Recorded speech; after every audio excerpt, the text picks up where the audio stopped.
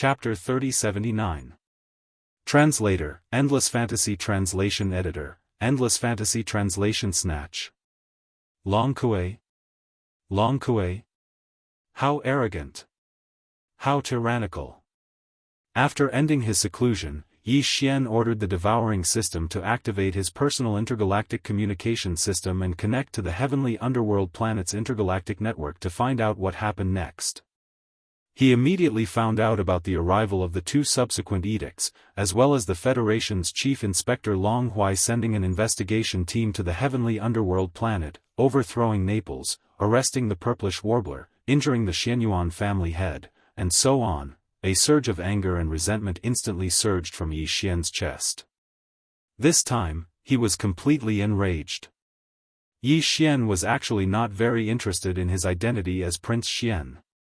In the Demon Star sector of the First Universe, Yi Xian had decided to replace the real Prince Xian after he had fallen and obtained his bloodline imprint. One reason was because he was about to return to the Third Universe. On the human side, it was very difficult to change the fact that he was Prince Xian. Even if Yi Xian tried to explain, it would be useless. Instead, it would bring him more trouble. In addition, Prince Xian's identity was indeed very convenient for him to search for the source of devouring in the Third Universe, and even the Second Universe. Therefore, in the end, Yi Xian gritted his teeth and forcefully accepted the identity of Prince Xian. Unfortunately, while this identity brought him great convenience, it also brought him a great deal of trouble. Putting everything else aside, as the prince of an eternal dynasty, and one whose reputation was like the sun in the sky, he could not avoid the struggle for the throne within the imperial family no matter what. Yi Xian had a foundation, so he was not afraid. He just found it troublesome. However, there was no reason for him to only want benefits and not find it troublesome. Therefore, he was already mentally prepared for this kind of annoying fight for the throne. However, Yi Xian had a bottom line when it came to this matter. Since I've gotten the convenience, I can play with you guys no matter how annoyed I am, but you can't touch my bottom line. Otherwise, I won't play anymore. It was fine if he didn't have the identity of Prince Xian. After all, the fragment of the superbrain in the corner of his personal space communication system had already entered its infancy stage. Its search range and ability had greatly increased, and it was only a matter of time before it grew into a real superbrain. When that time came, Yi Xian wouldn't need to rely on the superbrain on the immortal star to obtain convenience and search for information on the devouring origin. As for personal strength and foundation, Yi Xian's cultivation had broken through again and again, and he was no longer a weakling. As long as he maintained this state of rapid growth, Yi Xian would soon become a true starry sky master. Furthermore, he did not lack the hardware and software required to maintain this kind of rapid growth. He had plenty of Yi Xian for devouring systems and various cultivation resources. This was only in terms of personal strength. When it came to foundation and overall strength, with the Thunder Origin bead and the headless infant corpse in hand, even in this vast Third Universe, who would he be afraid of? It could be said that the identity of Prince Xian was convenient for Yi Xian. Although he had to endure and deal with some troubles, all of this was definitely not to the extent that it could be considered a restriction to him. It was still the same old saying. If he was annoyed, he could just break up and quit playing. Therefore, this time, when Consort Mei suddenly issued an edict for Yi Xian to immediately return to the Immortal Star to complete the marriage ceremony with Ying Tai, he felt no pressure and left without giving any face at all. It was because there was no need to force himself to compromise. Similarly, since Yi Xian had already regarded Naples and the Purplish Warbler as his own direct subordinates and friends, then they were also Yi Xian's bottom line. Yi Xian could not accept that he had implicated Naples and the Purplish Warbler because of his own matters. The severity of this matter was enough for him to turn hostile. At least, that was what Yi Xian thought. Long Kuei had been arrested by Naples and the Purplish Warbler. Not only did he injure the Purplish Warbler's father, but he was even prepared to take him to the Federation's Overwatch Council on the Immortal Star. This clearly showed that no matter what, even if it was a false accusation, the two of them would be taken down. Yi Xian could not tolerate this matter. Long Huai was the imperial uncle of the dynasty and the supervisor of the Wanluo Federation's headquarters. He was indeed powerful, but the other party had already made it clear that they were bullying him. If Yi Xian did not show his sword and blindly retreated, allowing Naples and the purplish warbler to be taken away by his assistant, Long Kuei, who would dare to draw close to Prince Xian in the future? After this incident, to what extent would Prince Xian's reputation be suppressed? In reality, Yi Xian did not consider these factors. The only thing in his mind right now was that he was unhappy, extremely unhappy. He was going to flip out. Didn't you want to bully me? That's fine, we'll just hurt each other. On the surface, his foundation and strength are indeed not as good as yours, but isn't this just a fight? How big of a deal is that? Even if I can't beat you, I dare to fight you head-on. Besides, I have the confidence to win. With this thought in mind, Yi Xian immediately issued an order to the Devouring system. It immediately began to analyze the general position of the Wanluo Federation's headquarters and not the Immortal Federation's stronghold. The analysis results came out quickly. The Federation's stronghold had not left the heavenly underworld star for long, only half a day. Furthermore, when they left the heavenly underworld star, it seemed that they did not intend to go straight to the nearest wormhole and use the wormhole to quickly return to the immortal star. Since that was the case, it was naturally impossible for them to travel at full speed. As such, the distance between the Federation's stronghold and the heavenly underworld star was not considered far. It's obvious that he wants to settle all the confessions on the way.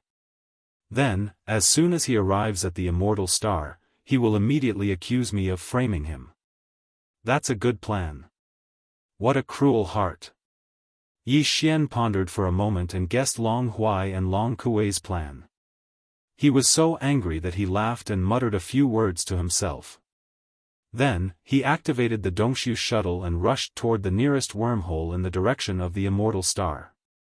Although he left half a day later than the other party, since the other party was not in a hurry, Yi Xian only needed to enter this wormhole to close the distance. In reality, according to his estimation, by the time the Dongshu shuttle rushed out from the other end of this wormhole, if there were no accidents, they should have already arrived in front of the Federation's stronghold. This would allow him to make some necessary arrangements in advance on the star path that the other party had to take to reach the immortal star. Since they were robbing people, there was obviously no need to be polite. This time, Yi Xian was even mentally prepared to use the Heavenly Legacy clan's stronghold. When he was just a commoner, he was not afraid of power. He even dared to provoke the Demon Scout Corps, let alone now that he had the identity of a prince on the surface. Chapter 3080. Fully prepared. Although Yi Xian was infuriated, he wasn't so angry that he would lose his head. Their target this time was an interstellar fortress. If they wanted to take back Naples and the purplish warbler, they had to use their trump cards. However, Yi Xian had to consider clearly what could be used and what couldn't be used.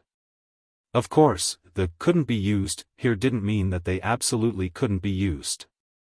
Rather, it was best not to use them unless they had no other choice. For example, the Headless Infant's Corpse or the Thunder Origin Pearl. Either one of these two existences could be used to deal with this Federation fortress.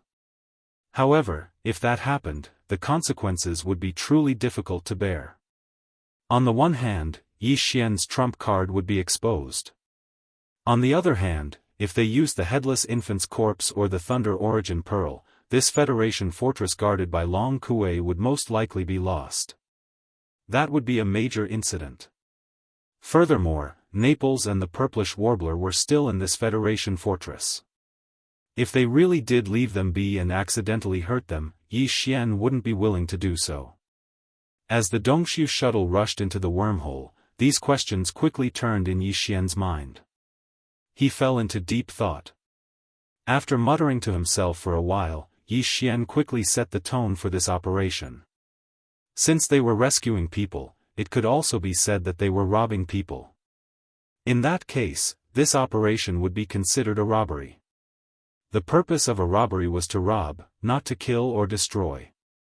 Thus, in terms of strength, they had to intimidate. In terms of methods, they also had to be intimidating. Now that he had decided on this theme, it was easy to arrange the next step.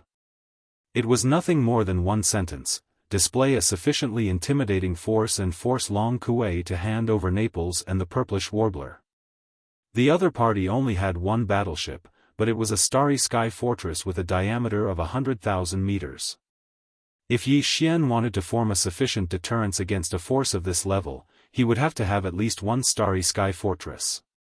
In other words, the Heavenly Legacy clan's fortress in the bank would have to be revealed this time. Yi Xian didn't care about this.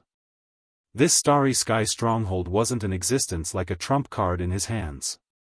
Sooner or later, it would be exposed. This time, it was just a little earlier. In addition, the Black Mosquito, Black Wind, and Saint, the three interstellar fortresses with a diameter of 10,000 meters could also be used. The fact that he had these three interstellar fortresses was no secret to the Myriad Federation and the Eternal Dynasty. Apart from that, the 10 million mosquito beasts and the 100,000 unkillable void soldiers could also be deployed in the void. However, there was no need to take out Prince Shueben, 8-star Wang Gua, and the other high-end forces. Long Kuei was also a supreme existence in the profound light realm. The Blood Ben Prince was only at the origin realm, and the 8-star Wang Ladle was the same. The origin realm was only the 9th great realm, while the profound light realm was the 11th great realm. With a difference of 2 great realms, it was useless to mobilize them. It was even possible that the other party would use them as a method to attack Yi Xian and kill them first. In addition, Yi Xian's Naboshan, Ba Chai, Li Mosquito, and the other demon experts were only at the 8th realm of the Black Hole realm. The strongest, Mo Nuzwa Feng Tai, was only at the 4th level of the origin realm. They couldn't be used this time either. Even if they were used, they would die. Furthermore, they were demons. It wasn't convenient for them to be exposed in this kind of situation. On the other hand, although the 10 million mosquito beasts and the 100,000 void soldiers were weak individually, they had the advantage in numbers. As they spread out in the void, they still had the visual effect of deterrence. Moreover, even if Long Kuei wanted to rely on killing these mosquito beasts and soldiers to deal a blow to Yi Xian, and he did indeed have the ability to do so. However, as a supreme expert with the cultivation of the profound light realm, how could he disregard his status and attack these mosquito beasts and soldiers? In short, using the mosquito beasts and void soldiers could achieve a deterrent effect and prevent too many losses. It was definitely worth it. Of course, this wasn't enough. Although the Headless Infant's corpse and the Lightning Origin Pearl couldn't be used, Yi Xian could use the Weeping Soul Blood Horn. Back then, the 9-star Ladybird Empress was a Grotto Heaven realm existence at the 10th level, but she was still suppressed by the Weeping Soul Blood Horn. She couldn't even resist. Just from this point alone, it could be deduced that the Weeping Soul Blood Horn should be able to suppress Mystic Light Realm or even stronger existences. Apart from that, Yi Xian had to show some kind of powerful ability. This way, he could use this opportunity to create a deterrent effect that would be beneficial to him. However, the demon person's mental energy secret techniques and abilities, such as the Annihilation Spear, Destructive Whirlpool, Mental Lightning Technique, Mental Suppression, Mental Charm, and so on, weren't suitable to be used. With Yi Xian's current level of mental energy secret techniques and abilities, he wouldn't be able to threaten a Mystic Light Realm expert. The elementary demon's soul pupil only had the ability to see through one source. It was a support-type ability, so it wasn't suitable either. As for the Golden Divine Dragon's Bloodline Body Tempering Technique, it wasn't an offensive technique. Instead, it was a body tempering technique.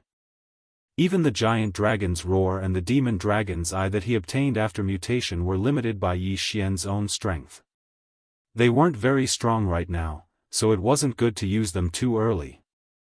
Although the Rai Di seal in the center of his sea of consciousness contained large amounts of green lightning and golden lightning, it would be very difficult for Yi Xian to control it once it was used. Even if it wasn't as terrifying as the lightning origin orb, it would still be impossible for that universal fortress to remain undamaged. There was still the possibility of accidentally injuring Naples and the purplish warbler. Only the fallen sky bow was an exception. The fallen sky bow originated from the Desolate Era Yiksha. It was originally an imprint of a Desolate Era divine ability that was left in Yi Xian's sea of consciousness. Unlike the black gold dragon scales in his sea of consciousness that represented the bloodline of the divine dragon and the demonic dragon, as well as the other secret techniques and divine abilities of the demonic humans, this kind of primordial divine ability was not divided into elementary, intermediate, and so on. From the very beginning, the fallen sky bow didn't have any grades. Once it was used, it would absorb a large amount of the host's energy, including cultivation power, mental energy, life force, physical energy, and even the mysterious aura released by the void marrow crystal. All of this would turn into a golden energy arrow that shot towards the opponent. Of course, the more powerful Yi Xian was, the more energy the divine ability imprint could absorb. The golden energy arrow that shot out would be even more powerful. However, even with Yi Xian's current strength, as long as he controlled his speed and used a large amount of his cultivation power, mental energy, physical energy, and so on, this arrow might not be completely harmless to Mystic Light Realm experts. The only problem was that if he didn't control his speed well, and the golden arrow absorbed too much energy, Yi Xian would probably faint on the spot like the previous 2 times. However, if he stored up energy in advance and used a large amount of multi-pupil thought crystals and star core origin to charge the arrow, this problem could be resolved. Chapter 3081. Translator, Endless Fantasy Translation Editor. Endless Fantasy Translation. Long Kuei's lobbying the Dongshu shuttle only stayed in the wormhole for 2 hours before it rushed out from the other end of the wormhole and stopped on one of the paths leading to the Undying Star. The distance covered by this 2-hour wormhole jump would take an entire day even at the normal speed of an interstellar fortress. The Federation fortress that Naples and the purplish warbler were in had only left the heavenly underworld star half a day earlier. In other words, it would still take half a day to reach the space where Yi Xian was at. Moreover, it would definitely pass through here as long as it wanted to return to the Undying Star. In the vast universe, there were star paths everywhere. Every path led to Rome. Originally, there was no such thing as a path that had to be taken, but what kind of existence was the Undying Star? The imperial capital of the Undying Dynasty, one of the 2 great human factions, was where the headquarters of the Myriad Net Federation was located. Every year, countless warships would head there from all directions of the Undying Star. However, in general, there were only 3 fixed star paths that were the best choice. These 3 star paths were the fixed paths that led to the Undying Star from the imperial capitals of the 3 great empires. At this moment, Yi Xian was on one of these star paths, the main star path that led from the imperial capital of the heavenly underworld star to the Undying Star. In the void, there were many star paths that had been explored and confirmed to be safe, but most of the time, these star paths were very quiet. Although there were many fleets going back and forth between the various administrative planets, the universe was too big, resulting in such a situation. However, this kind of desolate atmosphere was almost impossible to see on the 3 main planets. Sailing on the 3 main planets, it didn't take long for them to see 1 or 2 fleets of various sizes. Some belonged to some forces, and some were merchant fleets. At this moment, when Yi Xian's Dongshu shuttle appeared, there were fleets that could be seen from far and near. Yi Xian didn't care about these at all. Apart from rescuing Naples and the purplish warbler, he also had another purpose in robbing the Federation fortress. That was to show that he was domineering and not to be trifled with. Therefore, after stepping out of the Dongshu shuttle and waving his hand to keep it in his undying world, Yi Xian didn't care and directly brought out the Black Mosquito, Black Wind, and Holy Child Scout fortresses. Some of the fleets in the nearby void were shocked. There was still a difference between the Demunkin scout fortress and the human race's great fortress. Those with discerning eyes could tell at a glance. This group of people thought that the demon kin had attacked Universe 3 and had even attacked the heavenly underworld empire. They were so scared that they were in a panic. They quickly fled and disappeared in the blink of an eye. Yi Xian didn't mind. With a wave of his hand, he activated the concealment formation of the 3 scout fortresses. Then, he took out the Thunderbolt Star Fortress that was 100,000 meters in diameter and stood in front of the 3 scout fortresses. He also activated the concealment formation. The Federation's fortress. In nearly a day, Long Kuei had finished interrogating Naples and the Purplish Warbler. At this moment, he was using another kind of conciliatory plan to persuade the two of them. Since it was a conciliatory plan, he naturally couldn't use isolation and interrogation that would easily make the two of them reject him. Long Kuei even arranged a sumptuous feast in the resting area of the command cabin on the top floor of the Federation's fortress. At this moment, he had just opened a bottle of 100-year-old red wine and planned to have dinner with Naples and the Purplish Warbler. He wanted to use this opportunity to persuade the two of them to cooperate with him and give a better testimony. Just at this moment, a Federation communications officer in the fortress sent an instant report. What was recorded was the feedback of the sudden appearance of 3 demon scout fortresses about 2 hours ahead of them. This was clearly the news spread by the merchant ships that were startled away. Long Kuei glanced at the report and immediately smiled. He casually put it down and poured the red wine as he said to Naples and Xianyuan Ziying, "To be honest, even I feel that it's not worth it for the two of you to be so insistent. Do you know why? Because the guy you insist on protecting has proven with facts that he is just a kid who is still wet behind the ears. He is not worth investing in at all. In front of us, about 2 hours away from the main star, there are 3 demon scout fortresses. Of course, this can't be because the demon scout army has already reached the heavenly dark empire. Those 3 demon scout fortresses are clearly the Black Mosquito ship, Black Wind ship, and Saint Child ship." Hearing this, Naples and the Purplish Warbler were stunned at first, then their expressions changed at the same time and became gloomy. Long Kuei took in all of this, and the complacent look on his face became even more apparent. He felt extremely good about himself as he continued, "Pardon my bluntness, but if I were that Prince Xian of yours, what I would do at this time is to secretly return to the Immortal Star and find his recently favored mother. Perhaps I could even put in some pillow talk with the Immortal Emperor and escape this calamity. Unfortunately, this kid is too impulsive. 3 demon scout fortresses that I don't know how he got his hands on, and he dares to intercept a Federation fortress? Ha ha ha. Let's not talk about how arrogant and ridiculous his actions are. Just this action of openly going against the Overwatch Council of the Federation is enough to confirm some of his crimes. The two of you can be considered to have a bright future. One is a 3-star general of the Undying Army, and the other is a direct descendant of the Xianyuan family in the heavenly underworld empire. But you met the wrong person and were fooled by this guy's false reputation and chose to be loyal to him. This is really, sigh, what a pity. But it's not too late to turn back now. As long as you record a testimony according to my instructions, then, dream on."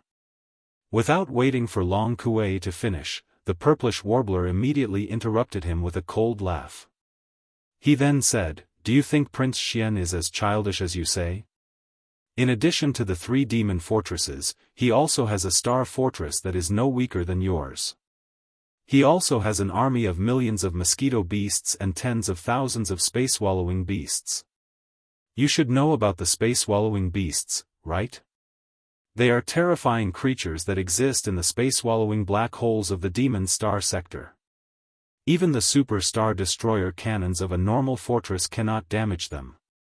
They can even swallow the void of the universe. An army of tens of thousands of space-swallowing beasts is enough to gnaw your Federation fortress into a rotten watermelon." These words were actually what Yi Xian had said to Naples and the Purplish Warbler in the Shijian fortress in Naples. It was just that the two of them didn't believe it at that time. In fact, even now, Naples didn't believe it. The purplish warbler was the same. She only said this because she didn't like Long Kuei's face and mouth. She just wanted to vent her anger. As for Long Kuei, it was obvious that he wouldn't believe Yi Xian. After hearing the purplish warbler's words, he was stunned for a moment. Then, he raised his head and laughed. Chapter 3082. Translator, Nyoibo Studio Editor, Nyoibo Studio. This prince is robbing. In the void in front of him, 3 10,000-meter-tall demon scout fortresses suddenly appeared. However, this clearly wasn't the reason for Long Kuei's astonishment. He was astonished because in front of these 3 demon scout fortresses, there was clearly a silver cosmic fortress. It was the kind with a diameter of 100,000 meters. It was definitely a true cosmic fortress, just like the Federation fortress he was currently in. In addition, the huge death ray cannon of this silver fortress had a diameter of 20,000 meters. At this moment, a dark light so dark that it could cause one's soul to sink into it was clearly flashing. This was clearly the signal that the enemy's death ray cannon had finished charging and could shoot out a terrifying black beam of light at any time. Although the Federation fortress under his feet also had a 20,000-meter-long death ray cannon, it had yet to charge up. In order to fully charge up, it would take at least 10 minutes. This amount of time was enough for the enemy to blast a 20,000-meter-wide hole in this Federation fortress. This wasn't all. What shocked him even more was that in the 3 demon scout fortresses behind this silver cosmic fortress, there was clearly a large number of mosquito beasts and void devouring beasts charging out from the main passageway of the fortress. After charging out, they gathered at the left and right sides of the fortress. The void devouring beasts were in front, and the mosquito beasts were behind. In the blink of an eye, 2 seas of ferocious beasts had formed. It was a frightening sight. Looking at the scale, there was definitely more than 100 mosquito beasts. There was definitely more than 10,000 void devouring beasts.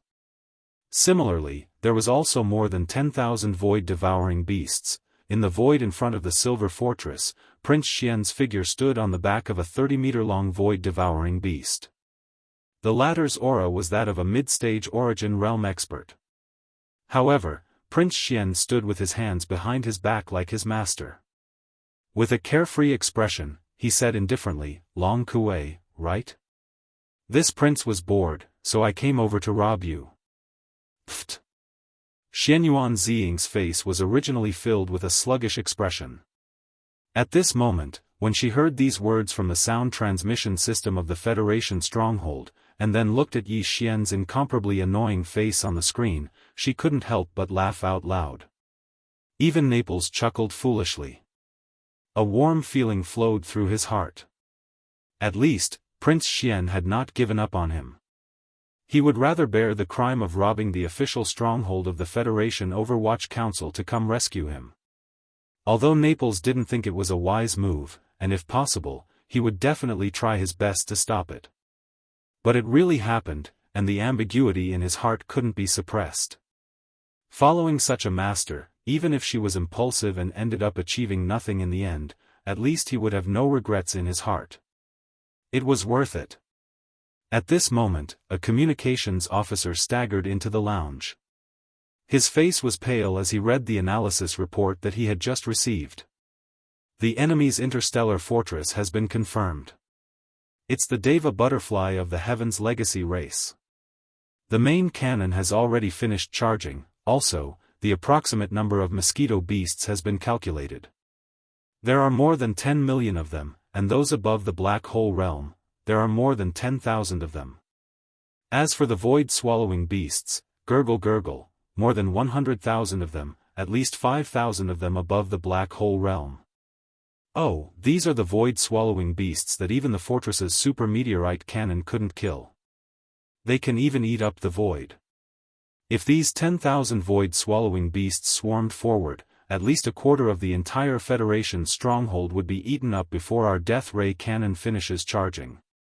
The key is that even if our death ray cannon finishes charging, we won't be able to attack. All the void-swallowing beasts are already close to the walls of the stronghold. We won't be able to hit them." As he spoke, the communications officer of the Federation's stronghold was on the verge of tears. He had never even thought about such a battle, let alone seeing it with his own eyes. It was too frightening. 10 million mosquito beasts. 100,000 void-swallowing beasts. Oh my God! Hearing this, the purplish warbler was so shocked that he sucked in a breath of cold air. His face was filled with shock. So what this guy said before was the result of compressing the numbers by 10 times. I thought he was just bragging, but now, it seems like he really is keeping a low profile. More than 15,000 black hole realm beasts? Oh my God, how did His Highness do it? Naples was so scared that his entire body trembled. Even though he was a mystic light realm expert and it wasn't impossible for him to kill 10 million mosquito beasts and 100,000 void-swallowing beasts, it would definitely tire him out. At this moment, he couldn't understand Prince Xian. Putting aside that Origin Realm Mosquito Emperor, that void-swallowing beast with 8 stars on its back is clearly at the Origin Realm as well. Adding on the fact that there are more than 15,000 black hole realm beasts. Even I can kill them, but if I want to subdue them, I won't be able to do it even if my cultivation breaks through another realm. His Highness is really a god. Long Kuei also fell into a daze. He had only casually glanced at the screen before. Even though he knew that there were many mosquito beasts and void-swallowing beasts, he didn't know that there were so many of them. This was the result of the Federation's scanning system being scanned and quickly analyzing the capabilities of the Federation's fortress, which was why the final result could be obtained so quickly. Normally, when a person's numbers reached a certain level, they would only think that there were a lot of them. However, when this "a lot" was turned into actual data, that kind of terrifying feeling would surface in one's heart. However, after being shocked for a while, a trace of ecstasy appeared on Long Kuei's face. He raised his head and laughed. Ha ha ha. I finally caught your tail. You finally showed yourself, 10 million mosquito beasts. 100,000 void-swallowing beasts. Among them, there are more than 15,000 black hole realm beasts and above, even a supreme existence that surpasses the mystic light realm, such as the experts of the dynasty's elder generation, wouldn't be able to subdue such a large army of beasts. How could Long Xian do it? Just this point alone is enough to make him unable to explain himself clearly.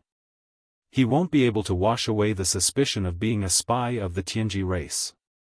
Not to mention, he even took out a fortress of the Tianji race. That's a fortress that only the upper echelons of the Heaven's Legacy race can use. Only the Mystic Light Realm upper echelons of the Heaven's Legacy race can control such a fortress.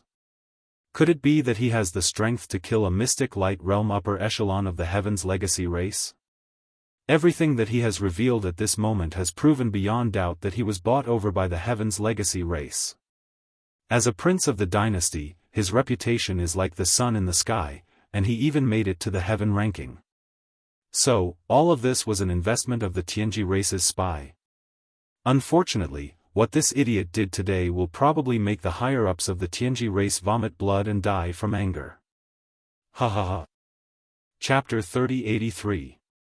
Translator, Endless Fantasy Translation Editor, Endless Fantasy Translation Taking Action Robbery? Long Xian, do you know what you are doing? With a cold smile, Long Kuei stepped into the Federation's fortress and hovered in the air in front of the fortress.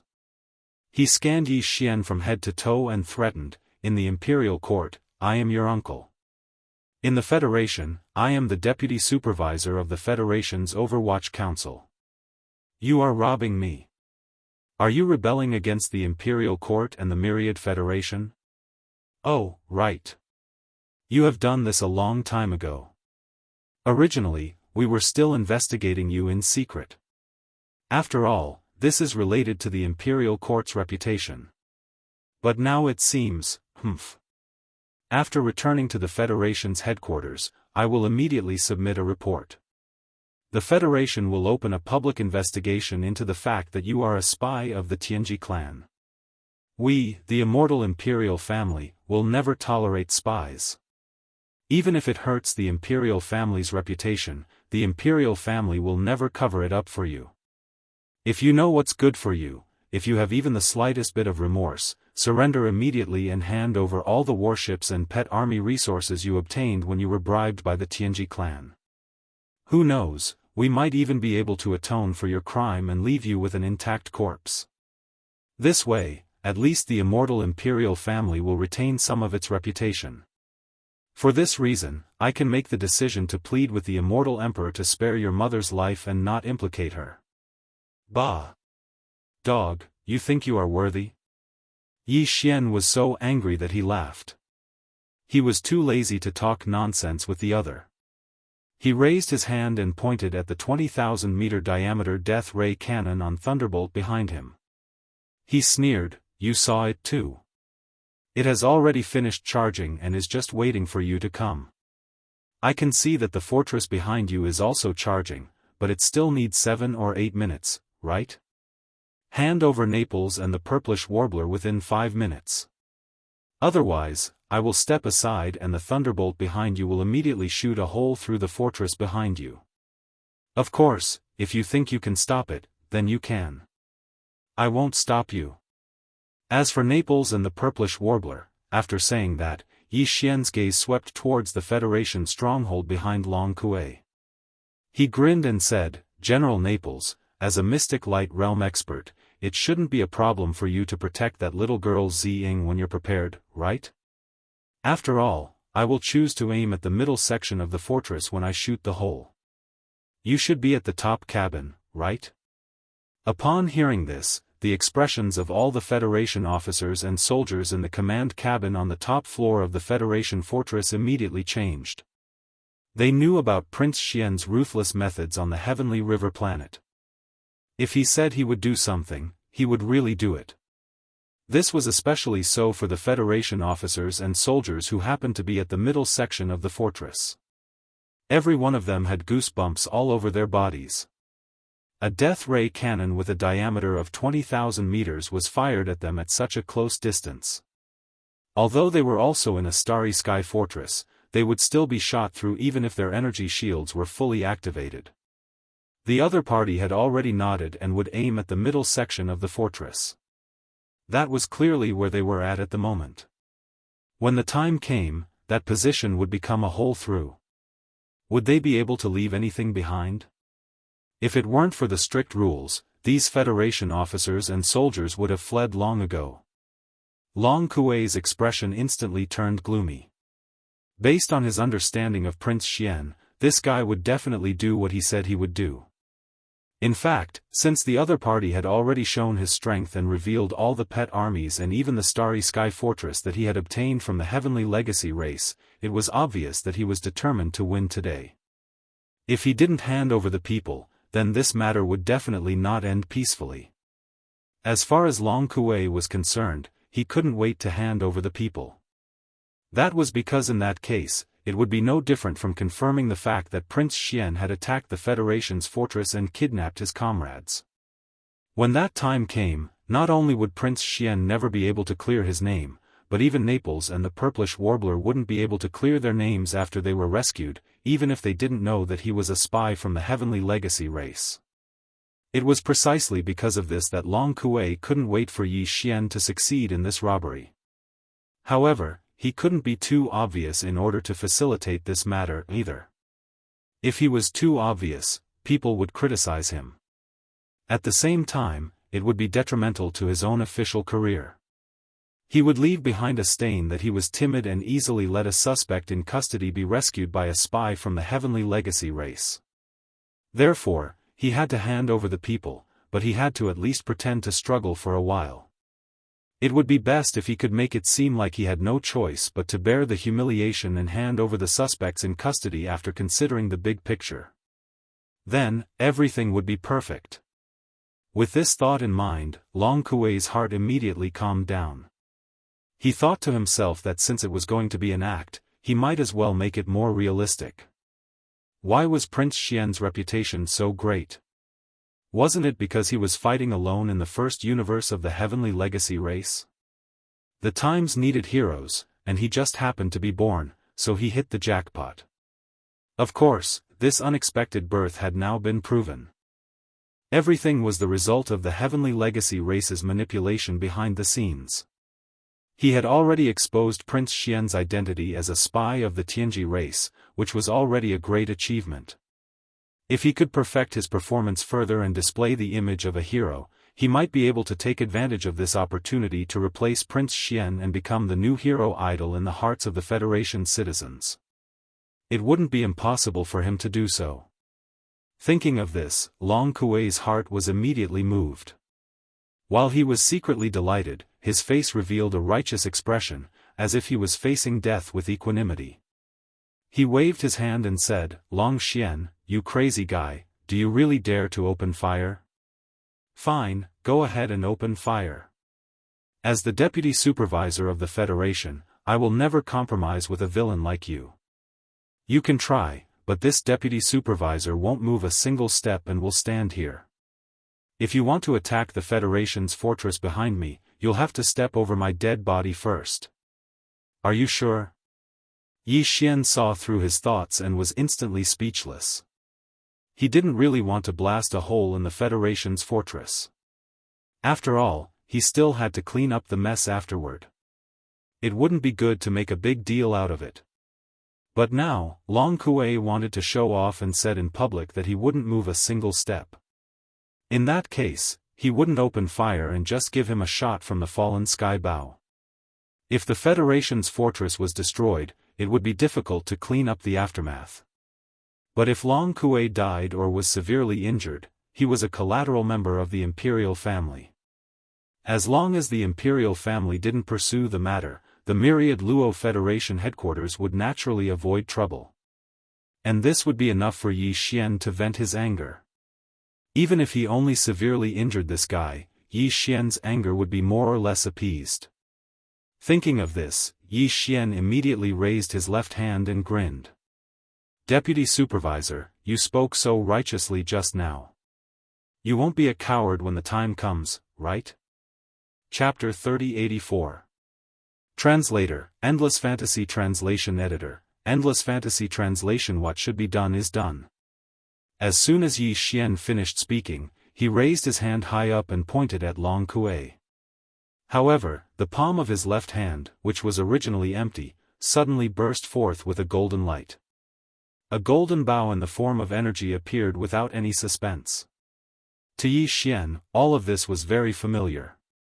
At both ends of the ancient and ferocious bow, the two humanoid creatures that formed the semi-arc of the bow opened their mouths wide in anger, just like how Yi Xian was roaring madly at this moment. A bowstring that was clearly made of countless fine golden threads twisted together extended out from the wide mouths of the two roaring creatures at the same time. Very soon, it condensed into a bowstring. On it, there was clearly a golden energy arrow that quietly appeared, and the arrow was already on the bowstring. Before this, Yi Xian had thought about it and felt that he had to use this attack. His cultivation base was still only at third-order planet warrior.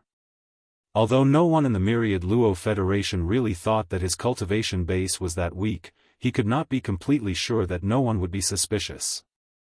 After all, no matter how shocking everything he did in the Demon Dweller Star Zone was, in this third universe, no one had seen it with their own eyes. But now, if he used the Heaven-Falling Bow's divine ability, even if it was only to severely injure Long Kuei, then the loophole in his cultivation base would at least be delayed for a long time before anyone would suspect him.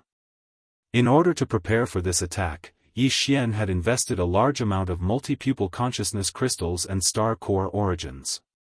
Of course, they were all low-grade goods.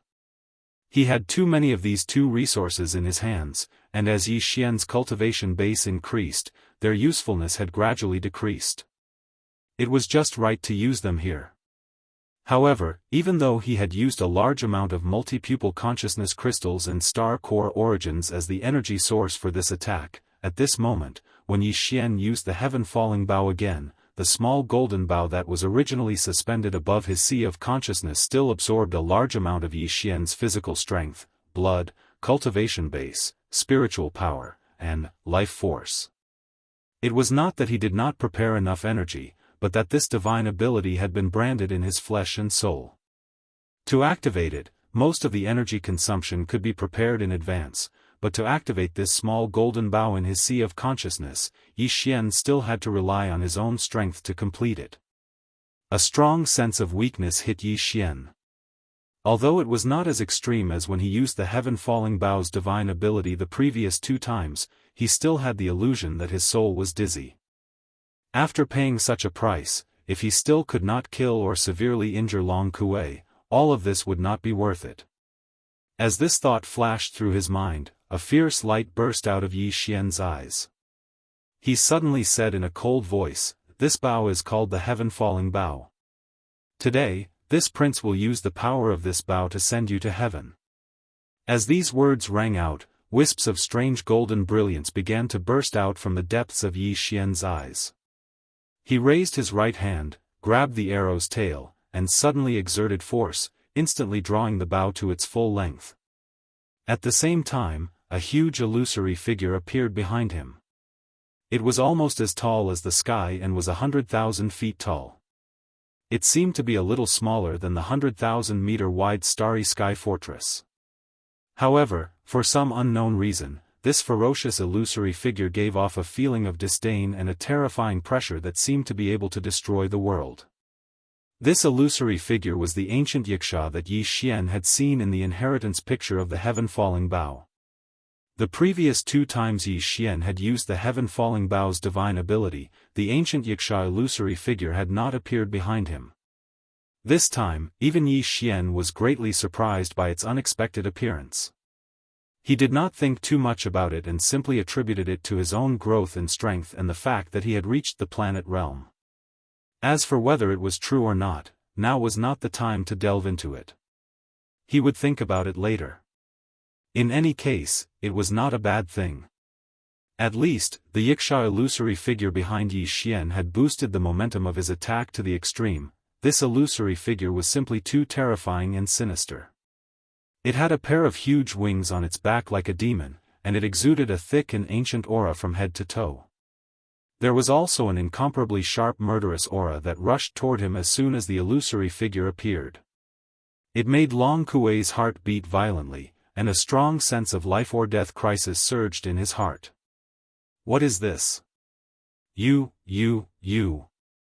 Long Kuei, who had originally held his head high and looked as if he was about to die, suddenly changed his expression, and his body began to tremble. He even stuttered as he cried out involuntarily. A coward was ultimately just a coward. In the face of the ancient Wuxia illusory figure and the inexplicable sense of life-or-death crisis, Long Kuei finally shrank back. Buzz, a murderous light flashed in his eyes, and a rapid buzzing sound rang out.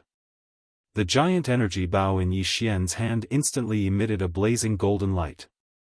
In the blink of an eye, it quickly condensed and poured into the arrow on the bowstring without missing a single drop. It whistled through the air and instantly traversed the boundless void, closing in on Long Kuei and shooting out with a loud bang. The golden energy arrow from the fallen sky bow whistled out from Yi Xian's hand as if it had teleported. In the next instant, it had already traversed a vast distance and appeared in front of Long Kuei without any suspense. Ah, this is impossible. Although he knew that Yi Xian's cultivation was definitely not as simple as the 3rd level of the planet realm that he revealed on the surface, but now, the other party had only casually attacked from afar, and it gave Long Kuei, who was a mystic light realm expert, a sense of danger that he would die in the next instant. How could he be so strong? This was illogical. Unwillingness and doubt flashed through Long Kuei's mind in an instant, and he let out a miserable howl as if he had gone mad. In fact, before the golden arrow left the fallen sky bow in Yi Xian's hand, he had already turned around. As the deputy supervisor of the headquarters of the Myriad Luo Federation, and as a member of the imperial family of the Eternal Dynasty, Long Kuei obviously had many life-saving treasures. Just as his body suddenly turned around and fled for his life, a green soul crystal appeared behind him. A drop of soul blood was clearly flowing within the translucent green soul crystal. Soul crystals could be formed by experts above the black hole realm. Once successfully formed, it was like a substitute for death. However, the price to pay for that drop of soul blood was extremely heavy, and ordinary experts rarely formed one. Those who truly formed one were either so strong that they did not care about losing a drop of soul blood, or they were extremely afraid of death. Long Kuei obviously belonged to the latter. At this moment, the aura of this soul crystal instantly surged and replaced Long Kuei's body, attracting the aura of the whistling golden arrow to lock onto it. At the same time that the aura of the soul crystal surged, Long Kuei happened to step into the Federation's stronghold. This guy seemed to have forgotten the impassioned words he had said half a minute ago and was running away like a stray dog. No matter what, he had lost a lot of face this time. At this critical juncture of life and death, the turtle head that should have shrunk back had shrunk back. Boom! Chapter 3085. Translator, Atlas Studios Editor, Atlas Studios Run this cyan soul crystal was Long Kuei's life replacement item, and it was extremely precious. However, it was destroyed today. This matter made his heart ache. After all, the cyan soul crystal contained a drop of his soul blood. Even Mystic Light Realm experts didn't have much soul blood. Every drop of soul blood he used was a great loss. Furthermore, this kind of soul crystal was extremely complicated and painful to refine. It was impossible to refine another soul crystal after using one. However, even though his heart ached, he couldn't care less at this moment. Yi Futian had expected that Prince Xian's current level of cultivation was definitely not weak. He was at least at the origin realm. After all, the Tianji clan was willing to spend so much on him. They couldn't just sit by and watch his cultivation level be too low. Even if Prince Xian didn't work hard, the Tianji clan would definitely think of ways to raise his cultivation level. Even so, Long Kuei did not expect Prince Xian to be so strong. Although the arrow just now could not kill him in an instant, it was completely possible for it to cause him to be seriously injured and on the verge of death. Although part of the reason for this was because the divine ability Prince Xian had used was too strange and too powerful, Long Kuei believed that Prince Xian's current cultivation was at least in the Grotto Heaven realm, even if he hadn't reached the Mystic Light realm yet. Damn this guy. He's in the 10th Great Realm, but he only shows the cultivation of the 4th Great Realm, the Planet Realm. What a jerk. With such resentment, the moment Long Kuei stepped into the federal fortress, he roared and gave the order, "What are you still standing there for? Are you waiting for the enemy to blast you? Jump, start jumping now." At this moment, there was only one thought in Long Kuei's mind. Run. Run, run, run, the faster the better. In fact, when he stepped out of the Federation's fortress, he had already given the order to start charging the space jump. Even the charging of the death ray cannons was compromised because of this. It was just for show. At that time, Long Kuei had already analyzed the situation clearly. No matter what, Prince Xian had revealed his trump cards at all costs. This was enough to prove that he was a spy from the Tianji clan. Just this point alone made Long Kuei undefeatable. In that case, there was really no need to stay here and waste time with the other party. At most, he would put on a show and immediately perform a space jump, bringing the Federation fortress away and returning to the Undying Star as soon as possible. The other party was also a Starry Sky fortress, which was of the same grade as the Federation fortress that he was in charge of. As long as he took the initiative and jumped through space first, it wouldn't be easy for Prince Xian to catch up to him even if he immediately chased after him. In fact, it might even be impossible. This guy was a lunatic. This could be seen from the fact that in order to rescue Naples and the purplish warbler, he had completely revealed his background. This kind of lunatic could go crazy at any time. Wouldn't it be a waste to take a shot from him? It was precisely because of this consideration that Long Kuei had already changed his decision before he stepped out of the Federation fortress. The charging speed of the death ray cannons was slowed down to the minimum, just for show. However, the space jump system of the Federation fortress was secretly charging at full power. Space jump, as a life-saving method, charged very quickly. Although it had only been a minute, in reality, the entire charging process had just finished. The Federation fortress immediately began a space jump. As a dim light flashed, the huge starry sky fortress disappeared in an instant. The starry sky void where it was originally located trembled slightly and let out a faint buzzing sound. He actually ran away. After all this time, it turns out that the words of the deputy supervisor of the Federation are also farts. This result surprised Yi Xian greatly. The other party's identity was there. No matter whether it was in the Wan Luo Federation Overwatch Council or in the Undying Dynasty, he was extremely prominent. However, the words he had just said were farts in the blink of an eye. No one would have expected such a situation. He could only blame the other party for being too shameless. He was simply too shameless. Unwilling to accept this, Yi Xian immediately gave the order for all the mosquito beasts and soldiers to return to their nests. After that, with a wave of his hand, the Black Mosquito, Black Wind, and Saint were all stored into the undying world within his body. Yi Xian stepped into the lightning fortress and immediately gave the order to pursue at full speed. With a buzzing sound, the lightning fortress immediately began a space jump and rumbled away at full speed. An hour later, tens of millions of miles away from the wormhole entrance where the two starry sky fortresses were previously facing each other, in a vast galaxy void, the originally calm and waterless universe void suddenly seemed to be disturbed by an external force. Suddenly, a layer of invisible ripples appeared. Faintly, there seemed to be a buzzing sound of space trembling extremely violently. A starry sky fortress with the insignia of the Wan Luo Federation engraved on its hull suddenly appeared in this void without any warning. Without stopping for a moment, it immediately sped towards the nearest wormhole entrance at full speed. This ship was the starry sky fortress that belonged to the Federation's Overwatch Council and was commanded by Long Kuei. Even for a starry sky fortress with a diameter of 100,000 meters, not to mention the wormhole jump, if it only used the starry sky fortress's jumping ability to launch an extreme distance space jump, it would still not be able to continuously perform it.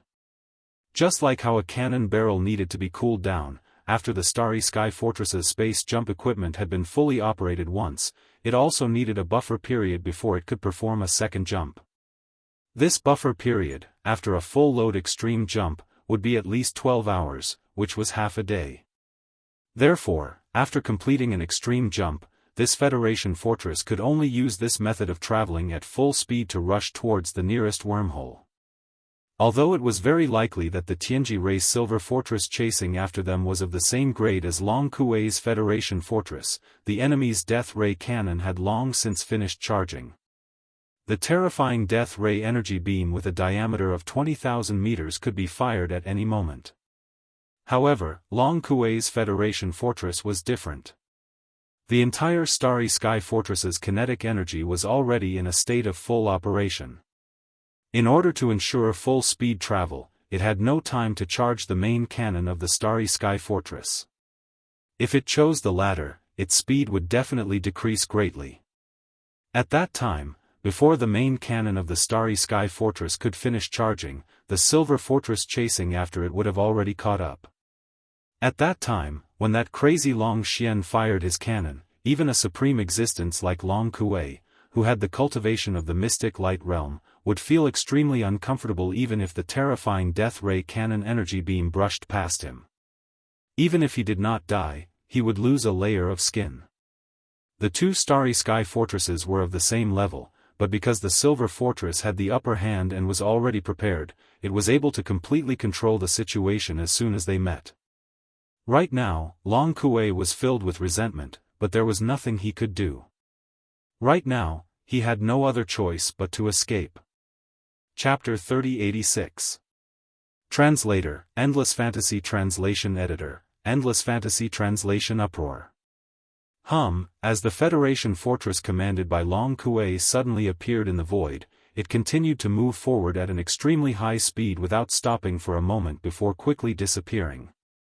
About 10 minutes later, not far away, the void of the galaxy, which had just returned to normal, once again rippled with a layer of formless ripples. The same buzzing sound of the void trembling rang out. Immediately after, Yi Xian's lightning fortress appeared. It paused for a few seconds to confirm the direction, then immediately swept out with a loud rumble, turning into a silver ray of light as it chased forward at an extremely high speed. The position it had locked onto was precisely the direction of the void where Long Kuei's Federation fortress had disappeared 10 minutes ago. Although the two interstellar fortresses were of the same level, both were entry-level standard fortresses with a diameter of 100,000 meters, the Federation fortress commanded by Long Kuei was somewhat different from Yi Xian's lightning fortress. After all, the former was built by the human race's science and technology camp in the third universe, while the latter was a product of the Tianji clan in the first universe. Although the general configuration and functions were similar, there was still a slight difference in the performance index.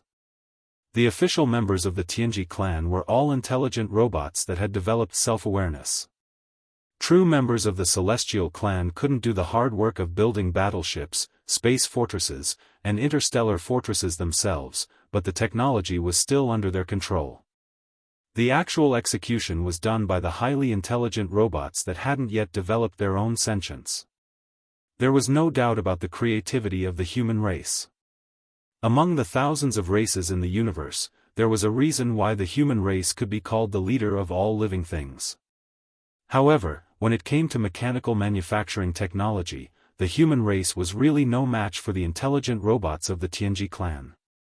Apart from the human pioneer of star-sky technology, Xingbo, among the current human race experts, even the imperial preceptor of the everlasting dynasty, Daoist, dared not say that he was superior to the Tianji clan in this aspect.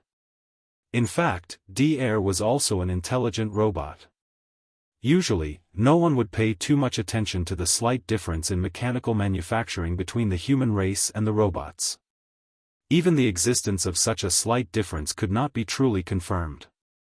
However, at this moment, as the two starry fortresses that belonged to the human race and the androids, which were respectively built by the human race and the androids respectively, were chasing each other in the vast void of Universe 3, this originally extremely weak gap was vividly displayed like never before. The two space fortresses had used all of their kinetic energy to increase their sailing speed. They were moving at full speed in the void. However, the distance between the two was constantly shrinking, and Lightning Fortress, which was closely following behind, was getting closer and closer. After only a day's time, the void distance that was originally 10 minutes at full speed was shortened to about 8 minutes. At this rate, Lightning Fortress would be able to catch up with the Federation Fortress in another 4 days. As for the Federation Fortress, even if it entered the universe wormhole again and again, it would not be able to reach the Immortal planet in 4 days. The two interstellar fortresses, which had a diameter of 100,000 meters, were as if they had gone crazy. They displayed extreme speed, chasing one another endlessly in the void of the galaxy. Such a scene could not be said to be unprecedented, but at least it had not appeared in the third universe. Along the way, all of the strong men of the Federation, or the existences in the commercial fleet, after seeing this scene, without exception, had a shocked and stunned expression on their faces. The interstellar fortress in front of them was clearly engraved with the emblem of the Overwatch Council of the Federation. Could it be a dream?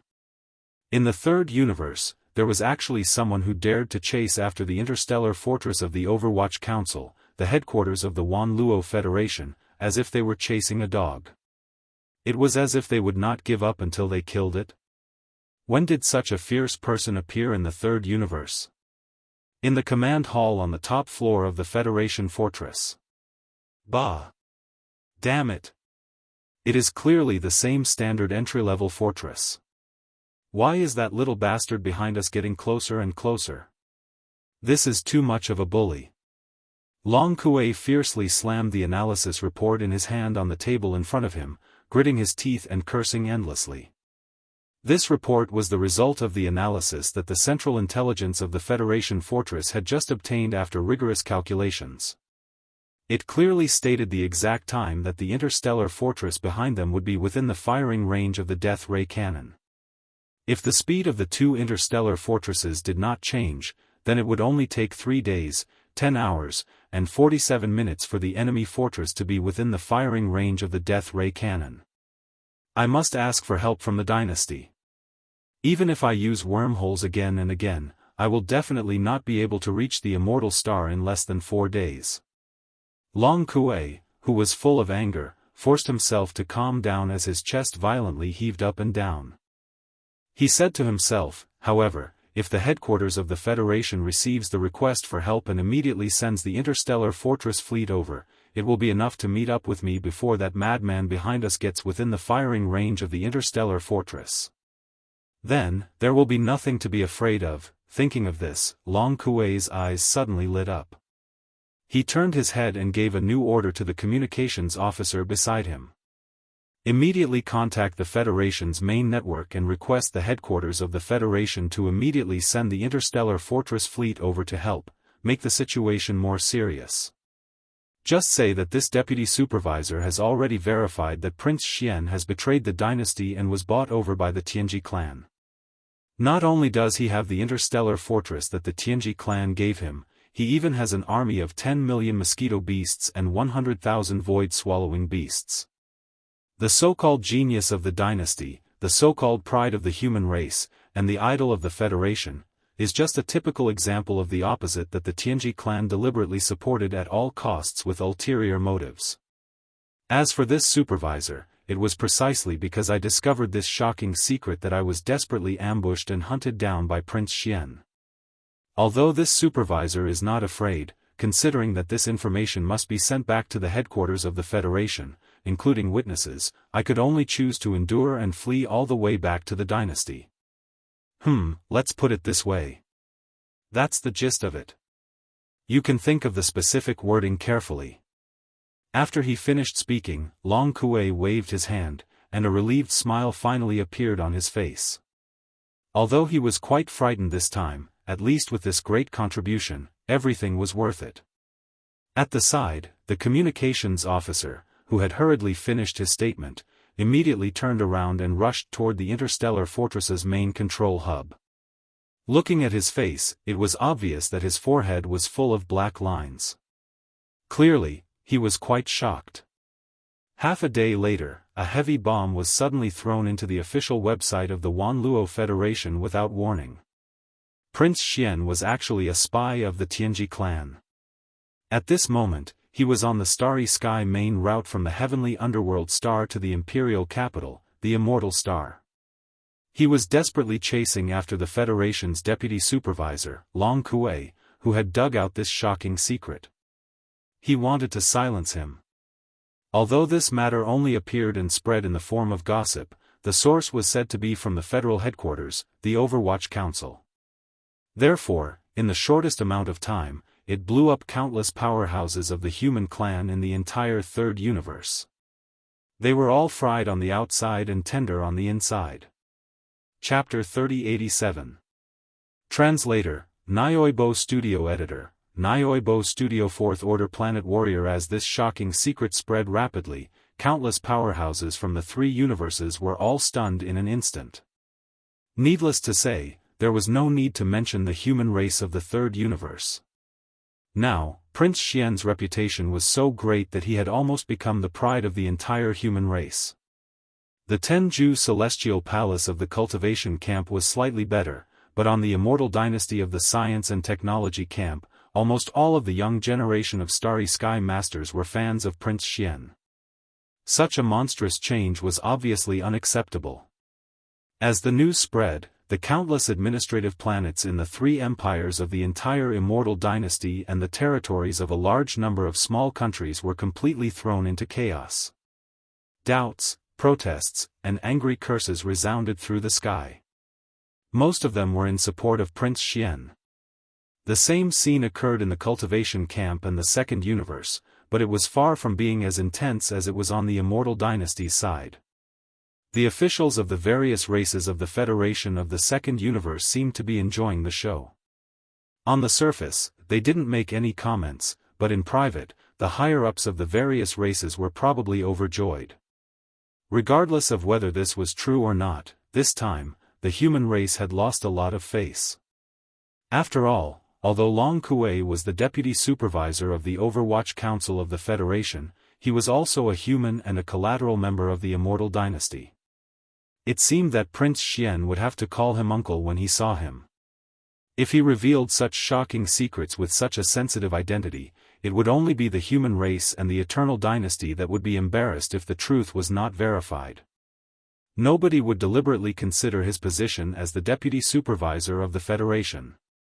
Compared to the various races of the Federation of the Second Universe, who were gloating, the Tianji race of the First Universe and its hundreds of slave races were obviously even more confused. The hundreds of slave races in the First Universe, including the demon race, were still fine. However, whether or not Prince Xian was a spy that the Tianji race had secretly nurtured and supported was something they couldn't be sure of. Their hearts were filled with suspicion. At most, they could only make wild guesses and nothing more. But the Tianji race was different, especially some of the higher-ups. After suddenly hearing this news, almost all of the core higher-ups of the Tianji race were dumbfounded. What was the human race playing at? Had the infighting of the Immortal dynasty's royal family reached such a deranged state? Even Prince Xian, who had such a great reputation and was the pride of the royal family of the three universes, dared to slander him? And say that he was a spy of the human race bribed by the Tianji race? The hole in his brain was simply catching up to the skylight. Less than half a day later, after a period of shock and not knowing whether to laugh or cry, the Heavenly Legacy Race's base camp suddenly issued an edict, informing all the administrative planets of the First Universe's Servant 100 races that the First Universe's arrest warrant issued against Prince Xian was completely cancelled. Hope that Prince Xian could escape from the human race and turn to the embrace of the Immortal dynasty. The gate of the Immortal dynasty race, the Immortal dynasty, Xian, that Prince Xian Li. This was the news was realm race realm world Xian Zhou Xian realm Xian Studio and Xian was Xian Studio News. Xian to say X. Even some of the prince's fans were shaken and fell into silence. But even more people were still supporting Prince Xian, pointing out that this was just the Tianji race's deliberate plan to confuse the public. They wanted to make the Third Universe, and even the entire myriad Luo Federation, even more chaotic. However, no matter what kind of opinion they held, at this moment, the gazes of the countless human clan masters in the Third Universe were all focused on the same star field. In that star sector, Prince Xian and the Federation's supervisor Long Kuei were having a great time chasing after each other. They were chasing after each other as if they had gone mad and didn't give up. Those who fled were chased like stray dogs, and they were in a sorry state. In fact, the gazes that were paying attention to that star sector were not limited to the human race in the Third Universe. Even the various races of the Federation in the Second Universe, as well as the Tianji race and their servant races in the First Universe, were all paying close attention to all the news from the Third Universe that was related to this star sector. No one knew what kind of situation this sudden incident would develop into. But this question had unwittingly tugged at the heartstrings of countless experts in the three universes, as the person involved and even the instigator of this incident, Yi Xian was completely unaware of all this. He didn't even know that Long Kuei had already officially reported the conclusion that he was a spy of the Tianji race to the Federation's Overwatch Council while he was running for his life. Of course, even if Yi Xian knew all this, he didn't care. When he decided to use such a high-profile and tough method to rescue Naples and the purplish warbler, he had already anticipated that such a situation would occur. From a certain point of view, all of this was actually what Yi Xian wanted to see. His goal was to use the final result of this incident to make a statement to his royal brother, who had been eyeing him covetously, and most likely had been secretly plotting against him for a long time, as well as the upper echelons of the royal family that supported him behind the scenes. If one had to insist on saying that it was a show of strength, it was actually not impossible. At least, Yi Xian would not deny it. As for what the final result of this incident would be, on this point, Perhaps countless experts in the three universes were secretly guessing and analyzing, but for Yi Xian, he had already confirmed it without a doubt long before he officially launched the operation. Right now, what he needed to do, and what he was doing, was to turn this result, which could not possibly have any suspense, into an established fact bit by bit. In this regard, Yi Xian had a well-thought-out plan. Therefore, in the past 1.5 days, although Thunderbolt had been chasing at full speed like a madman, Yi Xian, who was in the commander-in-chief cabin on the top floor of Thunderbolt Fortress, had been extremely calm and collected. Even the control of Thunderbolt Fortress had been temporarily handed over to Zhuo Fengtai. As for Yi Xian himself, he sat cross-legged on the sofa in the commander-in-chief's resting area as if no one else was around. He took out a small pile of Star Core Origin and took a break from his busy schedule to start cultivating. According to the calculations and analysis of the Devouring system, under the premise of maintaining the current speed, it would take at least 3 days to catch up with that stray dog in front of them and get within the range of the fortress's antimatter death ray cannons. For other human experts, 3 days would pass in the blink of an eye, so it was meaningless to cultivate or not. But for Yi Xian, 3 days of all-out cultivation was enough for him to make another small breakthrough in his cultivation realm. Since he had nothing to do, why not chase after the dog and raise his cultivation realm to 4th Order Planet Warrior at the same time? Chapter 3088. Translator, Endless Fantasy Translation Editor, Endless Fantasy Translation Body Odor. Previously, when Yi Xian had used the primordial super ability Skyfall Bow once again, he had been prepared. He had used a large amount of Star Core Origin and Multi-Pupil Essence Crystal as the energy source to absorb them in advance and store them in the Devouring system.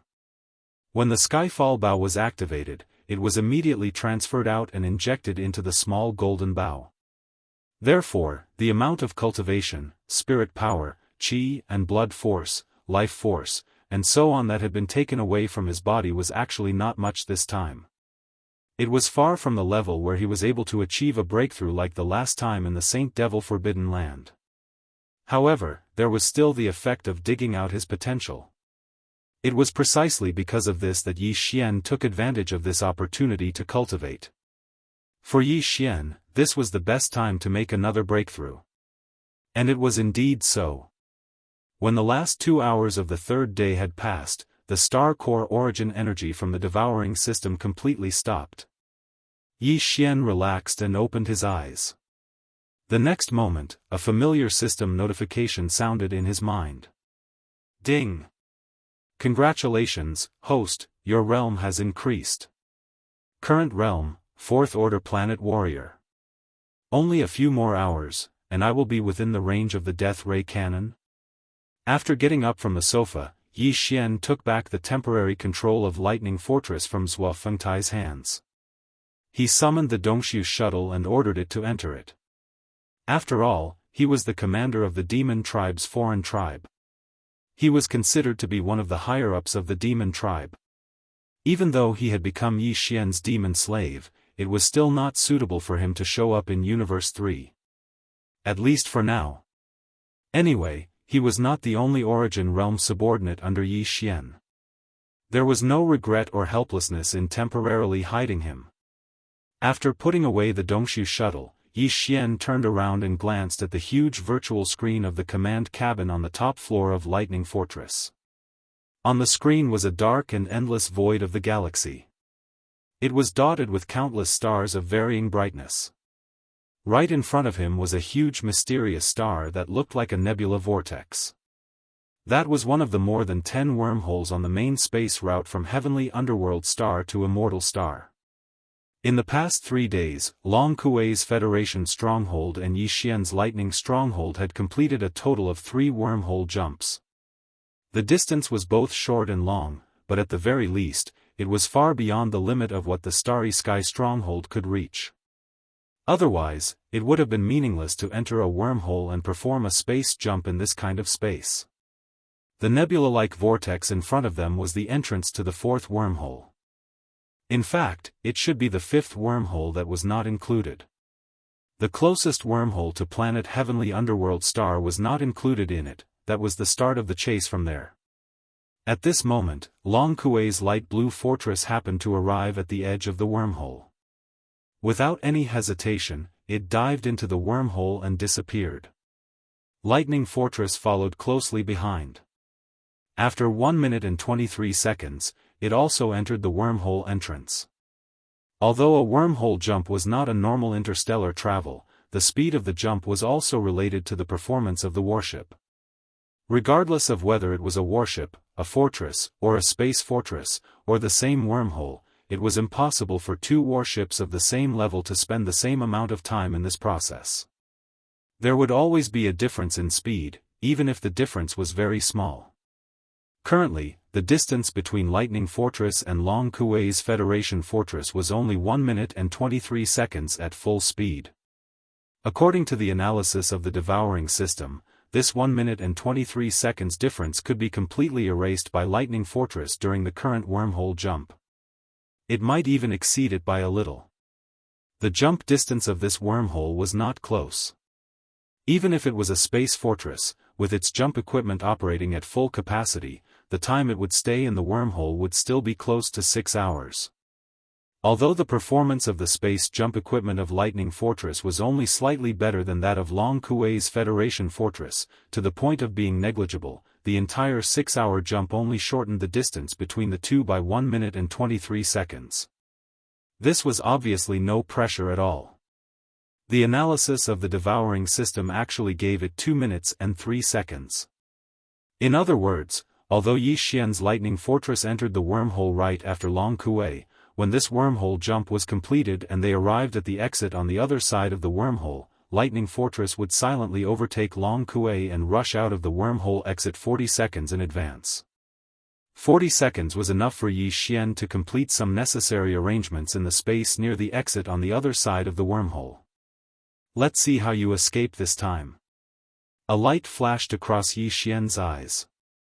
As he spoke softly, a faint smile slowly appeared on his face. He did not rest for the last 6 hours. His mind was spinning rapidly as he reorganized everything. After confirming that there were no oversights, Yi Xian immediately began all kinds of preparations. 40 seconds was really not a lot of time. 1. The space vibrated at a terrifyingly high frequency. It was far beyond the limits of the space oscillator equipped on the 10,000-meter diameter space fortress. This was clearly the space oscillation effect produced by the super oscillator equipped on the space fortress. Moreover, it was at full power and at full capacity. The space oscillation effect of this intensity would cause even a 10,000-meter diameter space fortress to feel as if it had fallen into an extremely sticky swamp. Normal navigation would be difficult to continue. An ordinary 3,000-meter-long stellar-level warship could even be directly shaken to the point of being extinguished. Needless to say, a 1,000-meter-long planet-level warship would be even more so. If the quality of the warship was slightly lower, it would probably disintegrate before long. As for a 10,000-meter-long space fortress of the same level, although it would not be so difficult to move, if it was caught off guard and accidentally entered a space with such a strong oscillation effect, even if it was originally flying at full speed, once it entered the area of oscillation, its speed would instantly drop by 70%. The remaining 30% of its speed would also be undulating like a small boat floating at the mouth of the storm. Long Kuei's Federation Fortress was in such a situation at this time. He had just rushed out of the wormhole when he encountered such a situation. This made him so angry that he was about to explode. In this kind of situation, even a fool would be able to guess who was waiting outside the wormhole and activating the stronghold-level space oscillator. It wasn't that Long Kuei hadn't thought that Yi Xian might be able to overtake him in this wormhole jump. He'd even made some preparations to deal with it, but he never thought that the other party would actually use such a harmful move. What was the difference between this and pouring a large pot of oil in front of someone's house? The moment they stepped out of the wormhole, they would fall flat on their backs. This was simply too dirty. In addition, because they had just rushed out of the wormhole and immediately entered the area of oscillation, their speed dropped by 70%. The effect was clearly like the sudden break of a starry sky-level warship. Therefore, while the entire Federation fortress came to a halt, a large number of Federation supervisors in the top-floor command module were thrown off their feet and rolled on the ground. Chapter 3089. Translator, Nioibo Studio Editor, Nioibo Studio. Certain death. As the Federation fortress charged out of the wormhole, its extreme speed encountered the effect of the space oscillation and was momentarily stopped. As a result, it suddenly came to a halt. The entire Federation fortress was in chaos.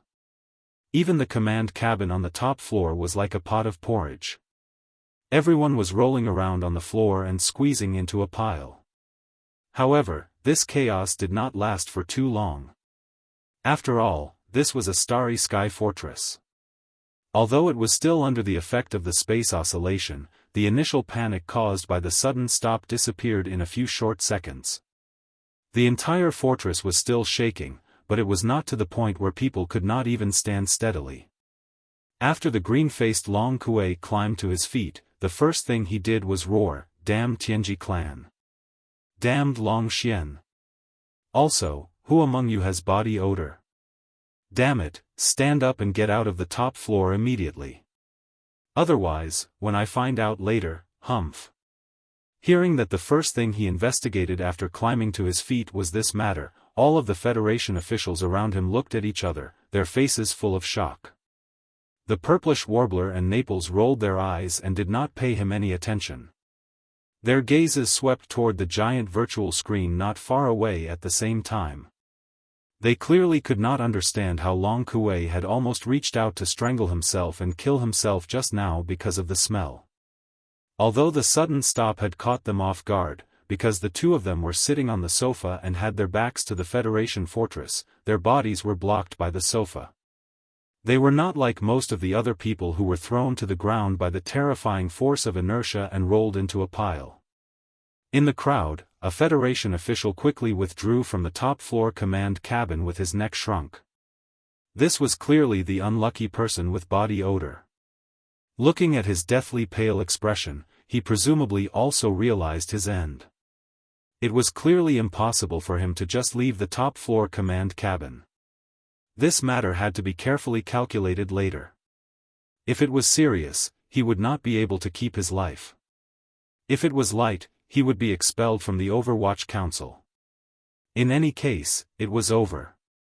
Following this person's departure, Long Kuei, whose chest was still rising and falling violently, temporarily put this matter to the back of his mind. His gaze quickly swept toward the holographic virtual screen. Then, he was slightly startled and immediately laughed sinisterly. That little bastard is quite bold. He actually dared to use this move? Did he really think I was scared? The giant virtual screen displayed the scene of the void in front of them. Thousands of miles away, a silver Tianji clan fortress was blocking the front. Behind it, 3 demon scout fortresses with a diameter of 10,000 meters were lined. In the void on the left and the right Warbler, the Federation fortress, which had just rushed out of the wormhole, was completely surrounded, the Federation fortress. They could either retreat and return to the wormhole. Otherwise, no matter which direction they chose to break through, they would encounter resistance.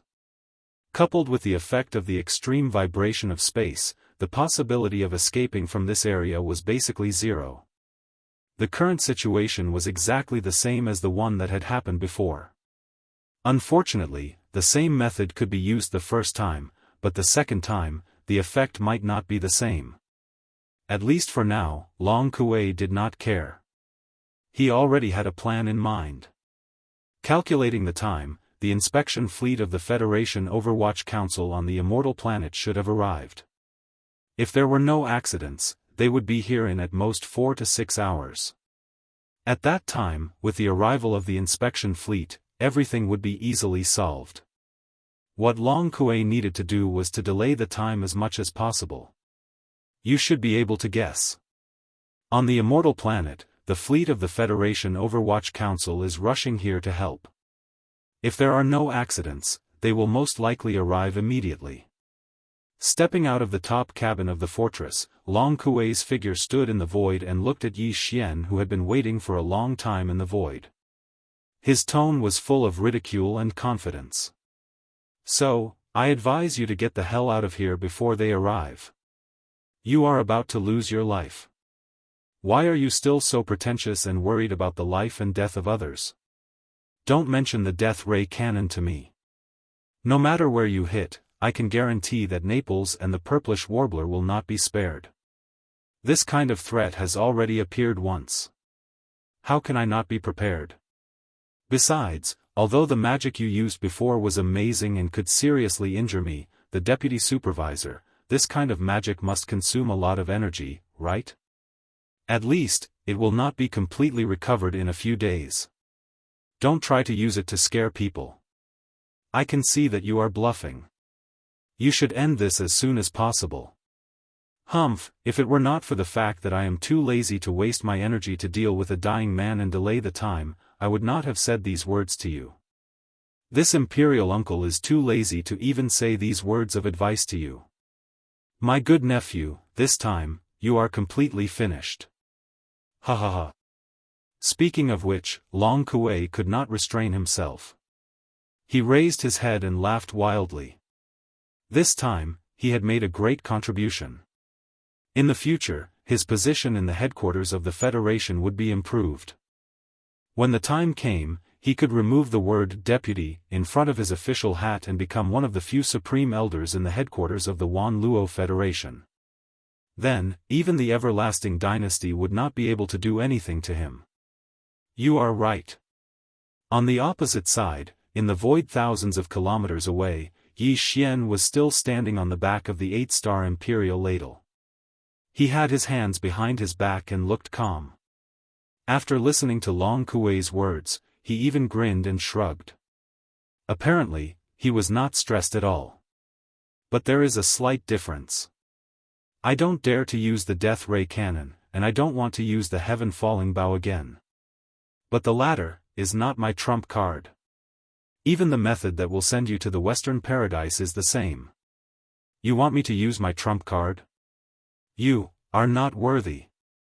Whoosh. When the last word left his mouth, Yi Xian waved his hand. A faint blood-red light rushed out from his palm and instantly shot out. The sound of it breaking through the air was deafening. This blood-red light was the Weeping Soul blood horn. During the last wormhole jump, Yi Xian had obtained a mysterious mark from the headless baby corpse that could control the blood horn.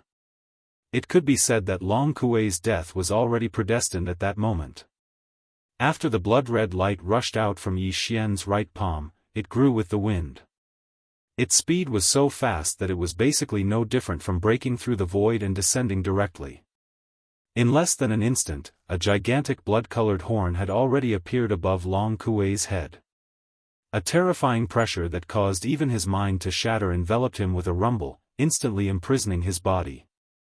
Not to mention walking, the reason why he was able to stand straight and not lie down was actually because all the muscles in his body had completely stiffened, and his knees could not bend down. This. Chapter 3090. Boom. Screech, an incomparably shrill shriek resounded. The Weeping Soul blood horn that was like a ferocious creature of the heavens and earth suddenly shook above Long Kuei. Boom. At practically the exact same time, Long Kuei, whose figure had been completely restrained by the pressure of the bloody horn, exploded into a mist of blood and flesh without any suspense. Before he died, he didn't even have the time to say a complete sentence of his last words. Immediately after, the mist of blood and flesh that had been rapidly exploding suddenly shrank, as if there was a huge suction force that appeared and sucked all of them into the Weeping Soul blood horn. Whoosh! After doing all this, the blood horn didn't stop at all. After circling for a moment, it immediately returned the way it came. In less than a breath's time, it once again turned into a faint blood-colored light and entered Yi Xian's body from his chest, completely disappearing. The whole process took less than 3 seconds, like a fleeting glimpse, but the result of the Weeping Soul blood horn in less than 3 seconds was enough to shock the world. A supreme existence with the cultivation of the mystic light realm, which was the 11th realm, was gone so easily. It was so easy and casual that it couldn't even crush an ant to death with such ease. Even Yi Xian was greatly surprised by this. Although he was sure that Long Kuei would definitely die this time, it was still a little too shocking that the Weeping Soul Bloodhorn could kill a mystic light realm expert so easily. After all, the strongest expert it had crushed before was the 9-star Ladybird Emperor in the Black Hole of Life, who was an existence of the Void Transformation Realm. Although the difference between the Void Transformation Realm and the Mystic Light Realm was only one realm, the further one went, the more obvious the difference between the two adjacent realms was. Even the difference of a small realm within the same realm was like heaven and earth. Crushing a Void Transformation Realm expert and crushing a Mystic Light Realm expert were two completely different concepts. It seems that this prince's estimation of the strength of the Weeping Soul Bloodhorn was a little too conservative. After being stunned for a moment, Yi Xian shook his head with a bitter smile and muttered to himself. However, the opponent changed from the Void Transformation Realm to the Mystic Light Realm, but it still crushed him without any suspense, and the time it took was even shorter. This is clearly not scientific. Could it be that the power of the Bloodhorn has increased? The infant corpse has been refining it all this time? In addition, the 9-star Ladybird Empress didn't seem to absorb like this before. Today's method is a bit brutal. It directly caused the opponent's divine soul and body to explode, turning them into a bloody mist and swallowing them like a whale. Could it be that this is also due to the influence of the infant corpses? In the meantime, in the command cabin on the top floor of the Fortress of the Federation in the void up ahead, a lot of gasps were echoing non-stop. Everyone's eyes widened as they stared blankly at the giant virtual screen on the top floor of the command cabin. Through this virtual screen, they saw a Mystic Light Realm expert being crushed to death in less than 3 seconds like an ant. Their souls were destroyed, turning into flesh and blood to fuel the Slayer's ferocious flames. Not even a strand of hair was left behind. Heavens, he's in the Mystic Light Realm. After being stunned for a full 4 to 5 seconds, the purplish warbler finally closed her mouth. However, the look in her eyes became even more complicated. As she muttered to herself, she shook her head and sighed incessantly. She suddenly felt a strong sense of self-mockery. Prince Xian could even kill a supreme existence in the Mystic Light Realm in an instant. With such terrifying strength and methods, he didn't even have the slightest bit of danger in the Demon Dweller star zone of the first universe. Was her previous worries in vain? Naples, who was at the side, clearly felt the same. When the purplish warbler sighed, he also recovered from his daze. The expression on his face quickly turned awkward, and even slightly red. It was obvious that he was a little embarrassed. Previously, he had been complacent about having saved the Emperor this time, but now it seemed that he was just deceiving himself. The strongest expert in the Demon Dweller star zone, the Demon Emperor Mo Wen Tian, was only at the 10th realm, the Profound Void Realm. As long as Prince Xian didn't go to the central region of the first universe and cause trouble, no one would be able to easily take him down.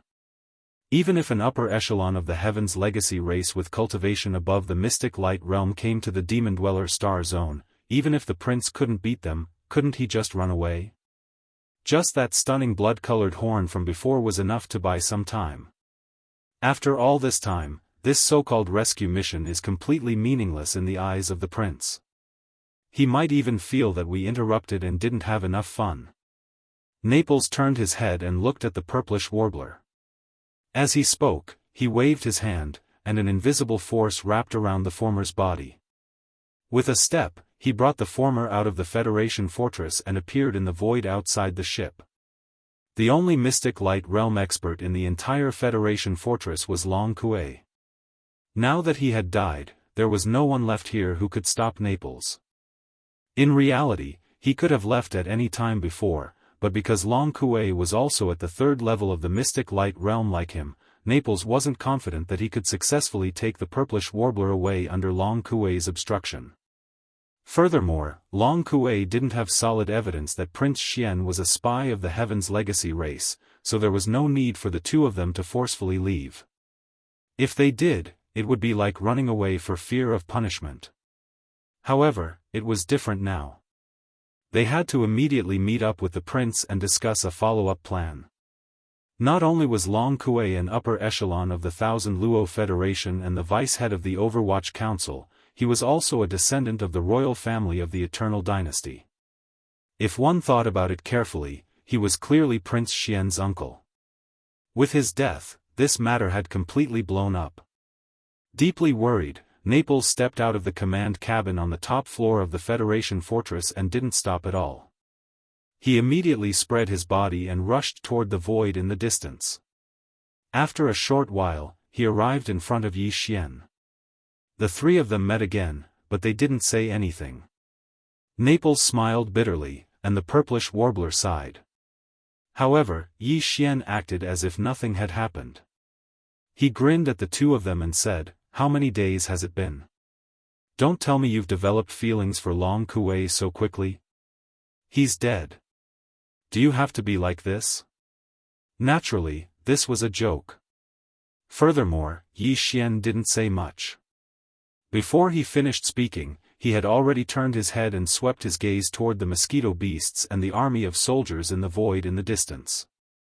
He gave the order to retreat. His goal was only to rescue Naples and the purplish warbler. Although it was more or less to kill Long Kuei along the way and draw out some future hidden dangers ahead of time, he had resolved everything in one go. Now that Long Kuei was dead, the effect was enough. Naturally, there was no need to continue making a ruckus. It was fine if Long Kuei died, but the Federation fortress in front of them could not be touched. Otherwise, even if he could resolve it afterward, it would probably leave behind the impression that he had killed indiscriminately. It was very unwise. In short, what needed to be done was done. Let's retreat first and talk later. Boom. Boom. Boom. Chapter 3091. Translator, Nyoibo Studio Editor, Nyoibo Studio Senlin Fleet. Although the headquarters of the Wan Luo Federation was located on the Immortal planet, in reality, the Federation's status was above that of the Immortal dynasty. The entire Wan Luo Federation was a colossal entity formed by the countless other races in the first and second universes.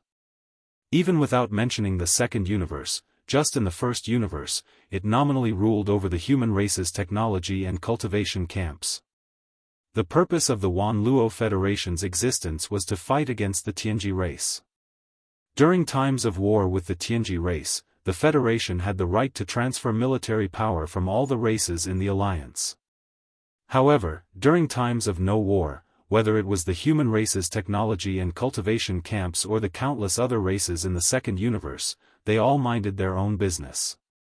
The Federation would not interfere too much. However, even during times of no war, the Wan Luo Federation still controlled a powerful fleet. The Wan Luo Federation was just a federation. It did not have its own territory. Even the Federation headquarters in a certain area on the Immortal planet was only borrowed. The authority to own it did not belong to the Wan Luo Federation. Of course, it could also be said that the entire first and second universes could be considered its territory. It was just a matter of opinion.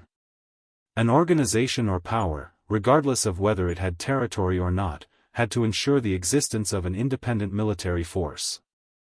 Otherwise, the organization would not be able to continue existing and would not be able to effectively display the purpose of its existence. The Federation fleet in the hands of the Wan Luo Federation was formed at the beginning of the Federation's establishment based on the ratio of strength between all the races in the two universes. The size of the entire Federation fleet was not bad, and its combat power was strong. Although all the battleships in the fleet, including the service personnel on the battleships, came from the countless races and powers in the two universes, the command authority belonged to the Wan Luo Federation. Only the Federation headquarters could mobilize them. No other race, even the Immortal Dynasty headquarters, could interfere. The Federation headquarters had 8 academies. The Overwatch Council was one of them, and it was one of the more powerful academies. After all, it was a supervisory department, and its authority was there. The Senlon fleet was a branch of the entire Federation fleet. It was under the control of the Overwatch Council and was equivalent to an independent internal inspection force. The reason it was called the Blue Fleet was because in this powerful fleet that only followed the orders of the Federation's Overwatch Council, all of the battleships, including the uniforms of the soldiers in the fleet, were blue and black. It was an extremely deep blue. Furthermore, since they were from the internal inspection force, they would either not make a move, or once they did, they would definitely be ruthless, giving off a cold and merciless feeling. This was where the name Sun Lan came from. Turning his head, he saw a huge battleship in the distance. Without exception, the hull of the battleship was a deep blue. This was enough to explain their origins. It was one of the small action teams of the Sun Lan fleet in the hands of the Overwatch Council.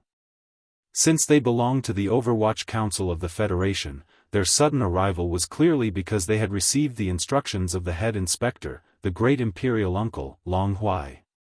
Neither the Federation headquarters nor the everlasting dynasty had the right to interfere in this matter. In other words, all of this was still an independent action of the Overwatch Council. It did not represent the attitude of the Wan Luo Federation, much less the position of the everlasting dynasty. As long as this premise existed, the situation was still within the scope of control. At least, this was what Yi Xian believed. Thus, even at this moment, he was still as calm and steady as ever. There was no sign of panic. 2 strongholds in the sky. 8 small strongholds of the cosmic level with a diameter of 50,000 meters. TSK, TSK, TSK. That old devil Long Huai is really generous. If we add in the one in front of the wormhole, won't I have to fight 1 against 3 and also add in 8 small strongholds with the nature of harassment? Looking at the Sun Lan fleet in front of him that had just completed a space jump and was now approaching in formation with a rumble, the corners of Yi Xian's lips slowly curled into a mocking smile. He continued with a cold laugh, such an iron-blooded and ruthless suppression. How much does that great imperial uncle of mine want me to be finished before he can do this? Unfortunately, I'm afraid that this time his old eyes are blurred and he's about to kick an iron plate. I'm not a soft persimmon that anyone can squeeze. At the very least, these few strongholds in the sky are far from enough. Yi Xian was only muttering these words to himself. There was no emotion in them at all. However, when they reached the ears of Naples and the purplish warbler beside him, it was no different from a series of claps of thunder exploding. It immediately made them open their mouths wide. They turned their heads to look at Yi Xian with faces full of shock. They were earnestly persuading him with words of advice. Prince, you're not thinking of staying behind to fight head-on with them, are you? My goodness, let's not talk about whether we can win or not. Just the consequences of doing this will definitely pierce through the sky. That's right, we can't continue like this. Right now, only Long Kuei is dead, so we can still salvage the situation. But if we start a war with the Sun Lan fleet, it will be tantamount to completely breaking off relations with the Federation. Although the third universe is big, there will be no place for you to go. Impulse is the devil, you'll regret it after you do it. Your Highness, restrain yourself. You must restrain yourself. Let's hurry up and leave. If we don't leave now, it will be too late if they open fire first. We have to guard against them using this kind of dirty trick. Who knows, maybe that Sir Supervisor is planning this kind of scheme. No matter what, he will first forcibly accuse them of framing us. Yes or no, although we're not afraid, the key is that we can't be tricked, right? That would be too unfair. The purplish warbler's bold speculation made Naples deeply agree with it. He immediately nodded like a chicken pecking rice, as if he was worried that Yi Xian would not fall for it. His words were actually roundabout, and he even prepared a way out for Yi Xian. But the latter had no intention of backing down at all, not even a little bit. That's right, it really doesn't feel good to be tricked by others. We can't suffer this kind of loss, it's too sullen. So. The expression on his face remained the same as before. Yi Xian smiled as he turned around and glanced at Naples and Xianyuan Ziying respectively. The words that came out of his mouth instantly caused the hearts of the two of them, which had already reached their throats, to instantly calm down by more than half. Unfortunately, the style of the second half of the sentence changed in an instant. Yi Xian spoke while panting heavily, which shocked the two on the spot again. It was as if they had just been struck by lightning, and they were in a bad mood. That's why we can't let them open fire first. If we want to fight, we have to make the first move. We can't let them get the upper hand. After he finished speaking, Yi Xian's figure flashed and disappeared from the spot. He stepped into the lightning stronghold.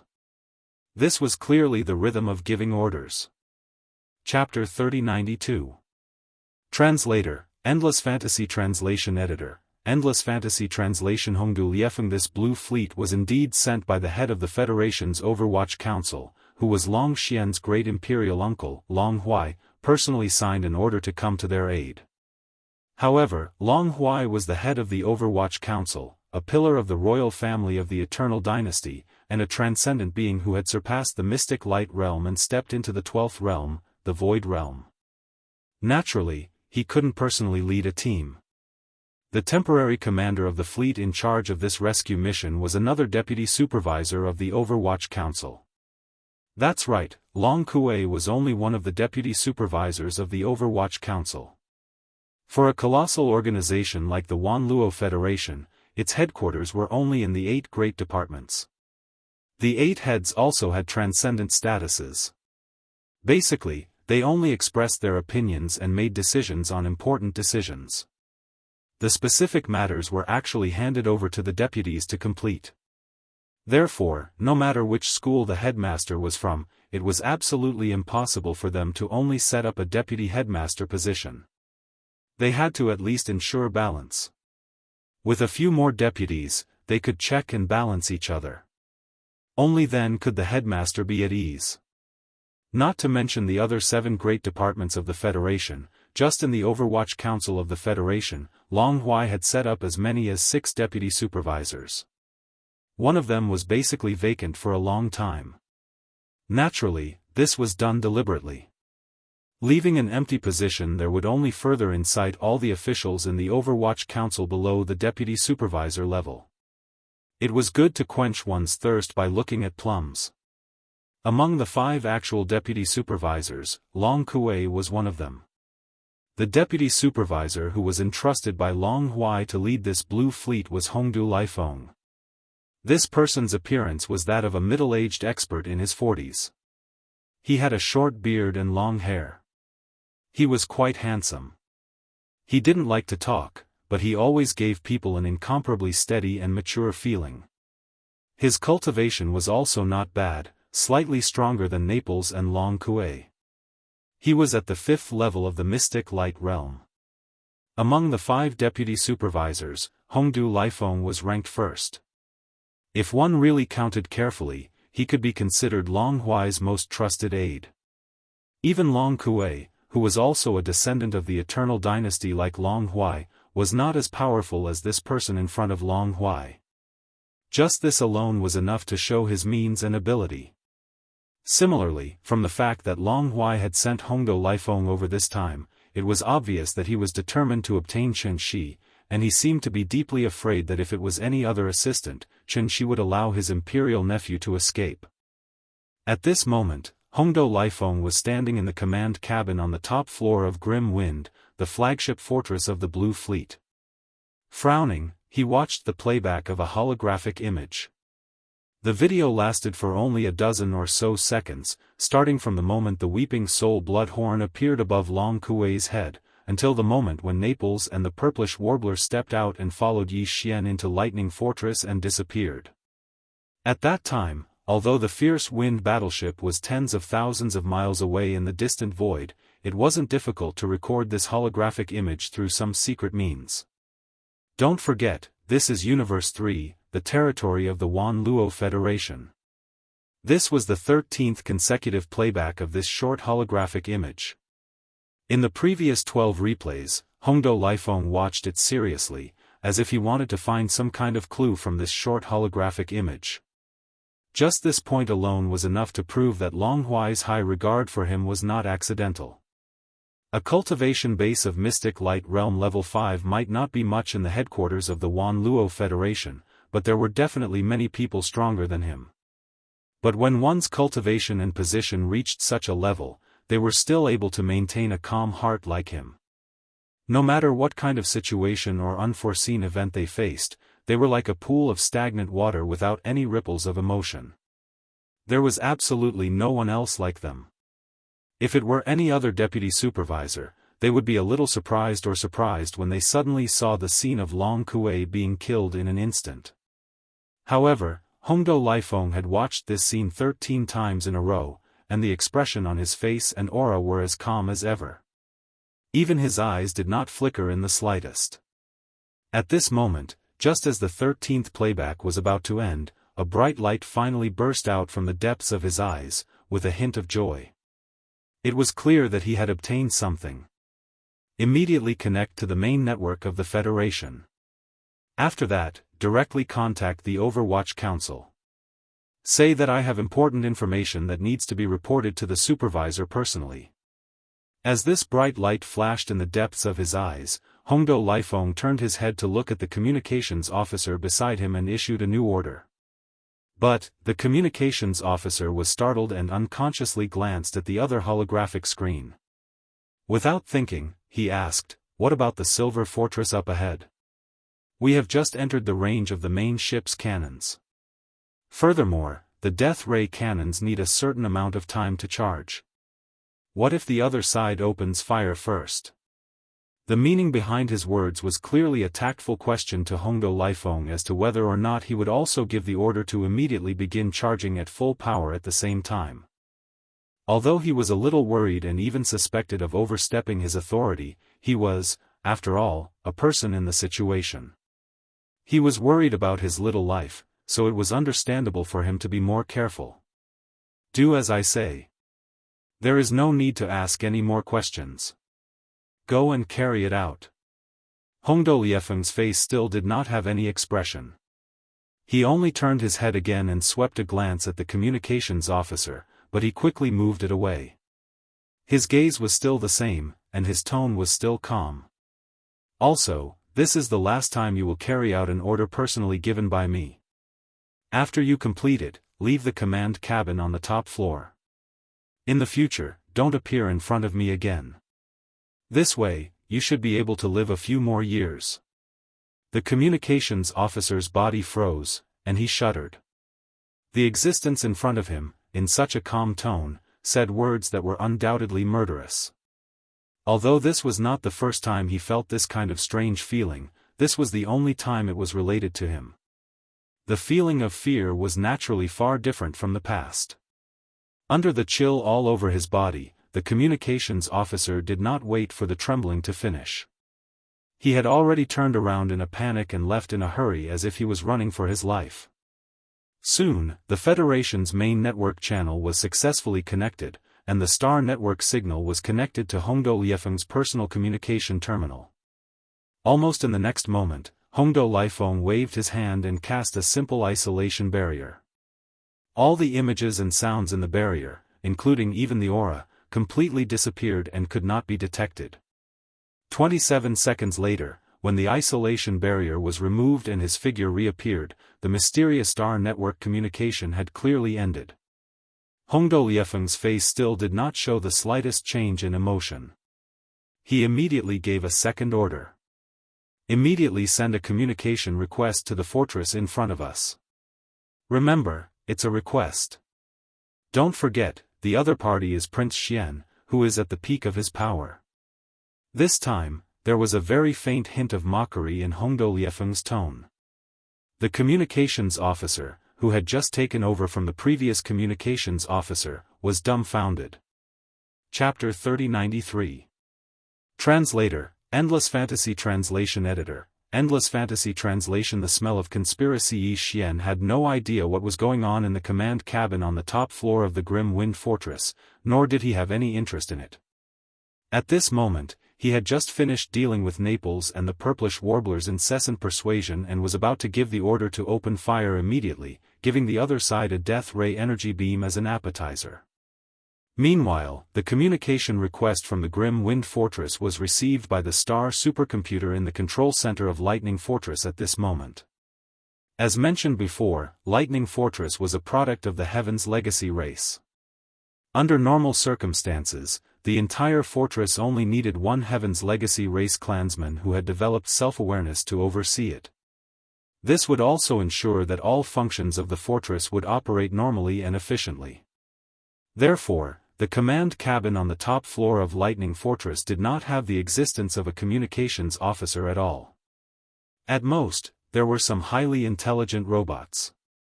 The entire fortress was basically always in an automatic mode. In this mode, Yi Xian, who had already refined the supercomputer that was the main control center of the fortress, could send out any order with just a thought, even if he was outside the fortress. But similarly, when the main control center of Lightning Fortress received any signal from the galactic web, no matter where it came from, and no matter whether Yi Xian was willing to receive it or not, as long as he did not specifically notify Yi Xian in advance, the supercomputer would immediately relay the received signal to Yi Xian. In addition, the supercomputer of Lightning Fortress had also automatically completed the automatic reading of the request along with the signal. At this moment, it had also been transmitted and appeared in Yi Xian's mind without missing a word. It was impossible to reject it even if he wanted to. Damn! I actually forgot about that. I almost let the other side take advantage of the loophole. The signal and postscript directly appeared in this prince's mind without even asking. Fortunately, they didn't open their mouths and curse. Otherwise, this prince would have been caught off guard and suffered such a calamity. Wouldn't I have died on the spot? Yi Xian rolled his eyes. While muttering, he also sent a new order to the fortress supercomputer. Then, he suddenly changed the topic and looked at Naples. Do you know Hongdo Lifephone? This guy just sent a communication request over, and there were a few postscripts in the signal. His tone was extremely respectful. Not only did he lower himself and take the initiative to reveal his identity, but he also addressed me as Your Highness. He even said the purpose of his visit. He was only representing the supervisor of the Federation headquarters to ask this prince to cooperate with the investigation. He definitely did not mean to offend. In the end, he even sincerely asked this prince to be understanding. Hongdo Lifephone? Naples was stunned when he heard this. He sucked in a cold breath, and his expression immediately became more serious. If it was someone else, it would be fine. But if it was him, there's no way he would lower himself and be so respectful. I'm afraid there's a conspiracy behind this. This person is the head of the 5 deputies of the Federation's Overwatch Council. Although he's not a member of the royal family, he's highly regarded by Long Huai. He's the most shrewd, and the expression on his face hasn't changed for thousands of years. Even the light in his eyes is almost the same. It's said that in these hundreds of years, no one has ever seen any change in emotions like joy or anger on his face. He's definitely a highly dangerous guy. Oh. If that's the case, then it's a little strange. Once he heard that the other side was such an existence, but he had to lower himself in front of him. Moreover, the aura revealed in these postscripts was so obvious. As long as one had a little understanding of him, they would be suspicious. This was something that the other side could not possibly not understand. But he still did it. Could it be on purpose? Then, what was the purpose? Yi Xian did not know that this was just a small misunderstanding unintentionally made by an insignificant communications officer. But at this moment, his curiosity was precisely because of this small misunderstanding. Given his personality, this communication request would have been directly ignored. Without saying anything else, he would have fired a cannon first. But now, as Yi Xian's interest was successfully attracted, the idea of being the first to fire a cannon was immediately thrown to the back of his mind. After muttering to himself for a while, Yi Xian quickly made a decision and immediately sent a new order to the stronghold Star Brain. That was to accept the other side's request and temporarily activate the restriction authority to allow the other side's communication signal to enter and complete the communication connection. Hongdo Lifeng, is it? Hehe, I'd like to see what kind of medicine you have up your sleeve. With a grin, Yi Xian immediately walked to the command cabin's resting area and calmly sat down on the sofa, waiting for the other side's communication signal to be transferred. At the same time, Yi Xian's mind was rapidly calculating. In fact, according to his original plan, no matter the result of the confrontation with Long Kuei, no matter whether the reinforcement fleet would arrive or not, and no matter what their attitude was, he would still have to return to the Immortal planet in the end after dealing with all the minor details. Only when he reached the Immortal planet would everything officially begin. Everything that happened on the way was just an appetizer. Moreover, if nothing unexpected happened, after this communication was over, Yi Xian's trip to the Immortal planet would most likely begin immediately. So what if the other side has a conspiracy? This prince also has a plan long ago, and victory is already in my grasp. It's just scheming against each other, who's afraid of who? A faint smile slowly curved up the corners of Yi Xian's mouth. There was clearly a strong sense of treachery and playfulness in it. As for all of this, Yi Xian didn't have time to clearly explain it to Naples and the purplish warbler. After all, it was still early. Even if they set off immediately and jumped through as many wormholes as possible, it would take at least a few days to arrive. When they returned, there would be plenty of time to explain it in detail to them. With a strange expression, Naples and the purplish warbler turned their heads to look at each other. They quickly followed him to the resting area and sat down on the sofa on either side. Although this matter was strange, it was better than not saying anything and directly firing a cannon at the other side first. It could be considered a blessing in the midst of misfortune. Far away in the Immortal planet's east, in the endless galaxy and void, there was a vast plain that had been indefinitely and unconditionally lent to the Wanluo Federation. In the center of the plain stood a large modern steel city.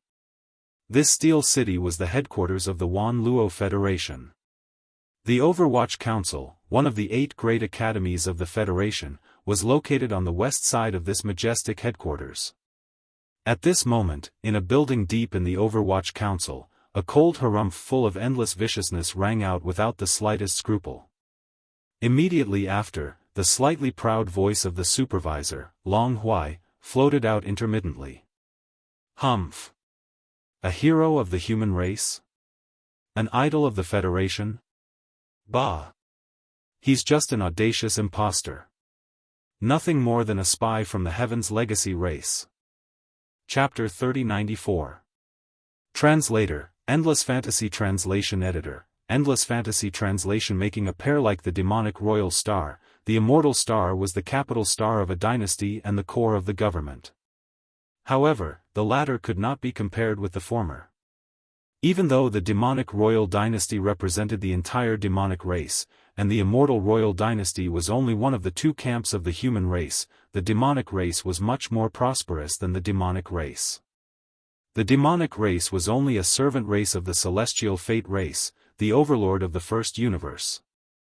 Speaking of population, the demonic race was not even 1/millionth of the human race. The demonic royal star was a relatively large star, and it was protected by 2 satellites. However, as the core of the human race's science and technology camp, the Immortal star was also much more powerful than the demonic royal star. In terms of the diameter of the star, the Immortal star was several times larger than the demonic royal star. If an ordinary administrative star was an apple, the demonic royal star was a slightly smaller watermelon. As for the Immortal star, well, you could imagine the size of the basket used to hold the watermelon. That was the approximate ratio. In addition, around the Immortal star, there were a total of 9 satellites, all of which were habitable planets suitable for human habitation. This situation was almost impossible in the vast Milky Way. 10 planets, 1 big and 9 small, crowded together, all of which were rare habitable planets. How could it be possible? In fact, the 9 satellites of the immortal star were all outsiders. It was said that when the dynasty was just established, the first-generation immortal emperor of the immortal royal dynasty gathered some top-notch strong men and worked together to move them from other star areas. The 9 satellites, some near and some far away, formed a huge star formation in the Milky Way void around the immortal star. This star formation was the first layer of the immortal star's huge defense system. It was worth mentioning that this formation of void stars was changing almost every second. After all, the 9 satellites were orbiting the immortal star over and over again. As the 9 satellites moved, the entire formation of void stars changed almost every second. Based on this, it was not difficult to analyze how complex and terrifying this formation of void stars was. The 9 satellites were the first layer of the defense system of the imperishable star. They were also the 9 auxiliary formation eyes of the void star formation.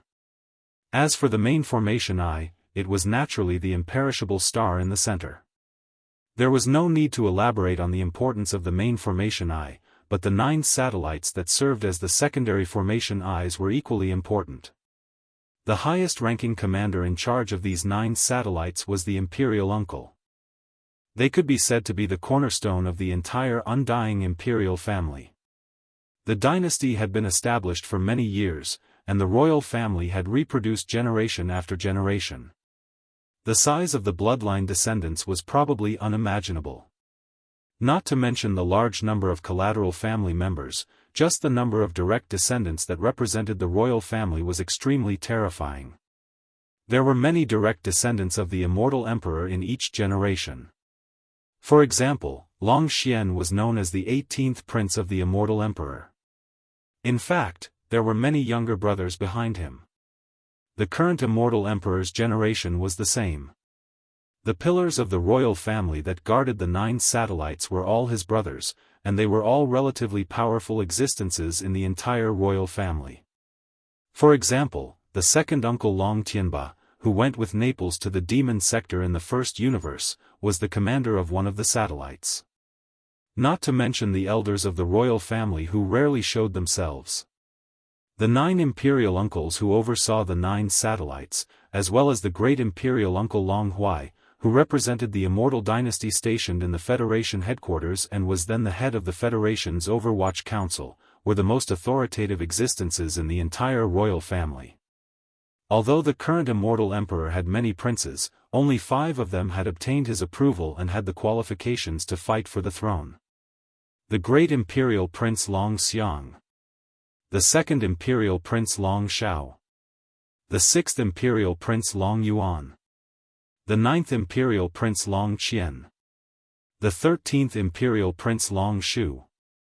These 5 princes were the most powerful of the direct descendants of the royal family in Long Xian's generation. They were extremely active, and the resources of the royal family were also provided by the 5 of them. After all, before the Dark Horse Prince Xian appeared, almost everyone had already determined that one of the 5 princes would become the next immortal emperor. As for the other princes, even if they were not completely unknown, they were at least extremely low-key.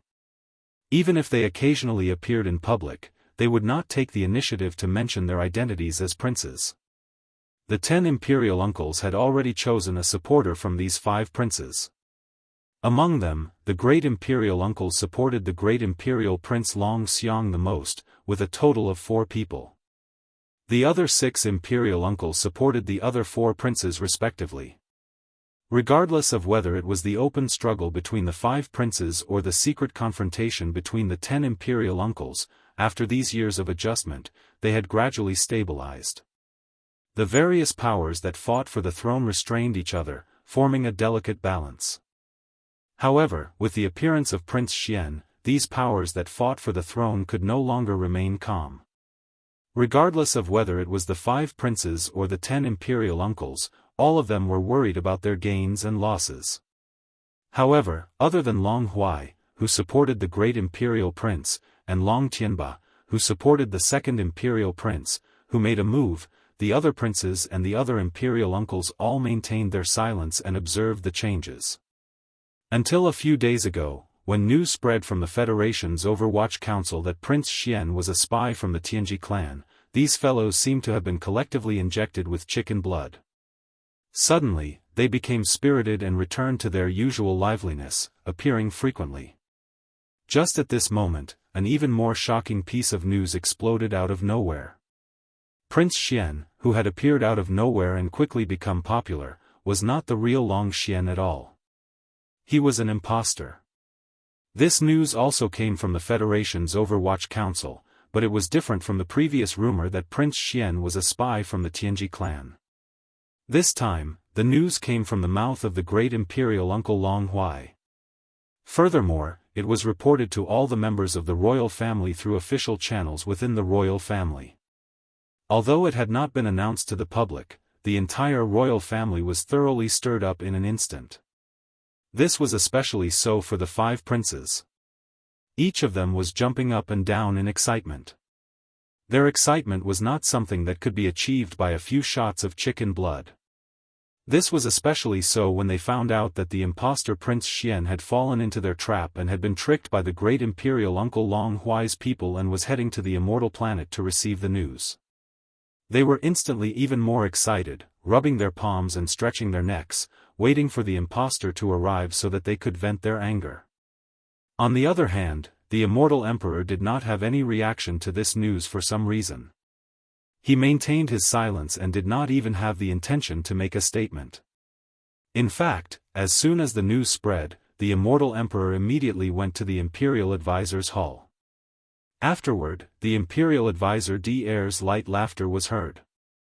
Whether it is or not, we will know at a glance when the time comes. Anyway, there is already one in the harem. Making a pair. Isn't that more interesting? Achoo! In the back garden of Concubine May Palace, Yingtai suddenly sneezed. Her beautiful brows furrowed slightly, and she suddenly had a bad feeling. Chapter 3095. Translator, Nioibo Studio Editor. Nioibo Studio 5th Order Planet Warrior Yi Xian was completely unaware of everything that happened on the Immortal Star in the Imperial Capital. At this moment, he was indeed on his way back to the Immortal Star and would arrive at the Imperial Capital in 4 or 5 days at most. A few hours ago, after ending the short communication with Hongdo Lifeng, Yi Xian pondered for a moment and made a decision. The 3 major fortresses, including the Lightning Fortress and the Black Mosquito Ship, were all kept in the Undying World in his body. Then, together with Naples and the Purplish Warbler, he entered the flagship fortress of the Sinlan Fleet, where Hongdo Lifeng was in charge. After entering the fortress, Hongdo Lifeng only accompanied them for a while out of courtesy. Then, he excused himself and did not appear again. Yi Xian and the other 2 just happened to have some peace and quiet. After entering an independent suite cabin specially arranged for them, the door was closed, and Naples waved his hand to set up an isolation barrier that enveloped the entire cabin. Then, they could speak freely. Since Hongdo Lifeng did not make a move just now, his purpose is obviously only to bring us back to the Immortal Star. No matter what schemes Long Huai has, everything will only be revealed after we arrive at the Immortal Star. After sitting down on the sofa in the living room, Long Xian turned his head and glanced at Naples and the Purplish Warbler. With a relaxed face, he said with a smile, "There are still 4 or 5 days before we arrive. Do you intend to keep a straight face like this? You'll get cramps." The Purplish Warbler immediately rolled his eyes and did not respond at all. However, Naples shook his head and smiled bitterly.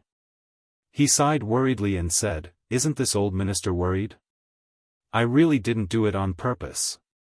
This time, when we return to the Immortal Star, Long Huai will definitely make things difficult for us. Moreover, with his style, he will either not make a move, or he will definitely make a move. Forget about Wen Xing. No matter how he framed us, the truth is the truth. We don't know his true identity. Besides, who knows if he's in that big fortress? The key is still Long Kuei's death. This is not a small problem. After all, that guy is the deputy supervisor of the Overwatch Council of the Federation. he can be considered a high-ranking member of the Federation. Long Huai will definitely not let go of this matter and make a big fuss about it. However, this is a matter of the Wanluo Federation. Even the Imperial Court cannot interfere. This makes him even more unbridled. After saying that, Naples once again shook his head with a bitter smile and let out a long sigh. Whether it's Wen Xing or Long Huai's death, it's not a big deal. Don't worry, I have my own plans. The more Long Huai tossed and turned, the harder he fell in the end. In short, you don't have to worry about anything. Just wait and watch the show. In the next few days, this prince will be cultivating in seclusion. If there's nothing important, don't call me. After saying that, Yi Xian got up and walked to the inner cabin of the suite at the side of the living room. He shook his head and sighed. Sigh, I'm really worried about his old body. What if he falls and breaks it? In the living room, Naples and the purplish warbler both opened their mouths wide at the same time. They looked at Yi Xian's back as he left, their faces full of shock. After returning to the cabin and closing the cabin door, Yi Xian immediately issued an order to the Devouring system to connect to the internal network of this flagship fortress, invade the core of the star brain, and start a search for information. As for the information to be searched, it was naturally everything related to Long Huai, including the recent communication between Hongdou and Lifeng on the Immortal Star. The reason he did this was not because Yi Xian lacked confidence. What he had just said to Naples and the purplish warbler was all true. This trip to the Immortal Star this time, he had a card up his sleeve and was not afraid at all. However, Long Huai was not an ordinary existence after all. Yi Xian did not dare to underestimate the enemy. If he could find out what the enemy's scheme was in advance, at least he would know himself and his enemy. Unfortunately, this idea was obviously not going to work. The system's reply came out very quickly. However, it was not the search information Yi Xian wanted, but a confirmation request. This starry sky fortress that belonged to the Federation's Overwatch Council did not seem to be easy to deal with. As the control center of the fortress, the core of the star brain was set up with a special defense layer. Although Yi Xian's personal starry sky communication system could be hacked, he could not come and go without leaving traces. He would definitely leave some traces. If it was any other starry sky, it would not be a big deal even if he left traces of invasion. However, this was not the case in the Immortal Starry Sky Fortress because there was an Immortal-level superbrain here. The central star brain of Yi Xian's personal starry sky communication system was also Immortal-level. Previously, it was just a fragment, but now, because it had absorbed a large amount of energy from the cognition crystal, it had entered the growth stage. Even so, it still could not be compared to the mature Immortal-level superbrain on the Immortal Star. If the latter were to be seen as a lion, then the Immortal superbrain in Yi Xian's hands that had just entered the growth stage was at most a wild rabbit. Starry sky superbrains could also devour each other. A matured Immortal superbrain was simply the best supplement for the other party. Even if it devoured countless ordinary superbrains, it could not compare. Therefore, no matter what traces Yi Xian's Immortal superbrain left behind, it could be detected by the lion on the Immortal Star. When that time came, the lion would definitely use all its strength to hunt the rabbit. With the abilities of the matured Immortal superbrain, it could follow the clues to find the melon, and the result would be obvious. In addition, the energy of the multi-pupil consciousness crystal was also very tempting to the Immortal-level Starry Sky superbrain. If the other party knew that Yi Xian's Starry Sky superbrain was an Immortal Star brain in its growth stage, even he would be implicated and schemed against. This was because the Immortal superbrain in Yi Xian's hands left behind traces of the cognition crystal's energy. After all, the energy it had absorbed recently was all from the multi-pupil cognition crystal. There were many kinds of energy that the superbrain consumed on a daily basis. Planetary core sources and gene cultivation fluids could be used, but those were only consumable energies. It was like the daily diet of humans. No matter how much one ate, it would not have any effect on the evolution of life form. However, the cognition crystal's energy contained in the multipupil cognition crystal was different. It could greatly increase the superbrain's growth and evolution speed, but this kind of thing was very rare even in the Demon Devil Star region, let alone the third universe of the human race. If the other party really found out, it would be quite troublesome. All of this was the result of the Devouring system's analysis. After understanding the pros and cons, Yi Xian could only sigh and choose to give up. This matter was quickly thrown to the back of his mind. Immediately after, Yi Xian took out some planetary core sources from his undying world and gave them to the Devouring system to absorb. Then, he sat cross-legged on the bed in the cabin and closed his eyes to enter a closed state of cultivation. After an unknown amount of time, Yi Xian finished absorbing and refining all the energy. When he opened his eyes after finishing his cultivation, a familiar system notification sounded in his mind. Ding! Congratulations, host, your realm has increased. Current realm, 5th Order Planet Warrior. Chapter 3096. Translator, Henyi Translations Editor, Henyi Translations Imperial Capital. Moments later, when Yi Xian, Naples, and the purplish warbler walked out of the inner cabin and arrived at the command cabin resting area on the top floor of the flagship fortress, Hongdo Lifeng, whom they hadn't seen for a few days, was already waiting there. Seeing Yi Xian arrive, Hongdo Lifeng nodded slightly. Prince Xian, in an hour, the fleet will directly dock at the northern region star dock on the Immortal planet. At that time, a small ship will take us into the Immortal planet. The inspector intends to send you directly to the Federation's headquarters. Of course, I will also be accompanying you. When he said this, although Hongdo Lifeng's face was as expressionless as usual, there was clearly a hint of coldness. Even his tone was different from a few days ago. There was clearly no longer that respectful tone, and it was as cold as water. It was clear that he was certain that Yi Xian couldn't escape this time. However, they hadn't even arrived at the Immortal planet yet. Wasn't it a little too fast to change faces?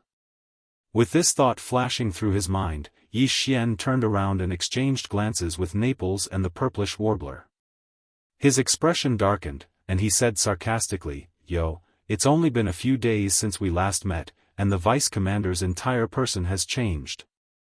You're practically flipping pages faster than a book. No wonder your face is as stiff as a corpse's. Your facial muscles and nerves will probably be injured by you every few days. What a sin." Pfft. These words were truly sinister. How much force would it take to injure one's facial muscles just by changing faces? At the side, the purplish warbler pondered for a moment, and couldn't hold it in and laughed out loud on the spot. Even Naples' eyes twitched a few times, and his neck turned red. He finally managed to hold back his laughter. Prince Xian really knows how to joke. Excuse me for a moment. I'll come back when the fortress docks. After he finished speaking, Hongdo Lifeng turned around and left.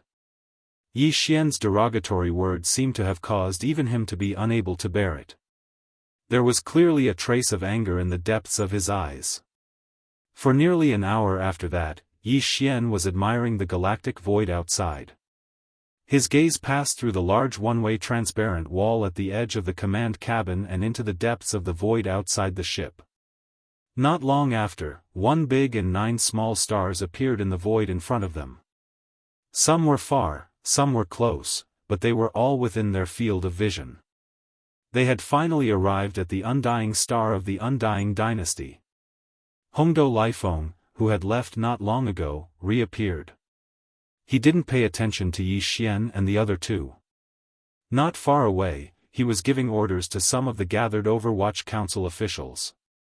Very quickly, the fleet sailed into a giant star dock outside the atmosphere of the Undying Star. When the main passageway to the command cabin on the top floor opened, Hongdo Lifeng walked over. "Prince Xian, we should move.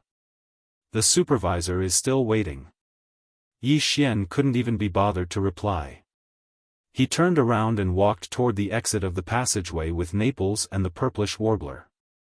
Hongdou Lifeng followed closely behind with a few Overwatch Council officials. On one side of the star dock outside the flagship fortress, a small battleship had long been prepared. After exiting the passageway, Hongdou Lifeng walked quickly to the front and led Yi Xian and the other two into the small battleship. He then gave the order to set sail. They left the corner of the star dock and quickly passed through a public checkpoint in the star defense formation. They entered the undying star's atmosphere and headed straight for the vast plain where the Federation's headquarters was.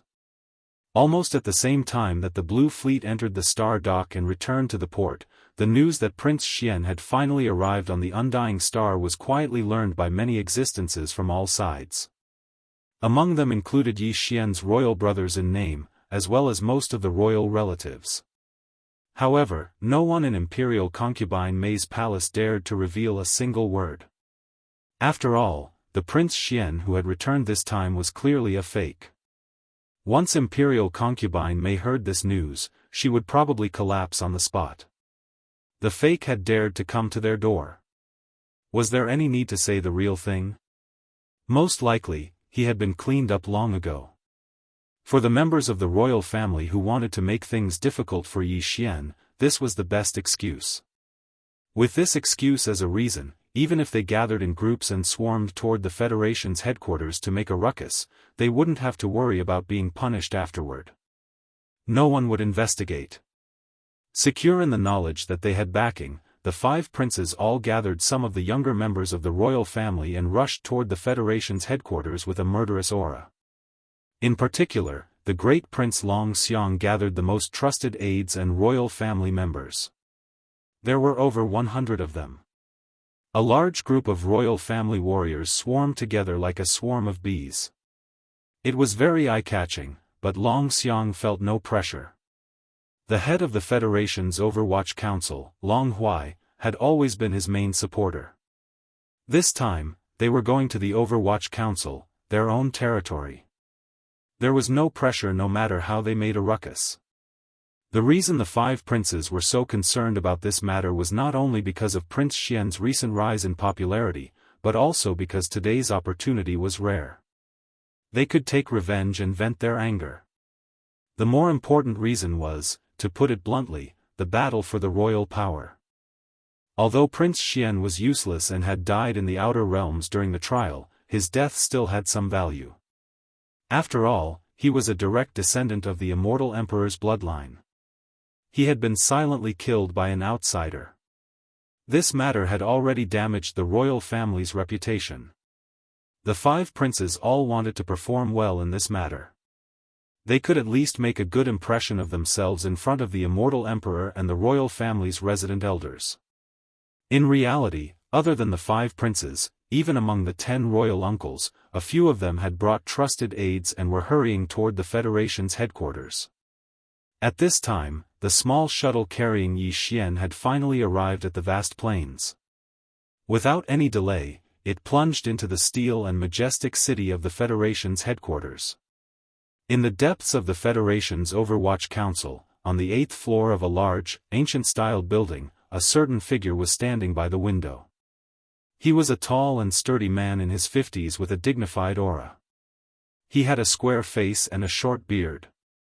He appeared very serious and cold. This person was the head of the Overwatch Council, the cornerstone of the royal family of the Immortal dynasty, and the supreme warrior whose cultivation had reached the 12th realm of the Void Realm, Long Huai. Have we finally arrived? Before the small shuttle Yi Xian was in had entered the steel and majestic city of the Federation's headquarters, Long Huai's gaze had already locked onto the shuttle. It was not until it plunged into the majestic city that Long Huai, who had been expressionless until now, finally revealed a faint smile. As he muttered to himself, he seemed to suddenly think of something. Unconsciously, he swept a glance in the direction of the Immortal Royal City. The smile on his face inexplicably became complicated and unpleasant. At this moment, Old Eight's heart is most likely in his throat. Unfortunately, his last glimmer of hope will soon be destroyed. When that time comes, what can he do even if he is unwilling? Chapter 3097. Translator, Nioibo Studio Editor. Nioibo Studio. Here comes the opportunist. Although the Federation headquarters allowed these small shuttles to travel at low altitudes, the 8 great departments of the headquarters each had different rules on this matter. The Overwatch Council was the organization in charge of law enforcement among the 8 departments of the Federation headquarters. Just from the perspective of maintaining a certain dignified image, it was impossible for the chaotic scene of large numbers of shuttles flying about in the internal areas of its departments. Thus, the Overwatch Council strictly prohibited all shuttles from entering, even at low altitudes. However, the small shuttle Yi Xian was in did not even slow down in the slightest after arriving at the outer area of the Overwatch Council. It charged directly into the depths of the council. This was the intention of Long Huai, the head of the Overwatch Council. It could be considered a precedent. A dozen seconds later, the small shuttle slowly landed in a large square deep within the Overwatch Council. Yi Xian, Naples, and Purplish Warbler walked out of the cabin door. Behind them were Hongdou Lifeng and a dozen other Federation supervisors. Across from the square was a large building. It was the headquarters of the Sky Department of the Overwatch Council's 4 major supervision systems. Hongdou Lifeng bringing Yi Xian here already demonstrated the severity of the problem. Purplish Warbler and Yi Xian did not understand the situation and did not have much of a reaction. However, Liefeng's expression immediately changed. Although he was not a member of the Overwatch Council, he had always been on the Undying Planet. Even if he had never been to the headquarters of the Sky Department, he had long heard of it like thunder. Within the Federation's Overwatch Council, the Sky, Earth, Xian, and Huang departments were responsible for different kinds of supervision tasks and areas with different levels of security. The Huang department was the lowest, and the Sky department was the highest. Generally speaking, to be able to alarm the Sky Department of Supervision, it had to be at least a case or mission that concerned the survival of the Federation. It had the highest level of security. Furthermore, the Sky Department of Supervision was the only one of the 4 departments that had the right to make arbitrary decisions. The cases they were responsible for could be decided without a trial if there was a special reason. Thus, when a case fell into the hands of the Sky Department, it was basically the final word. There was no need to argue or struggle. Hongdou Lifeng, what is the meaning of this? You actually dared to bring His Highness to the Celestial Faction's headquarters. Could it be that you dare to forcibly convict a prince? Under the shock of his heart, a look of anger instantly appeared on his face. He immediately turned his head to stare at Hongdou Lifeng and roared. Yi Xian and the Purplish Warbler were startled at the same time. The former frowned and immediately asked Naples. Beside them, Hongdou Lifeng didn't intend to explain anything at all. He was still expressionless as he turned to look at the Heaven Department headquarters building in front of the square. Very soon, the infuriated Naples explained the uniqueness of the Heavenly Series in just a few sentences. Yi Xian was suddenly enlightened and his anger rose. And here I thought that the Tianji clan's spy this time was some kind of 3-headed, 6-armed character. To think that he would be so arrogant as to disguise himself as a prince and sneak into the imperial court. Now that I've seen him, he's just so. As these words full of ridicule and contempt sounded, a group of dozens of figures walked over from the main hall of the Heavenly Series headquarters at the edge of the square. The one in the lead was the dean here, the chief inspector of the Federation, Long Huai. When Yi Xian and the others turned to look, Long Huai's figure was already standing on the stairs of the headquarters building in front of them. His gaze swept past Yi Xian and quickly looked at Naples and the Purplish Warbler. A bright light flashed in his eyes as he sternly reprimanded, "The matter between the 2 of you will be investigated carefully later. Now, leave quickly. If you don't make a decision within 3 seconds, take both of you." Tianji clan's spy. Impersonating a prince? Naples and the Purplish Warbler were startled at the same time. Their expressions changed slightly as they subconsciously glanced at Yi Xian. Forget about being a Tianji clan spy, they were already aware of this accusation, but what was with the accusation of impersonating a prince? They were already on the Immortal planet. There were only a few people in the entire imperial city who could prove Prince Xian's identity. Putting Consort Mei aside, just looking at the other members of the imperial family, one could easily find a handful of them with one's eyes closed. Could Long Huai have lost his mind? How dare he frame such a childish and stupid accusation? This didn't make sense. Could it be, as these thoughts flashed through their minds, Naples and the purplish warbler's expressions finally changed again. Their heartstrings instantly tightened to the extreme. The last bold guess that appeared in their minds almost scared them out of their wits. 3 seconds have passed. I hope you don't regret it. Yi Xian took in all the changes in their expressions, causing him to sigh in his heart. However, Naples and the purplish warbler ultimately chose to stay where they were and didn't waver from leaving. This made him feel a little warm in his heart. When it came to this matter, he didn't intend to hide it. Similarly, he couldn't help it. Everything was caused by a coincidence. It could only be said that this was the will of the heavens. Since you're so stubborn, then take both of you down. It'll save us the trouble of investigating you later. As soon as Yi Xian finished speaking, Long Huai's voice rang out from the stairs of the Sky Association's headquarters. Halfway through his words, his gaze swept towards Yi Xian again as he sneered and continued, "You're still so calm in the face of death. Your mentality isn't weak, but unfortunately, it won't change anything. I know you have some tricks up your sleeve. You can even instantly kill Long Kuei, who's at the 4th level of the Mystic Light Realm. Although you relied on an external object, it's enough to be proud. However, this is the Overwatch Council of the Federation's headquarters. I'd like to see how powerful that external object of yours can be. Take him down." Long Huai roared out the last sentence. Before he finished speaking, among the dozens of experts of the Overwatch Council standing behind him, 3 figures had already rushed out at the first possible moment, heading straight for Yi Xian, Naples, and the purplish warbler. The auras of their cultivations were vast and boundless, and when they leaked out, it caused a dull rumbling sound to ring out in the air. They were all terrifying cultivations of the 6th level of the Mystic Light Realm. The expressions of Naples and the purplish warbler changed again. Facing a 6th level Mystic Light Realm expert, they had no ability to resist at all. Needless to say, the purplish warbler, even Naples, was only at the 4th level of the Mystic Light Realm. Wait a moment. Right at this moment, an unexpected shout suddenly sounded out. Over 100 figures appeared in midair in the distance, and they were rushing over swiftly. The person in the lead was the first prince, Long Xiang, whom Long Huai supported.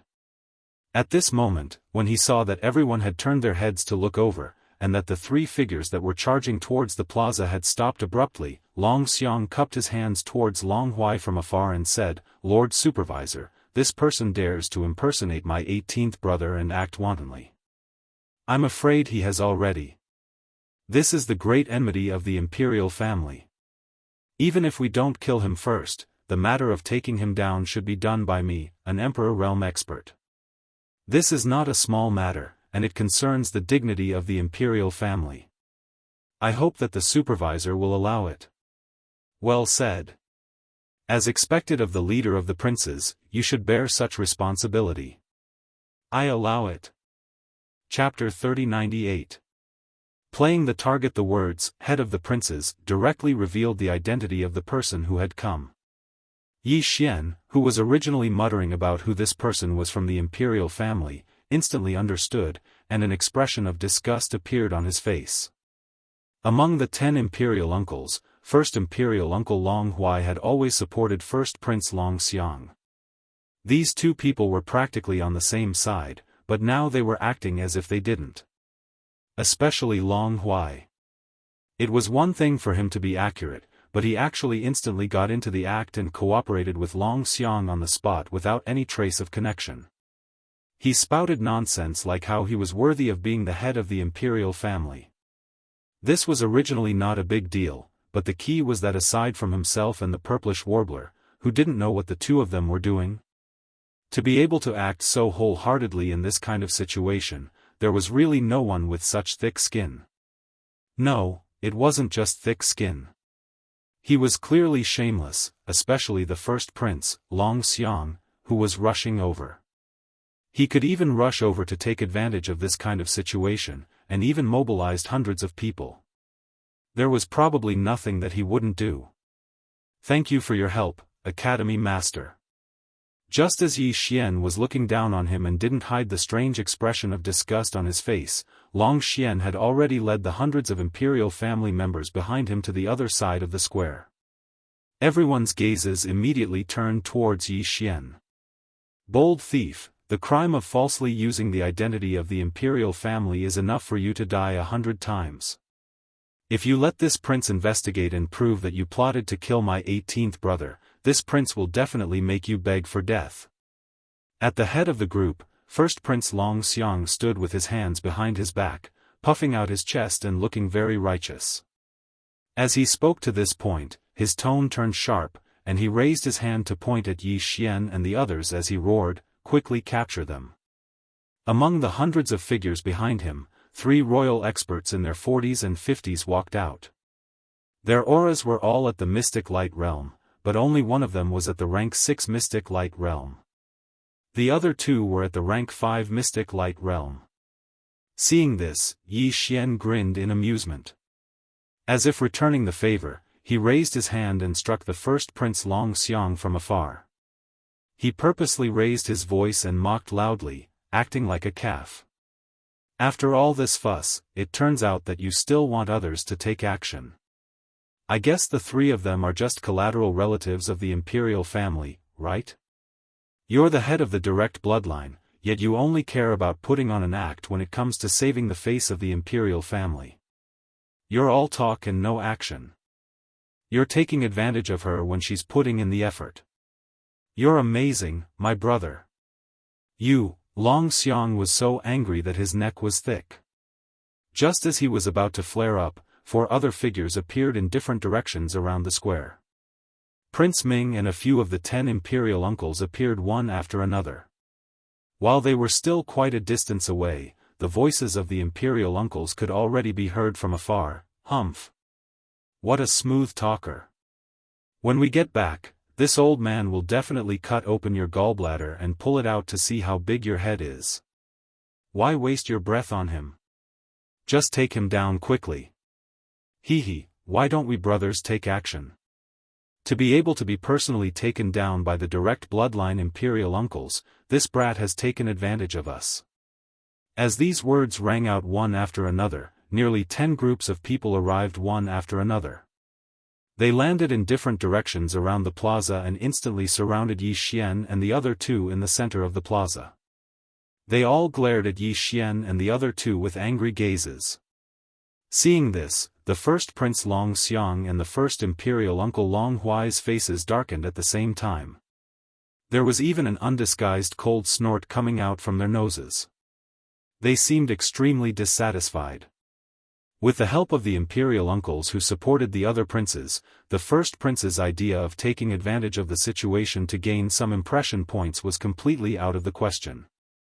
In the blink of an eye, the 5 great princes and nearly half of the imperial uncles in power had all arrived.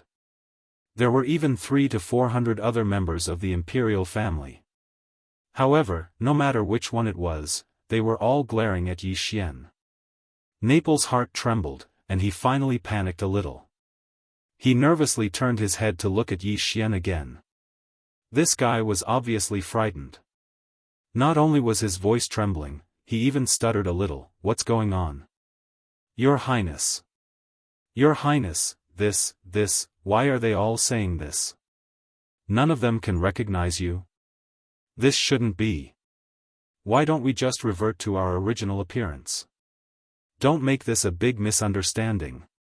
On the other hand, although Purplish Warbler's brows were tightly knitted, she only glanced at Yi Xian thoughtfully in the face of this obviously problematic situation. She did not say a single word. If one can prove one's identity with just a face, with so many people here, including your Ziying, who doesn't know the art of changing one's appearance? Wouldn't anyone be able to say that they are Prince Xian just by changing their face? Yi Xian immediately rolled his eyes. As he spoke, he suddenly thought of something. He raised his hand and pointed at the stairs of the Sky Association's headquarters in front of the plaza. That's right, except for that guy.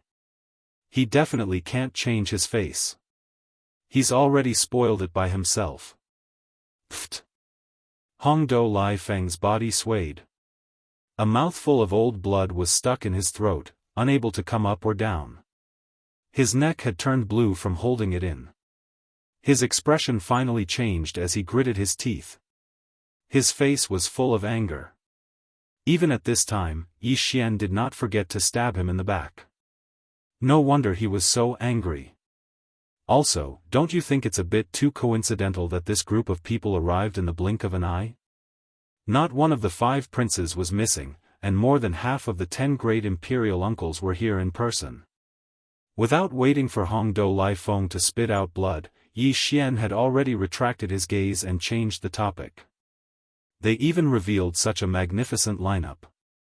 In their eyes, does it make a difference whether Prince Xian is real or not? Hearing this, Naples was stunned. He instantly understood the meaning behind Yi Xian's words. All the factions that were fighting for the imperial power had temporarily joined forces, and the first imperial uncle, Long Huai, was the one leading the attack. Taking advantage of the fact that Prince Xian hadn't entered the palace yet, although this was a bit daring, it was not completely impossible. After all, the identities of the participants were not to be underestimated. With existences of this level joining forces, it was not a big deal to make the sky of the undying star turn dark for a short while. Impudent. Full of nonsense. Take action immediately and quickly take him down. This brat's mouth is too powerful. Every word he says is heart-wrenching. He can even bring the dead back to life. The expressions of the group of princes and imperial uncles, including Long Huai, changed. They immediately roared furiously. Yi Xian's words shocked them. After all, there were many Federation supervisors watching coldly from the sidelines. Some of them had not even seen Prince Xian's face before. After hearing such words, who could guarantee that they would not overthink? What if someone secretly spread this news after this impostor was executed? Wouldn't all the members of the imperial family present today die an unjust death? Yellow mud fell into one's pants. Even if it wasn't sh*t, it was sh*t. Chapter 3099. Translator, Endless Fantasy Translation Editor, Endless Fantasy Translation Atavism, are you trying to silence us? Are you all angry now that you've been stabbed in the back?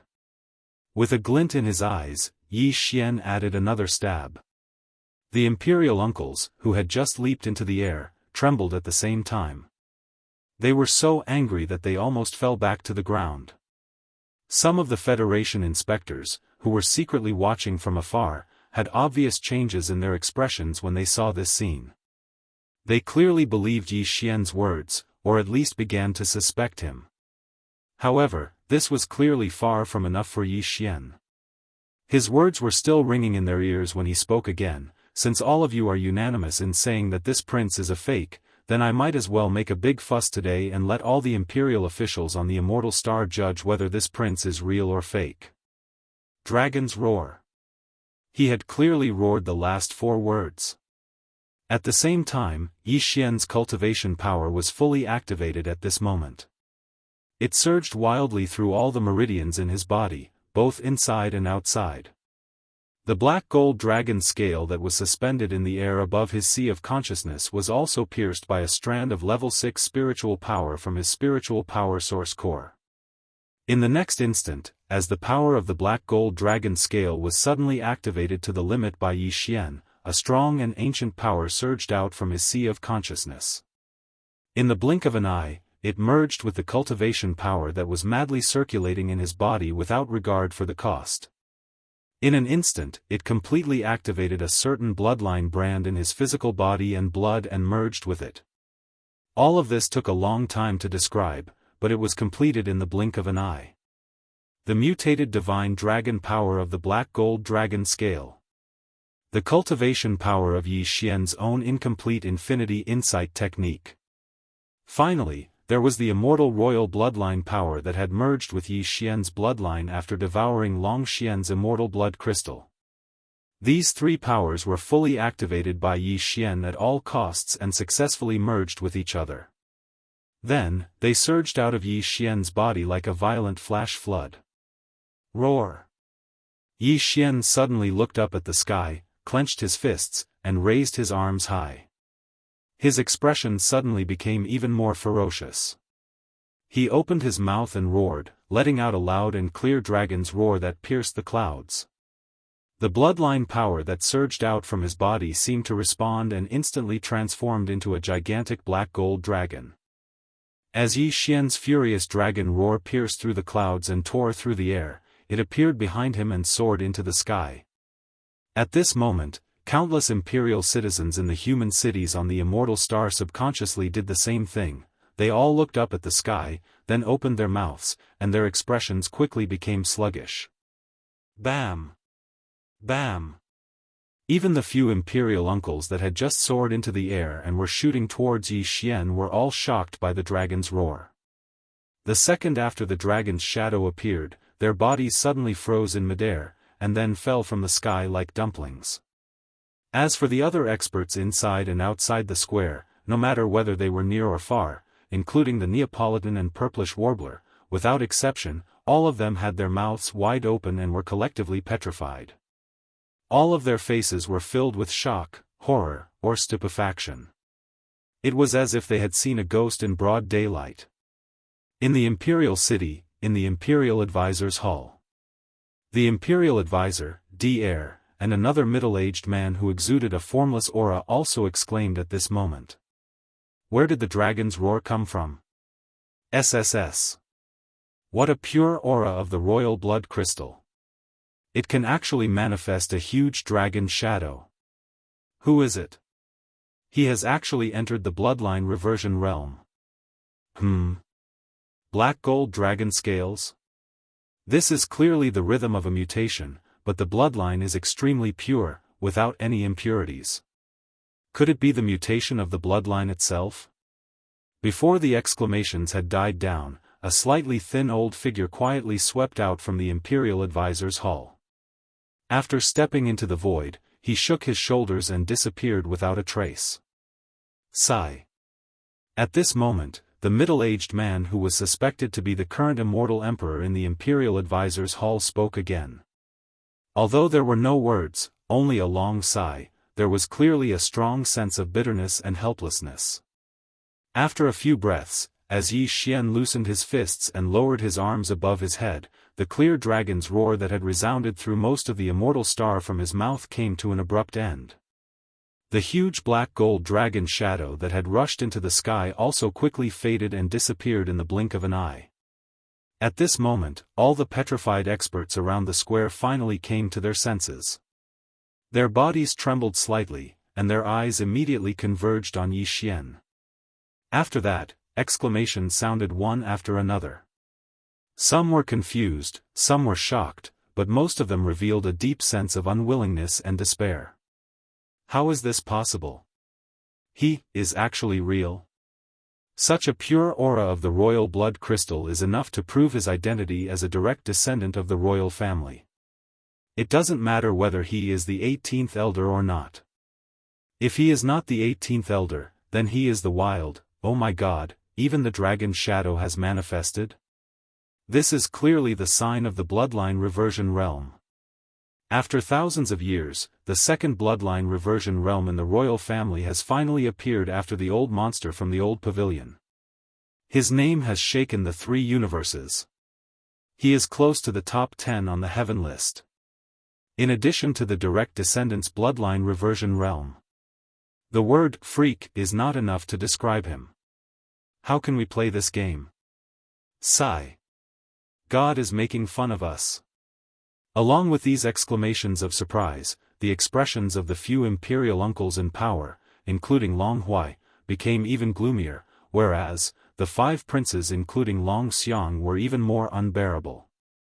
The expressions on their faces were either despair or ghastly pale, but the gazes that shot out from their eyes were filled with dense unwillingness and resentment. Lord Inspector, it has already come to this, shouldn't you say something? At least let me know who exactly I am. With his hands behind his back, Yi Xian grinned as he turned around to look at Grand Imperial Uncle Long Huai, who was on the steps of the Sky Association's headquarters, and at the same time, he ridiculed Long Huai at the same time. Even though I don't know how you did it, but if I say you are the 18th elder, then I'll say the same thing. Impossible. The corners of Long Huai's eyes trembled slightly as he stared at Yi Xian with an expressionless face. His tone was calm, but his gaze was sharp like a blade, and it was as if he wanted to see through Yi Xian completely. He actually spoke bluntly, and he still didn't approve of Yi Xian's identity as the 18th prince, Long Xian. So, in this way, not only is the imperial bloodline in this prince's body pure, its even reversion realm is fake? Yi Xian puckered his lips and pressed Long Huai once more, and he seemed as if he wouldn't budge an inch until the end. Even if Long Huai only wanted a way to save face, Long Huai would absolutely not compromise. This time, Long Huai was angered to the point his face twitched fiercely a few times. He was unable to answer this question and could only maintain silence, and he held it in to the point his eyeballs were on the verge of squeezing out of their sockets. If looks could kill, then Yi Xian would have probably died countless times in this short period of a few breaths. Chapter 3100. Yi Xian goes crazy. This person was Hongdou Laifeng. The reason he'd suddenly stepped forward at this moment was actually because he had no other choice. Long Huai's silence clearly indicated that he intended to give up, so he had no other choice but to do this. He had been in contact with Yi Xian all this time, so he had already offended him. If he allowed the other party to leave safely today, he would not be able to escape this calamity sooner or later. He might as well grit his teeth and fight head-on while he still had a chance. It was precisely because of this thought that when Hongdou Laifeng took a step forward, he had already hardened his heart. Without any trace of politeness, he raised his hand and pointed at Yi Xian, reprimanding him harshly. So what if you can prove that you are a direct descendant of the Eternal Dynasty's imperial family? If a prince breaks the law, he will be punished the same as a commoner. Even the laws of the everlasting empire support this point, let alone the fact that your crimes have already affected the Myriad Net Federation. Leaving aside the fact that you impersonated a prince, the Overwatch Council has the right to arrest and imprison you for killing one, and Deputy Supervisor Long Kuei. Wen's unexpected fall can be said to be a heavy loss to the Federation. Even if you have a glib tongue, the 10 billion contribution points deducted by the Federation's main network is still a fact, right? Could it be that the central hub of the main network has wronged you? As for Deputy Supervisor Long Kuei, there's no need to talk about him. He was killed by you in front of everyone, and there's even a real-time video of it. The evidence is irrefutable. Even if you are a prince, do you dare to resist arrest? Could it be that he wasn't afraid of being exiled by the imperial family? Don't tell me that you think you can do whatever you want in the Myriad Luo Federation. Hongdou Laifeng had been thinking about this string of words for a long time. Now that he roared them out, not only was his train of thought clear and impassioned, each word piercing the heart. While he questioned endlessly, even his grasp of the rhythm was rather subtle. With just a few simple words, he had unknowingly pushed Yi Xian to the opposite side of the Eternal Dynasty and the Myriad Luo Federation. For a moment, Yi Xian was caught unprepared by his stern questioning. He opened his mouth, but no words came out. Every cloud has a silver lining. The eyes of Long Huai, the other imperial uncles, and the 5 princes lit up at the same time, and they were instantly excited. Since they couldn't kill him, it was good to lock him up. It was the same as thinking of other methods later. When he thought up to here, Long Huai's face immediately sank, and he sneered as he glared at Yi Xian while cold lights flickered within his eyes. Did all of you hear clearly? Since there is evidence, I have the right to arrest you. No matter how you defend yourself, that will be after you are arrested. Give me. Take my ass. I haven't even said anything yet. Are you in a hurry to reincarnate? Just as Long Huai raised his hand and gestured as if he was about to give the order to arrest Yi Xian again, the latter rudely retorted and interrupted him. He even rolled his eyes. That's right. I did kill Long Kuei with my own hands. I don't like him. What's wrong? As for that old bastard Wen Xing's death, although I am somewhat involved, that's all. Even if I have to bear some responsibility, the 10 billion points deducted from me are enough to offset it. Whether you believe it or not is your business. I have to make myself clear. Besides, even if I admit to this matter, what can I do? I don't like him, so I killed him. It's not a big deal. Why are you so agitated? Silence. A deathly silence. As Yi Xian finished speaking, all the experts around the square fell into a state of shock again. They stared at him with slightly open mouths, and collectively lost their voices. They had seen unreasonable people, but they had never heard of such unreasonable people.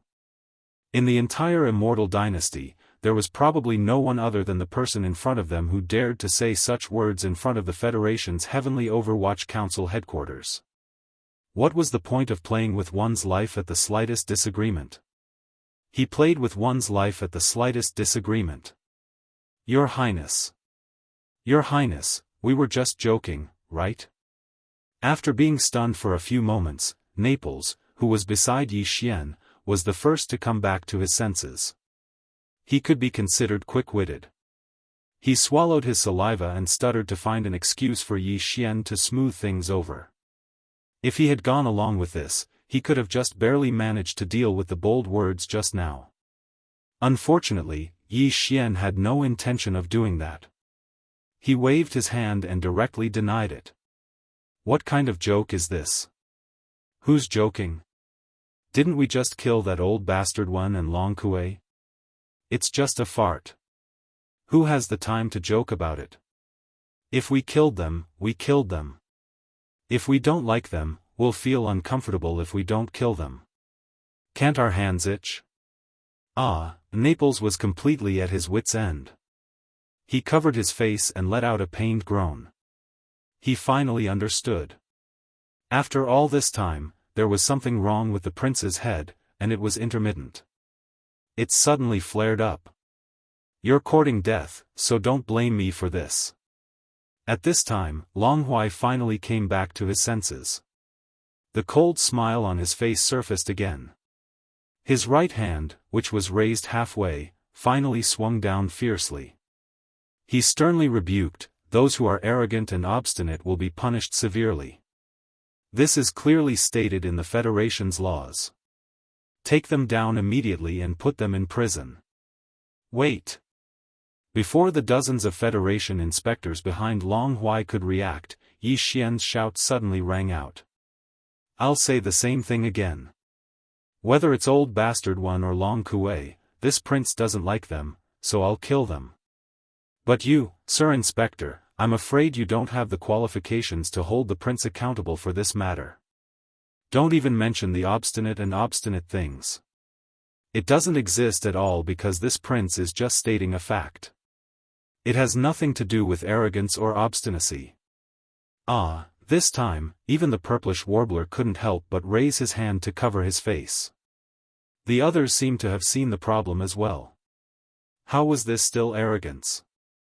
This was clearly abnormal. It most likely had something to do with the brain.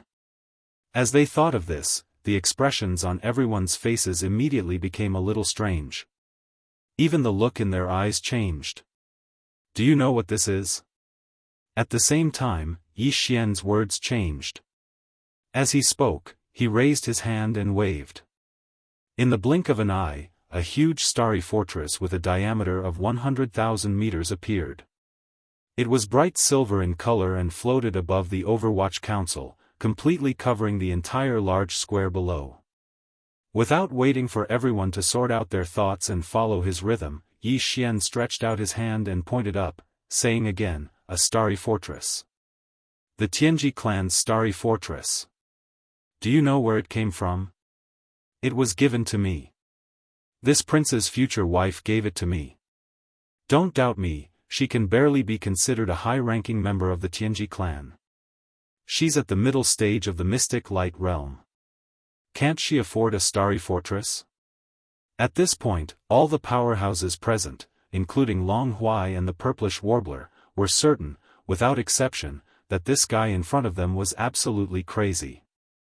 A second ago, he was still talking about killing Long Kuei, and a second later, he was talking about the starry fortress that his future wife had given him. The change of topic was so fast and silent, appearing and disappearing like a ghost. There was no sense of wrongness at all. If this kind of person wasn't crazy, where was the justice? Chapter 3101. Translator, Endless Fantasy Translation Editor, Endless Fantasy Translation enough to offset, looks like you guys still don't believe me. If there's no other way, I can only call her here to prove it. She's in the Imperial Harem anyway. She's probably with my mother right now. She's been on the Immortal planet for quite some time now and even entered the Imperial Harem. Haven't you heard? Oh, right, my future wife from the Tianji clan has 2 words. Ing Tai. At this point, Yi Xian finally shut his mouth. However, the surrounding members of the royal family instantly changed their expressions and exclaimed in shock. Ing Tai? Are you sure she's from the Tianji clan? Long Huai gasped. He was so shocked that the white hairs on his back were about to break out. Previously, he was sure that he was unlucky to have met a lunatic and had to play with him for half a day. However, this was instantly overturned because a woman called Ing Tai had indeed come not long ago. Moreover, this woman had indeed claimed to be Prince Xian's confidant. More importantly, this woman's cultivation was clearly at the mystic light realm 4th level. How could it be possible for so many coincidences to be piled up together? After all this time, you knew? If you knew, why did you pretend? She's already here, and she's in the Imperial Harem. Why would I lie to you? Yi Xian immediately rolled his eyes and took the opportunity to mock him. Also, I'm not from the Tianji clan, but you insisted that I was. Now that I'm telling you that Ing Tai is from the Tianji clan, you still don't believe me. Are you crazy? What are you trying to do? With that, Long Huai immediately believed 80% of it. A look of ecstasy quickly appeared on his face. Almost all the other experts in the surroundings were the same. Long Xiang and the other princes were even more surprised. They felt that they had been saved from a hopeless situation and that the light of hope had suddenly returned. Naples and the purplish warbler were also quite shocked. Both of them were present when Yi Xian obtained Lightning Fortress. Only the part where they entered the lightning tomb in the middle was known from Yi Xian afterward. Previously, they had always thought that Lightning Fortress was obtained by Prince Xian after he killed a member of the Tianji clan. However, based on Long Huai's reaction, it was extremely likely that the woman called Ing Tai in the royal palace was a mystic light realm upper echelon of the Heaven's legacy race, as he said. If that was the case, then the Lightning Fortress was definitely not the spoils of war that he had obtained from killing a member of the Tianji race. It was clearly a gift from that female robot of the Tianji race called Ing Tai. This alone was enough to prove his identity as a spy of the Tianji clan. As these thoughts flashed through their minds, the expressions on the faces of Naples and the purplish warbler changed. Although they did not immediately question him, the doubts in their hearts grew stronger. Ha ha ha, what a Prince Xian. You should be proud of yourself for being able to make my emotions fluctuate so much in just half a day. However, no matter what your purpose is, today's matter can no longer be settled peacefully. Just based on your ambiguous relationship with that female Tianji clan member, Ing Tai, and the fact that you even accepted her generous gift and helped her infiltrate the Immortal Star, the crime of colluding with the enemy is already confirmed. As for whether you have become an enemy spy, we will know when we come back. Speaking to this point, Long Huai's expression darkened. He suddenly shouted, "What are you still standing there for? Quickly take him down. Can you still speak properly? Let me say it all in one go. Will it kill you to be agitated again?" Just as Long Huai's shout fell, Yi Xian spoke again. Halfway through, he suddenly sighed. Ah, a one-track mind is really scary. His brain doesn't even know how to turn things around. I've already said it so clearly, but he still hasn't reacted. With this kind of desperate IQ, I don't know how he managed to trick his way into the position of supervisor, although he did not mention any names in the latter half of his sentence, as if he was talking to himself. The word supervisor had been mentioned. Even a fool would know who he was talking about. Many gazes subconsciously swept toward Long Huai. There was more or less a hint of strangeness in their flashing gazes. The latter was so angry that he almost vomited blood on the spot. It was really too infuriating. Thinking back carefully, he realized that in less than half a day, he, as the head of the Overwatch Council, one of the 8 great academies in the Federation's headquarters, had cried out several times. Quickly take him down. However, every time he cried out, he would immediately be played a dirty trick by this brat in front of him. Either that, or he would pretend to be crazy and directly ruin it on the spot. If this happened a few more times, he was afraid that the root of his illness would be left behind. Thinking of this, the killing intent in Long Huai's heart couldn't help but become stronger. Just as he steeled his heart and did not hesitate to personally take action, he only wanted to immediately take Yi Xian down and end today's matter as soon as possible to prevent more problems from arising. Yi Xian suddenly shook his head and sighed. Forget it, I'll just say it directly. I originally wanted to be tactful. After all, this kind of thing where I take the initiative to take credit for myself is really a little difficult to say. Do you know why I suddenly mentioned Yingtai and even took out Lightning Fortress to prove that what I said was true? Because she is 10 times better than old devil Wen Xing. Even if Long Kuei is added in, he is still far inferior to her. The Tianji clan must have secretly bought many spies in the human clan and the other clans of the Wan Luo Federation, right? But among the spies that the human clan or the Wan Luo Federation bought and placed in the first universe, other than those hundreds of servant clans that are not presentable, have there been even one true Tianji clan member? Furthermore, Yingtai is far from an ordinary Tianji clan member. With her strength of the mystic light realm, even if she is not a true core giant, she can at least be considered a high-ranking member, right?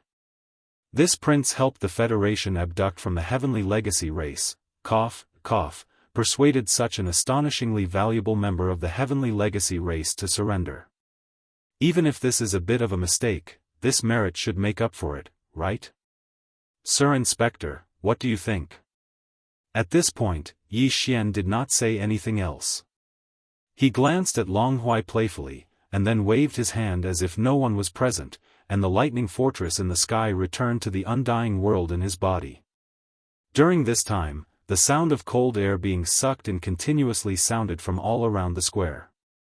Everyone, including Naples and the purplish warbler, suddenly understood everything at this time. They finally understood that Yi Xian had a card up his sleeve from the beginning to the end. No matter how the situation developed, he had long been in an invincible position. Let alone a mystic light realm member of the Heaven's Legacy race, even an ordinary planet realm member of the Heaven's Legacy race would have an inestimable significance to the human race or the myriad Luo Federation. With such a heaven-shaking contribution in hand, what is a small mistake? Thinking of this, most of the experts present blushed, especially those who had once angrily accused Yi Xian of being a spy of the Tianji clan. They were so embarrassed that they could only hope to find a hole to hide in immediately. Their faces were burning with pain, as if they had just been ruthlessly slapped by someone. What nonsense! Chapter 3102. Translator, Henyi Translations Editor, Henyi Translations D. For some reason, Yingtai felt that something was not right today. It was not from the outside but from herself. Since half a day ago, her eyelids had been twitching from time to time. Later, when she was relaxing in the back garden of the Lady Rose Palace, she suddenly sneezed. This was not a big deal for normal people, but even for a mystic light realm expert, it was impossible for this to happen. Not to mention that she was a robot from the Heaven's Legacy race. Since then, Yingtai had doubts in his heart, and he didn't feel good about it. However, at this moment, her eyelids suddenly started to twitch again. Moreover, they were twitching non-stop, even more so than before. No. This is too strange. I can't let this continue. Yingtai's expression changed slightly as she stood up in shock. Her face was gloomy as she turned around and walked out of the room while muttering to herself. She decided to leave the immortal royal city and wait for a few days to see the situation before making a decision. It wasn't that she was a coward. The key was that this was the Immortal Star, the headquarters of the technology faction, one of the two factions of the human race. Even the headquarters of the 10,000 Luo Federation was here. It could be said that experts were as common as clouds in the sky.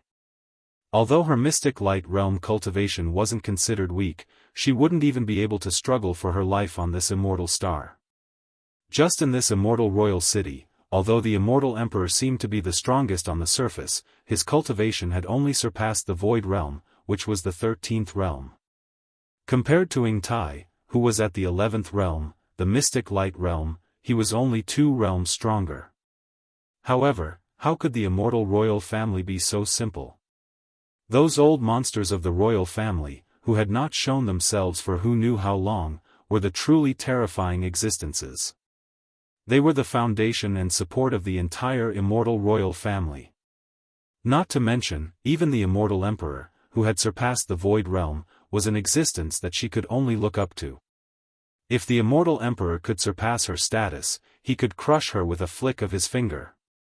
There was no need to even mention the imperial teacher of the immortal royal family called Daoist. Yingtai had once seen his back in the imperial palace. This Daoist's cultivation seemed to be on the same level as the immortal emperor, which was the 13th realm. But Yingtai always had an intuition that the truth was far from that. The name Daoist was simply too capable of evoking her endless imagination. No, it should be said that any member of the Heaven's Legacy race who heard this name would be like her, subconsciously forming some sort of association and guess. Although this association was just a baseless guess, Yingtai's intuition told her that this Daoist definitely had something to do with the clan leader of the Tianji clan, De. If that was really the case, with De's terrifying cultivation, no matter how weak Daoist, who was somewhat related to him, was, he should not only be at the 13th Great Plane, right? In short, ever since she came to the immortal planet and entered the royal palace, she suddenly realized how overconfident she had been. Here, the only thing she could do was keep a low profile with her mystic light realm cultivation. Unfortunately, Immortal Imperial City was not a place that just anyone could come and go as they pleased. In addition, she still had some hope in her heart that her identity as a member of the Heaven's Legacy race would not be easily discovered. As long as she was careful, she should not be in danger. In addition, Prince Xian had already returned to the Third Universe and had even reached the imperial capital of Tianming. Concubine Mei's order had been sent out. Although Prince Xian had not returned to the immortal planet yet, in any case, her sudden departure at this time would definitely arouse suspicion. But she had no time to care about all this now. Today's matter was too strange.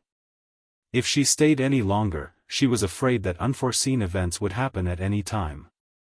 Even if she was willing to take the risk, she had to leave. After making the decision, Yingtai sneaked out of Concubine Mei's palace immediately. After leaving the inner city, she smoothly arrived at the edge of the outer city. After a little more, she could be considered to have successfully left the imperial city. As for the even larger immortal imperial city outside the imperial city, Yingtai did not care at all. With a little joy, Yingtai moved forward again. After a while, she finally passed the last checkpoint and left the immortal imperial city.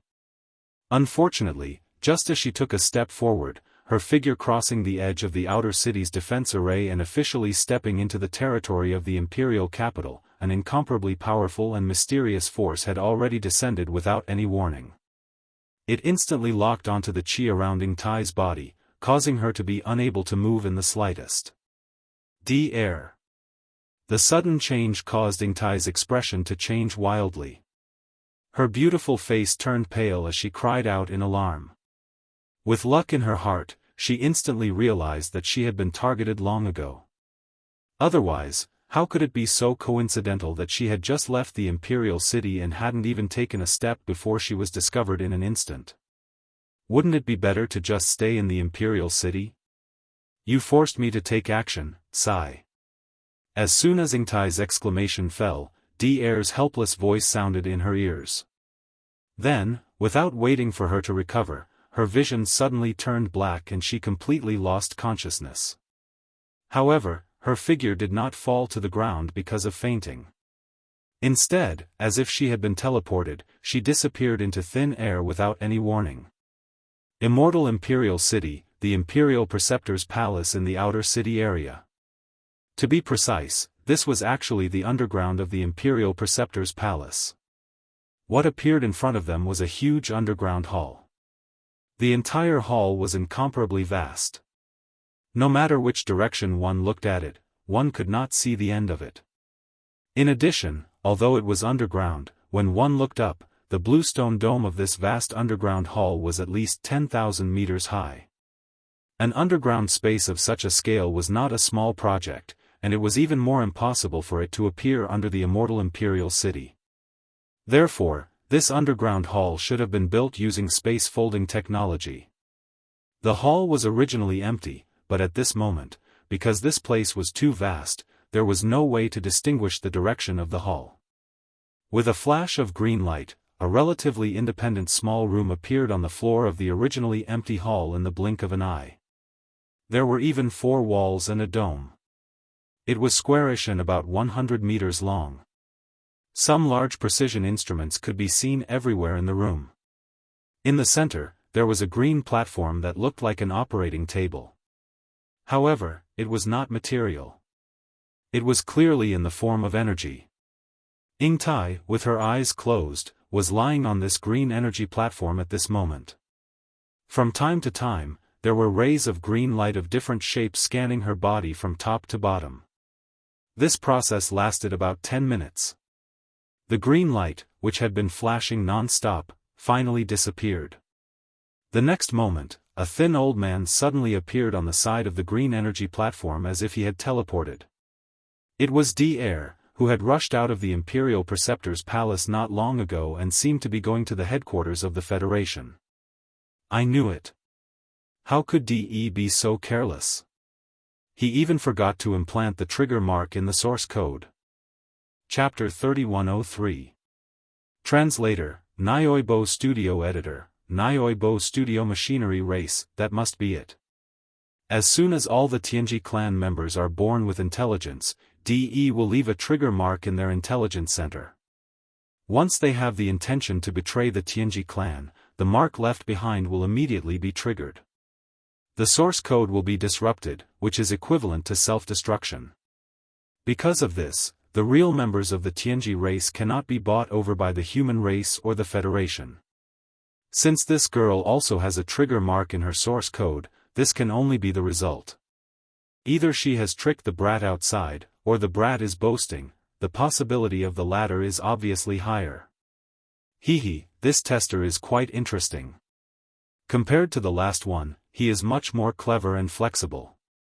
Moreover, the testing system in his body seems to have grown to a higher level.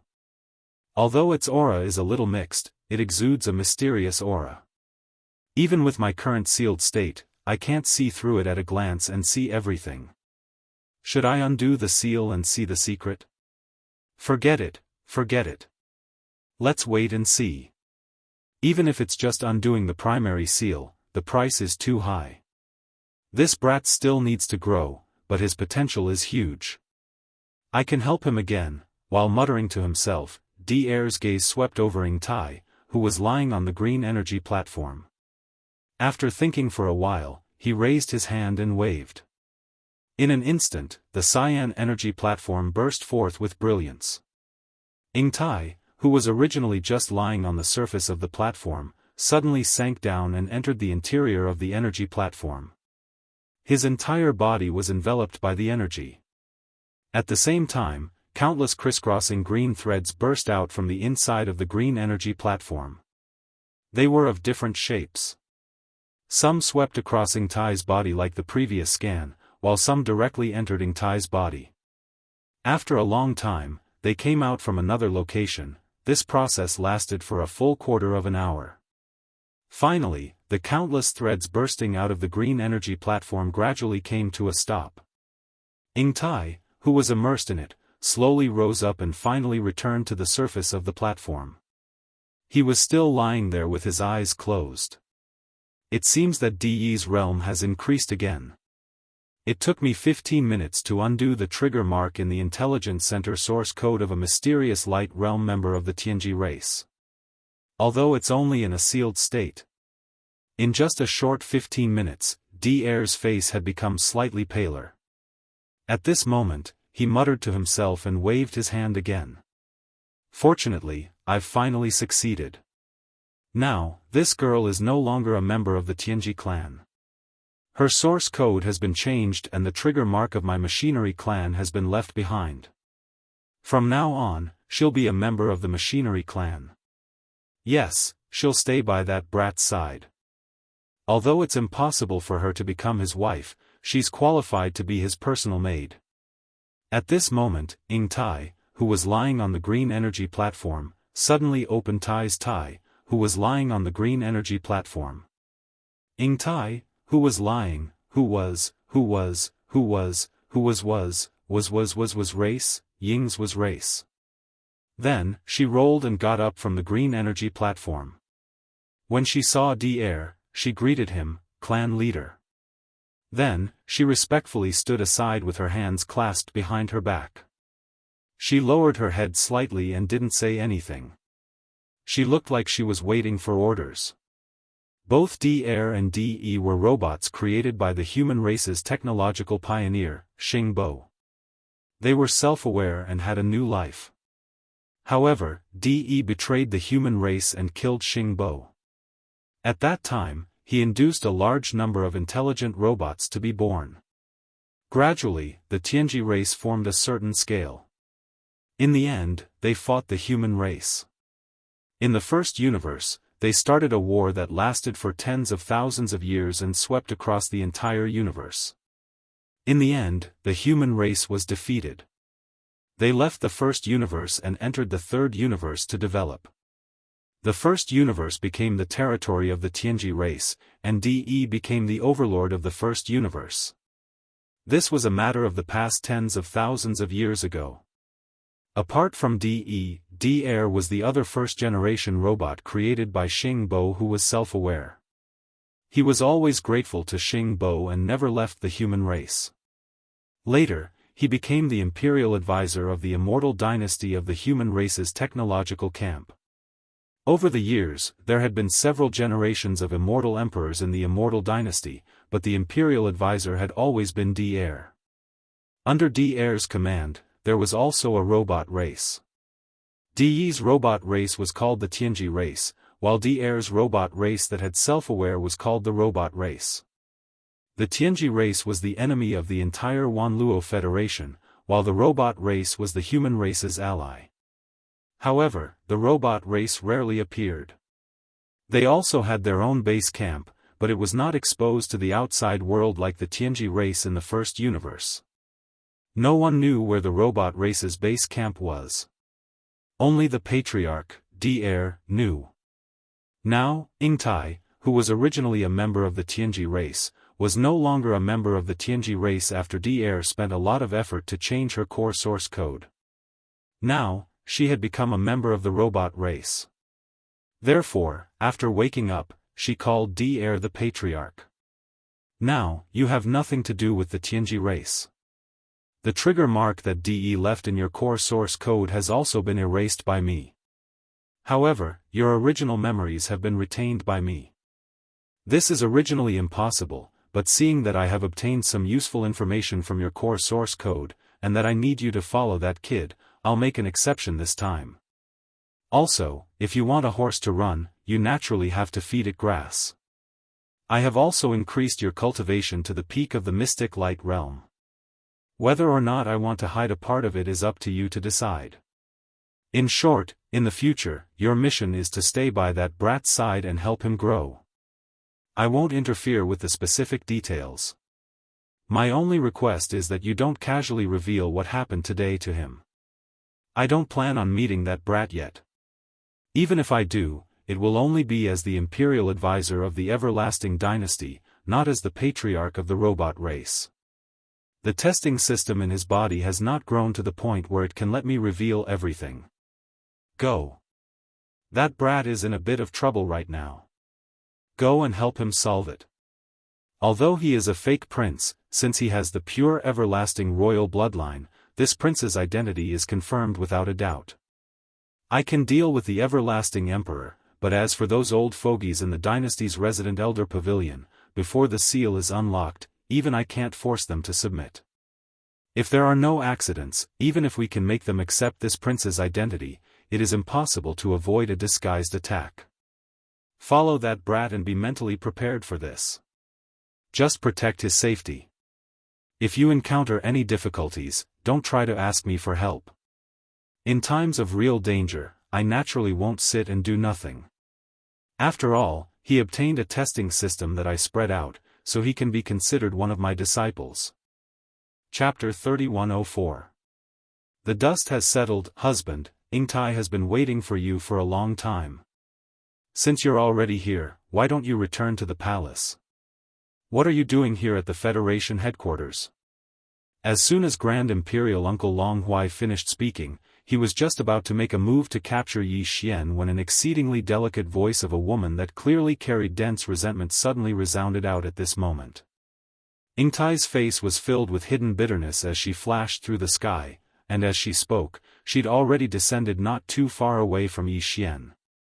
She looked at him with pity and didn't say anything else. Yi Xian was immediately stunned. The Neapolitan and purplish warbler beside him were the same, especially the latter. After being stunned for a moment, his eyes flashed with hostility and vigilance. He stared closely at Ingtai's face, examining her from head to toe. All the surrounding federal supervisors and members of the royal family were also stunned. Ingtai's initiative to come here was unexpected to everyone. Peak of the 9th level of the Mystic Light Realm? You were actually concealing your cultivation before? Even First Imperial Uncle Long Huai's expression changed slightly when he saw the cultivation aura that Ingtai revealed at this moment. Although he was an expert at the 12th Great Realm, the Void Stage, there were not many people in the Imperial family who revealed such a level on the surface. At the very least, more than half of the 10 great Imperial uncles were at the 11th Great Realm, the mysterious light stage. At this moment, Ingtai revealed his cultivation at the peak of the 9th level of the Mystic Light Realm. He was only one step away from the 12th level, the Void Realm. Once he took this step, it would be equivalent to Prince Xian having a supreme existence of the Void Realm by his side.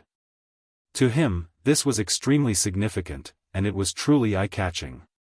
Apart from that, Ingtai did not conceal his cultivation base this time. Even the essential aura of the machine race was revealed. It had to be mentioned that the mech race and the Heaven's Legacy race were essentially the same. They were both intelligent robots that had developed their own consciousness. The only difference was their internal core source code. However, their external auras were completely the same. In addition, although D-Air's machinery tribe was a companion of the human tribe, he had always been hidden by D-Air and had never shown himself. Therefore, at this moment, when Ingtai revealed his aura, coupled with Yi Xian's previous words, almost everyone instinctively thought that Ingtai was from the Tianji tribe. Although there were many experts present, including inspectors from the Federation headquarters, important members of the Immortal Imperial clan, and even 3-star generals of the Immortal Imperial Army, none of them had ever come into close contact with a member of the upper echelon of the Heaven's Legacy race. Even though Naples had entered the First Universe many times to engage in battle with the Heaven's Legacy race, those battles had always taken place in the shadow of the starry sky. Even if the enemy camp had a true upper echelon of the Heaven's Legacy race, they had never had the chance to get close. Therefore, at this moment, when Ingtai appeared and revealed an aura that was different from that of a human without any scruples, everyone present regained their senses. Their expressions immediately became strange. This was especially so for the 5 princes and a few imperial uncles. Their expressions were uncertain, and a dark light flickered in their eyes. No one knew what they were scheming in their hearts. You are indeed from the Heaven's legacy race, and you even concealed your cultivation to infiltrate the immortal star. It seems that you have ulterior motives. After a flash of light in his eyes, the first imperial uncle Long Huai suddenly laughed coldly. Since that brat said that you are a member of the upper echelon that he persuaded from the Heaven's legacy race to surrender, then what harm is there in believing him? Whether this is true or not will be known after a trial. If you can't provide important information about the Heaven's legacy race, then this will undoubtedly be false. When that time comes. Humph. In other words, this was clearly a prelude to detain Yi Xian for interrogation. Furthermore, it was not just Yi Xian, but Ying Tai as well. If she could provide enough information about the Heaven's legacy race to prove her sincerity, then it would be fine. If she couldn't, then today's matter could forget about coming to an end. Yi Xian's earlier words of persuading a member of the Heaven's legacy race to surrender would be completely overturned. Sir Inspector, I'm sorry, but your Federation's Overwatch Council does not have the authority to interrogate me. Or rather, if you want to interrogate me, I'll have to trouble you to obtain permission from the dynasty first. In the face of the first imperial uncle Long Huai's words, Ying Tai calmly took out an item and directly raised her hand to show it to Long Huai. This is the imperial advisor's order.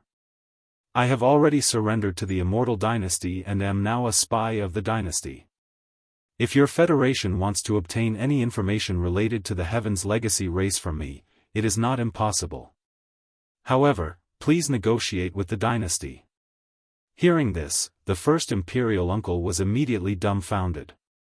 The imperial advisor's order that Ying Tai took out could not be fake, and the meaning of this imperial advisor's order was very clear. It meant that the Immortal dynasty had already acknowledged her identity and accepted her. Now, even if she was a member of the Heaven's legacy race, she was already a spy of the Immortal dynasty. If the Federation wanted to investigate her as a spy of the Heaven's legacy race, it was tantamount to slapping the Immortal dynasty's face. This was absolutely impossible. It would cause internal strife within the Federation. In reality, even Yi Xian was a little dazed at this moment. His previous plan was to force Ying Tai to go along with his words and admit that she had already been persuaded by Yi Xian to surrender. After all, she was a member of the Heaven's legacy race. Following this identity being exposed by Yi Xian, cooperating with Yi Xian was already the only choice.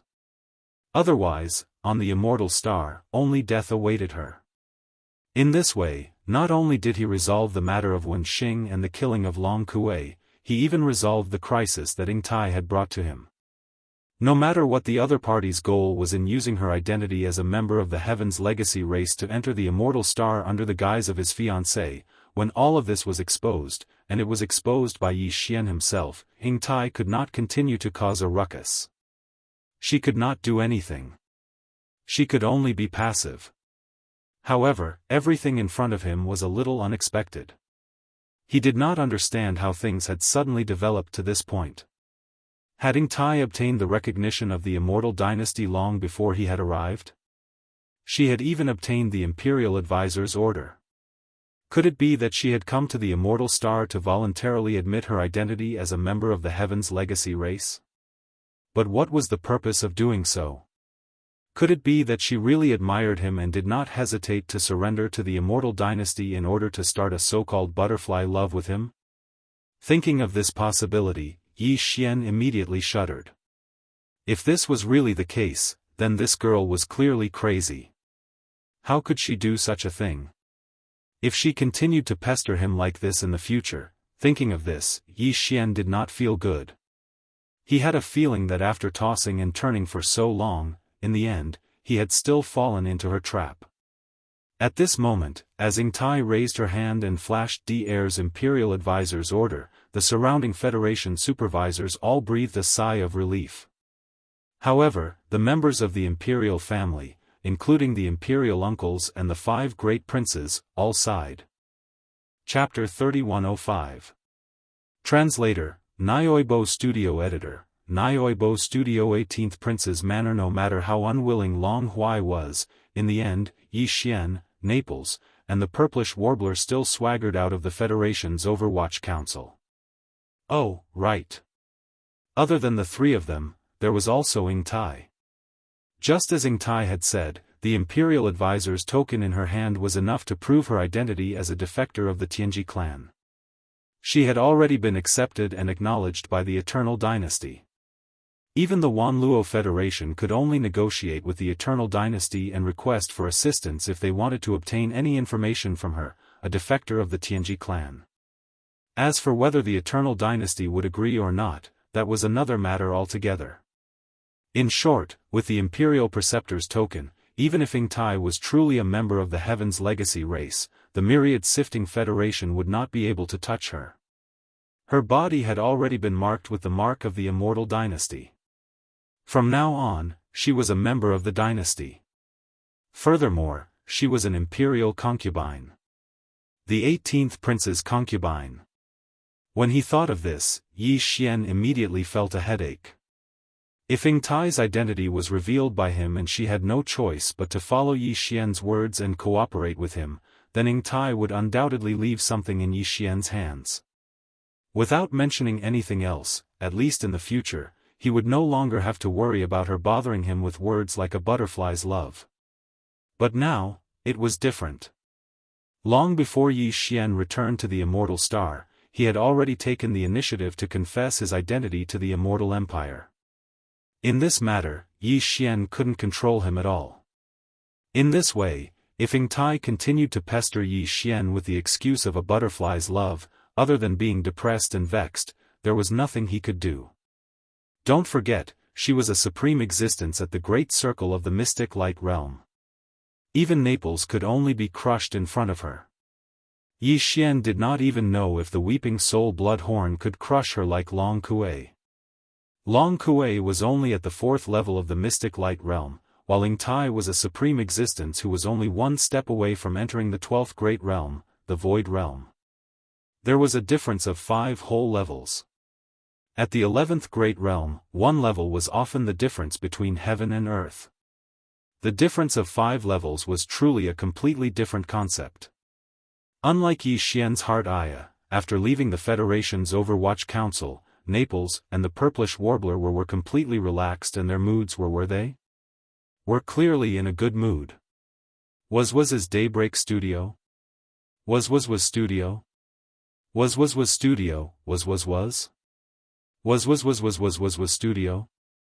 Was studio? In addition, the marriage between the prince and the Xianyuan family was also resolved. Ying Tai was a robot. Even if she could be given the position of concubine, it was impossible for her to become the first wife. From the looks of it, the news of the so-called marriage was purely a way for the dynasty to appease and rope Ying Tai in. Since she was a robot, how could there be any ambiguity between her and Prince Xian? Regarding this point, Xianyuan Ziying no longer needed to verify it to be certain in her heart. At this moment, she had already determined that everything that had happened before was just a misunderstanding. No matter how jealous she was, the target should not be a robot. As for Ying Tai, after leaving the headquarters of the Federation, she did not say a word. She followed behind Yi Xian obediently, as if she was his servant. This made Yi Xian feel quite relieved. At least this girl knew how to judge the situation. She knew that this was the Immortal Star, not a place where she could jump around. She did not dare to be as arrogant as she was in the Demonkin Star area. After the 4 of them left the Wanluo Federation, Yi Xian immediately waved his hand and summoned the Dongshu shuttle. After the 4 of them stepped into it, they headed straight for the Immortal Royal Capital. The Immortal Star was where the Immortal Royal Capital of the human race's technological faction was located. Not to mention the 9 satellites, just the Immortal Star in the center was enormous. The vast plain loaned to the Wanluo Federation for the Federation's headquarters was only a very small area of the Immortal Star.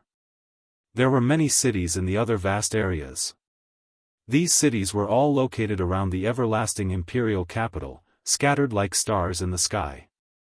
The Immortal Royal Capital was the largest city on the Immortal Star. The Immortal Royal Capital was located in the depths of the Royal Capital. The Royal Capital was divided into the outer city and the inner city. The inner city was where the Immortal Royal Capital lived, while the outer city was where the officials of the Royal Capital attended court, as well as the prince's residences, the Imperial Preceptor's Hall, and the Elder Dormitory. Of course, the Elder Dormitory and the Imperial Preceptor's Hall were restricted by formations. Most people couldn't enter without being summoned, not even the princes. The residences of the princes and the residences of the many members of the royal family were located in the ordinary areas of the outer city. Among them, only the princes of the Immortal Emperor's direct line of descent could have their own residences. Although the other branches also had residences in the outer city, they weren't princes' residences. As for the 10 royal uncles and the like, they had long moved out of the outer royal capital to oversee the 9 satellites. There were dozens of princes of the Immortal Emperor. Some of them were underage and were not allowed to have their own princes' mansions. These underage princes were all arranged in a place called the Prince's Academy. There were specialized instructors in charge of cultivation, etiquette, and knowledge in science and technology. Currently, there were only 28 people who had grown up and owned a prince's manor. In other words, there were a total of 28 princes' manors in the outer imperial city, and Prince Xian's manor was the 18th prince's manor. Although Prince Xian had left the Undying Star to participate in the royal family's ultimate trial, as long as it wasn't proven that he had died outside, the 18th prince residence that belonged to him would continue to exist. The group of old servants and maids who were in charge of managing the residence were all present.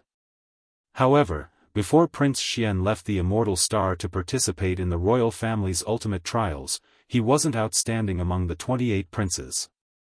He was even looked down upon because of his cowardly personality. As such, not only was the 18th prince's residence not in a good location, but it wasn't grand either. As for the old servants and maids in the residence, there was no need to talk about them. When Prince Xian was still around, there might not have been a lack of housekeepers or maidservants.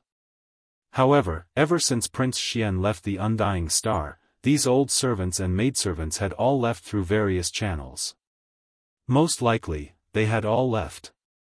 As servants of the royal family, they also needed to consider their own futures. Following a cowardly prince like Prince Xian only sounded good on the surface. In reality, everyone knew that there was no way they would be able to make a name for themselves. As a result, there was only one loyal old servant left in the 18th prince's mansion to take care of everything in the mansion. The rest of the servants went their separate ways and tried their best to join the other princes' mansions. Chapter 3106. Translator, Endless Fantasy Translation Editor, Endless Fantasy Translation. Dragon's Den and Tiger's Den. This is your 18th prince's mansion? Isn't it a little too shabby?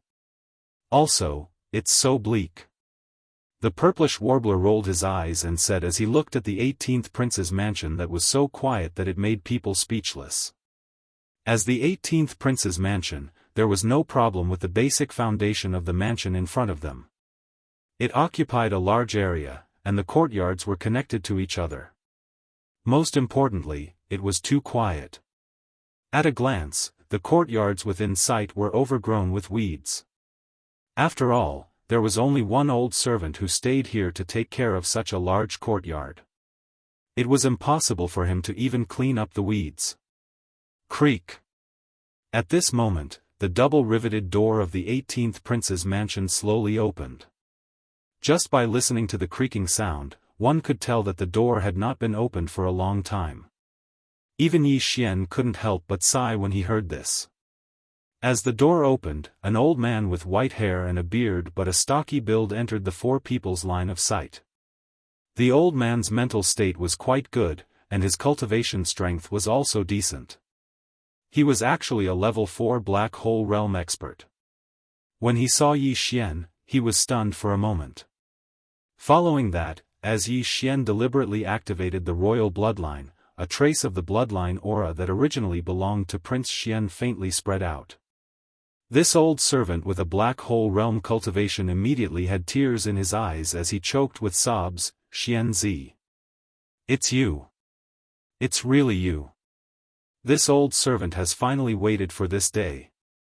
Yi Xian secretly sighed in relief. It seemed that the old servants that the 18th prince acknowledged were different from the members of the royal family like Long Huai. They only acknowledged the aura of their master. As for other things, they were too lazy to ask, and they didn't have the right to ask. The four people stepped into the 18th prince's mansion, and what appeared in front of them was a huge main courtyard overgrown with weeds.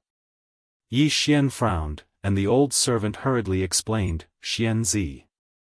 No, Prince Xian, after you left, those fellows all left one after another. All these years, the entire 18th prince's mansion has been taken care of by this old servant alone, so, it's fine. From now on, you'll be the chief steward of the 18th prince's mansion. Just call me Xianzi. Yi Xian was slightly touched. After exchanging a few pleasantries, he found out the old servant's name. His surname was actually Long, and his name was Long Kong. He was a member of the branch family of the Eternal Dynasty, and there was a weak royal bloodline flowing in his body. He was an elder of Consort Mei's bloodline. Ever since Prince Xian came of age, he had been following Long Xian until now. Xianzi, after you came out of nowhere and became the Feisheng Federation, those fellows were like stray cats that smelled blood. All of them wanted to come back, but this old servant stopped them all. This bunch of ingrates. Some of them are even currently servants in the 5th prince's mansion. They suddenly want to come back, and they have ulterior motives. This old servant can't let them come back to harm you. At this moment, Long Kong spoke again with a choked voice. Originally, the 18th prince's mansion had a total of 18 courtyards, and there were no such weeds. Although this old servant is only one person, I'm still in the black hole realm. Although it's tiring to take care of a mansion, I can still do it. It's because those fellows came every day and wanted to trespass, especially those guards. Among them, there were a few commanders and vice-commanders who were also in the black hole realm. This old servant was no match for them, and I was seriously injured by them. This happened a month ago, and I haven't recovered yet. That's why, this courtyard is overgrown with weeds. This old servant, I, have failed in my duty. What? Those fellows actually injured you? Yi Xian was instantly enraged when he heard this. Long Kong had said very clearly that those fellows, including the guards in the 18th prince's mansion, had all gone to seek refuge with the other princes after Long Xian left. Some of them even went to the 5th prince's mansions to listen to their orders. But now, after knowing that Prince Xian had appeared out of nowhere, these fellows actually wanted to return.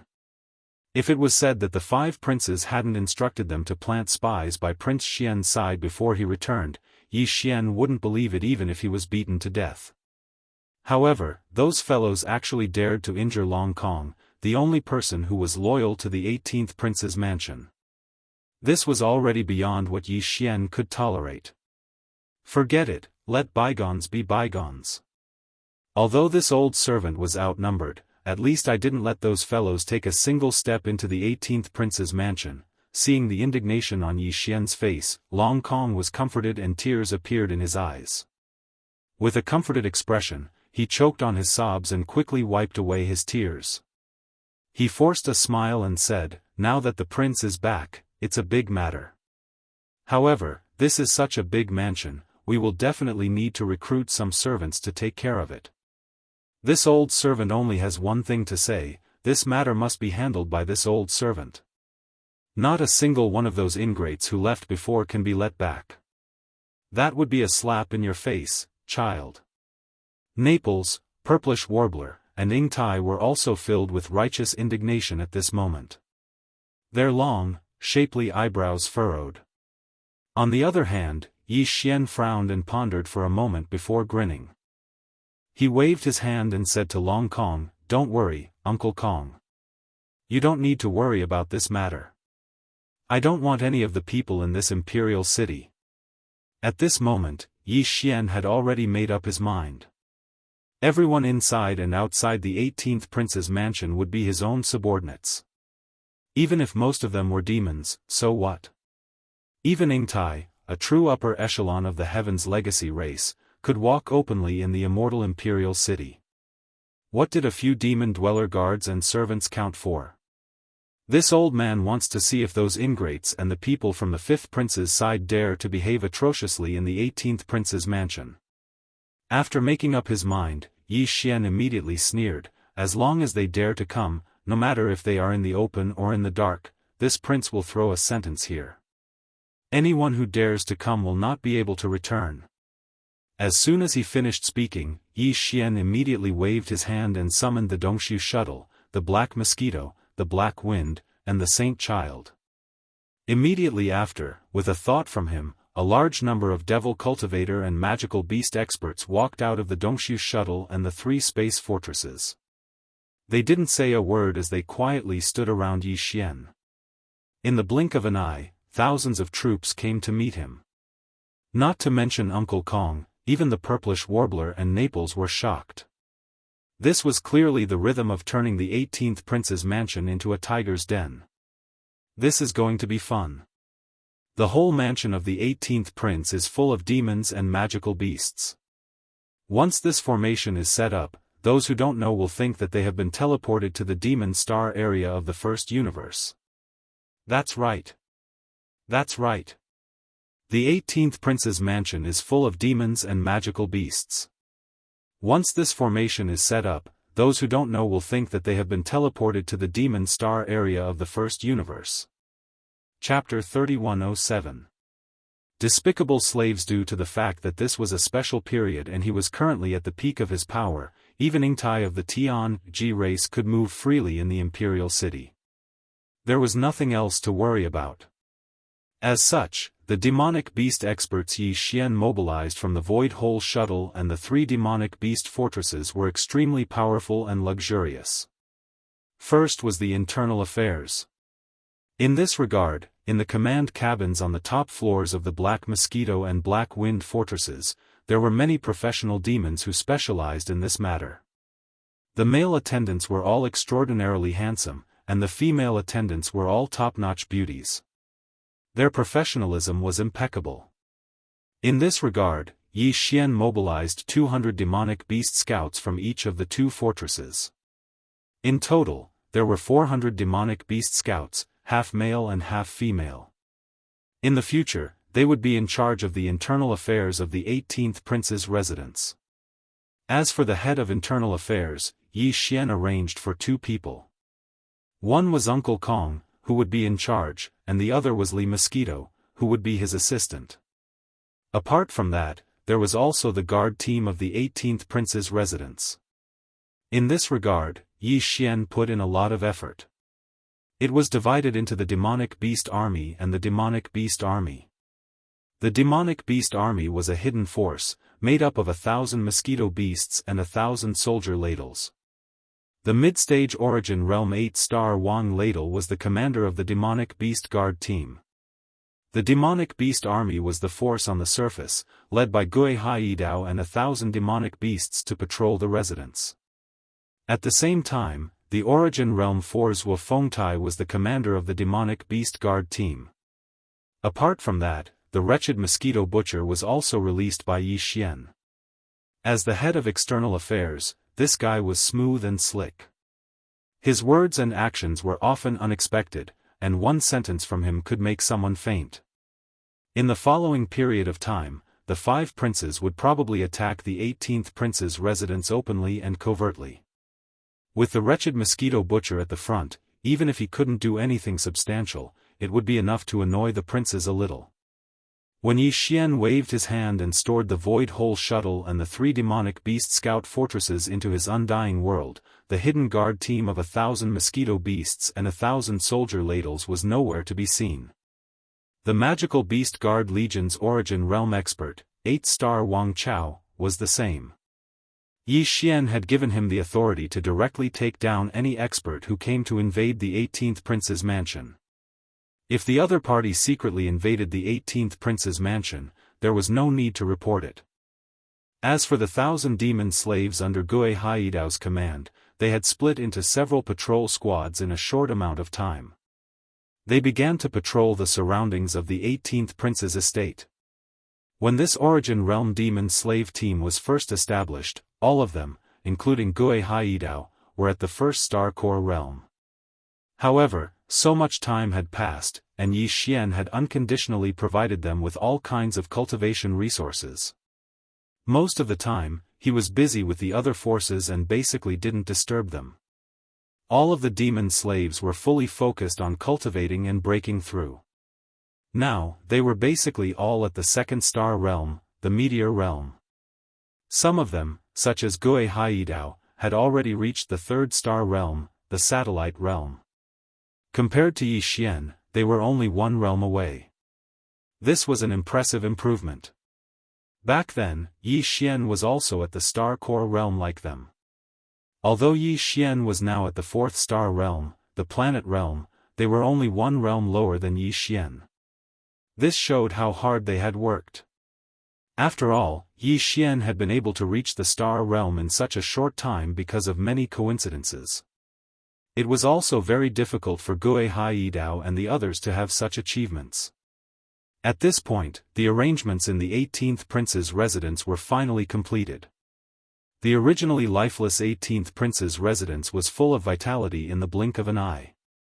Uncle Kong had witnessed the entire process with his own eyes. Gui Haidao and the other demonic experts looked no different from humans on the surface. However, anyone could tell at a glance that the 1,000 mosquito beasts and the army of soldiers were definitely not from the third universe's human race. They definitely came from the outer domain. But even so, Uncle Kong still didn't say anything. Seeing that the originally empty 18th prince's manor was full of life in an instant, he had an expression of great joy. As for the wretched mosquito butcher, when he heard that Yi Xian had appointed him as the external director of the 18th prince's residence, he would personally take care of all matters related to the outside of the residence. His status was on the same level as Uncle Kong's, and in an instant, it was as if he had been injected with a shot of chicken blood. He was just short of howling, so he immediately pulled Uncle Kong and directly entered the residence, as if he was about to start his official business and understand the situation from Uncle Kong. Keep a close eye on this old thing. Remember to send a few people. They don't need to do anything else. Just follow behind him in shifts and keep an eye on everything about him. Of course, in name, they will be the external chief's personal guards. After the wretched mosquito butcher left with Uncle Kong, Yi Xian turned his head to look at Gui Haidao and gave a new order. In his opinion, he would have to stay in the 18th prince's mansion for a period of time. In any case, Yi Xian had nothing to do during this period of time, so he could take the opportunity to carefully investigate the problem of the wretched mosquito butcher. The entire 18th prince's residence occupied a vast area with 18 courtyards. Each courtyard had several rooms like a maze. Therefore, even though Yi Xian could assign a lot of people with a wave of his hand, it was still possible for these people to settle down in such a large residence. Although Yi Xian was a prince and the owner of the 18th prince's residence, he didn't know the rules here. Of course, he could have used his personal communication system to invade the starry sky network of the immortal star and search for everything. However, due to the existence of the immortal star superbrain, this method was no longer possible. Yi Xian didn't dare to use his personal communication system here, so he could only give up on this idea. In fact, he didn't need to worry about any of this at all. As the head steward of the residence, Uncle Kong took care of everything in an orderly manner. Without waiting for Yi Xian to ask, the male and female demon servants he assigned to Uncle Kong to take care of the residence's internal affairs had already figured out all the rules in the residence. Naturally, someone would come and lead Yi Xian to his residence. As a prince, Yi Xian's residence was the last courtyard. It was extremely exquisite. According to the rules, even the purplish warbler and Ing Tai, who were close friends yet to be married, were arranged to stay in the front courtyard. As for Naples and the other male guests, they couldn't even enter the 3 inner courtyards and could only stay in the middle courtyard of the residence. After everything was settled, Yi Xian heard a commotion coming from outside the residence. If he guessed correctly, it was most likely those ignorant lowly servants who knew that Prince Xian had returned and recklessly came looking for him. Chapter 3108. Translator, Henyi Translations Editor, Henyi Translations. The prince is wise, why can't we go in? We are all old officials of Prince Xian's mansion. Who the hell are you guys? Why are you acting as guards in the prince's mansion? This is originally our duty. You are overstepping. We have to report this to the Imperial Clan Court. Hee, you probably don't know, right? Guards and maids in the prince's mansion must register with the Imperial Clan Court before they can. That's right. You guys are all unorthodox. Get out of the 18th prince's mansion. This is our territory. Let us in. If you stop us, we will immediately turn around and report this to the Imperial Clan Court. At that time, we will drag you to prison. None of you can escape. Get out of the Imperial City. This is not a place you can stay. Ingtai, Purplish Warbler, Naples, Uncle Kong, and the wretched Mosquito Butcher followed behind. Yi Xian had just entered the second courtyard of the 18th prince's mansion when he heard the noise in the courtyard. The words were extremely arrogant. Even he could immediately hear the anger in them. He frowned and sneered inwardly. Listening to these guys, it seemed that he couldn't make decisions in his mansion. He had to listen to the arrangements of his family members in the Imperial Clan Court. In addition, these guys outside were so arrogant. Judging from the noise, it seemed that there were 200 or 300 people gathered. After receiving the news that he had returned, they actually gathered at the door as if they had made an appointment. They opened their mouths and shut their mouths as if they were the masters of the 18th prince's mansion. They actually wanted to drive away all the guards he had arranged. Amazing! If it wasn't for the instructions of his 5 imperial brothers, how could this group of servants be so bold? It seemed that these guys still hadn't given up. After failing to act openly, they planned to stab him in the back.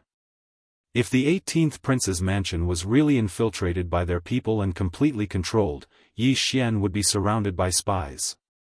It would be difficult for him to do anything. He was a dignified prince, yet he was unable to pass down a single order in his own residence. When he encountered something, he had to personally do it. This was a huge loss of face, and it would undoubtedly cause Yi Xian to become a laughingstock in the royal family. At that time, the original momentum would instantly change, and he would probably be ridiculed the moment he left the residence. Thinking of this, Yi Xian's heart was filled with murderous intent. He didn't matter about those 5 princes. There would be a day when he could settle the grudge with them. There was no rush. However, no matter what, he couldn't let these traitorous dogs off easily. Otherwise, the entire immortal imperial city would think that he didn't live up to his name. No matter how great his reputation was outside, he was still the weak and incompetent old 18th when he returned home. As these thoughts flashed through his mind, Yi Xian led the group of people behind him to the first courtyard of the 18th prince's mansion. The door of the 18th prince's mansion was wide open. There were 200 to 300 people crowded outside. The ones with their heads up were obviously some guards. They should be the previous guards of the 18th prince's mansion. The 3 people in front of them were all at the Black Hole Realm. The rest were basically at the Planet Realm and Star Realm. Facing them across the gate were 3 teams of demon guards led by Gui Haidao.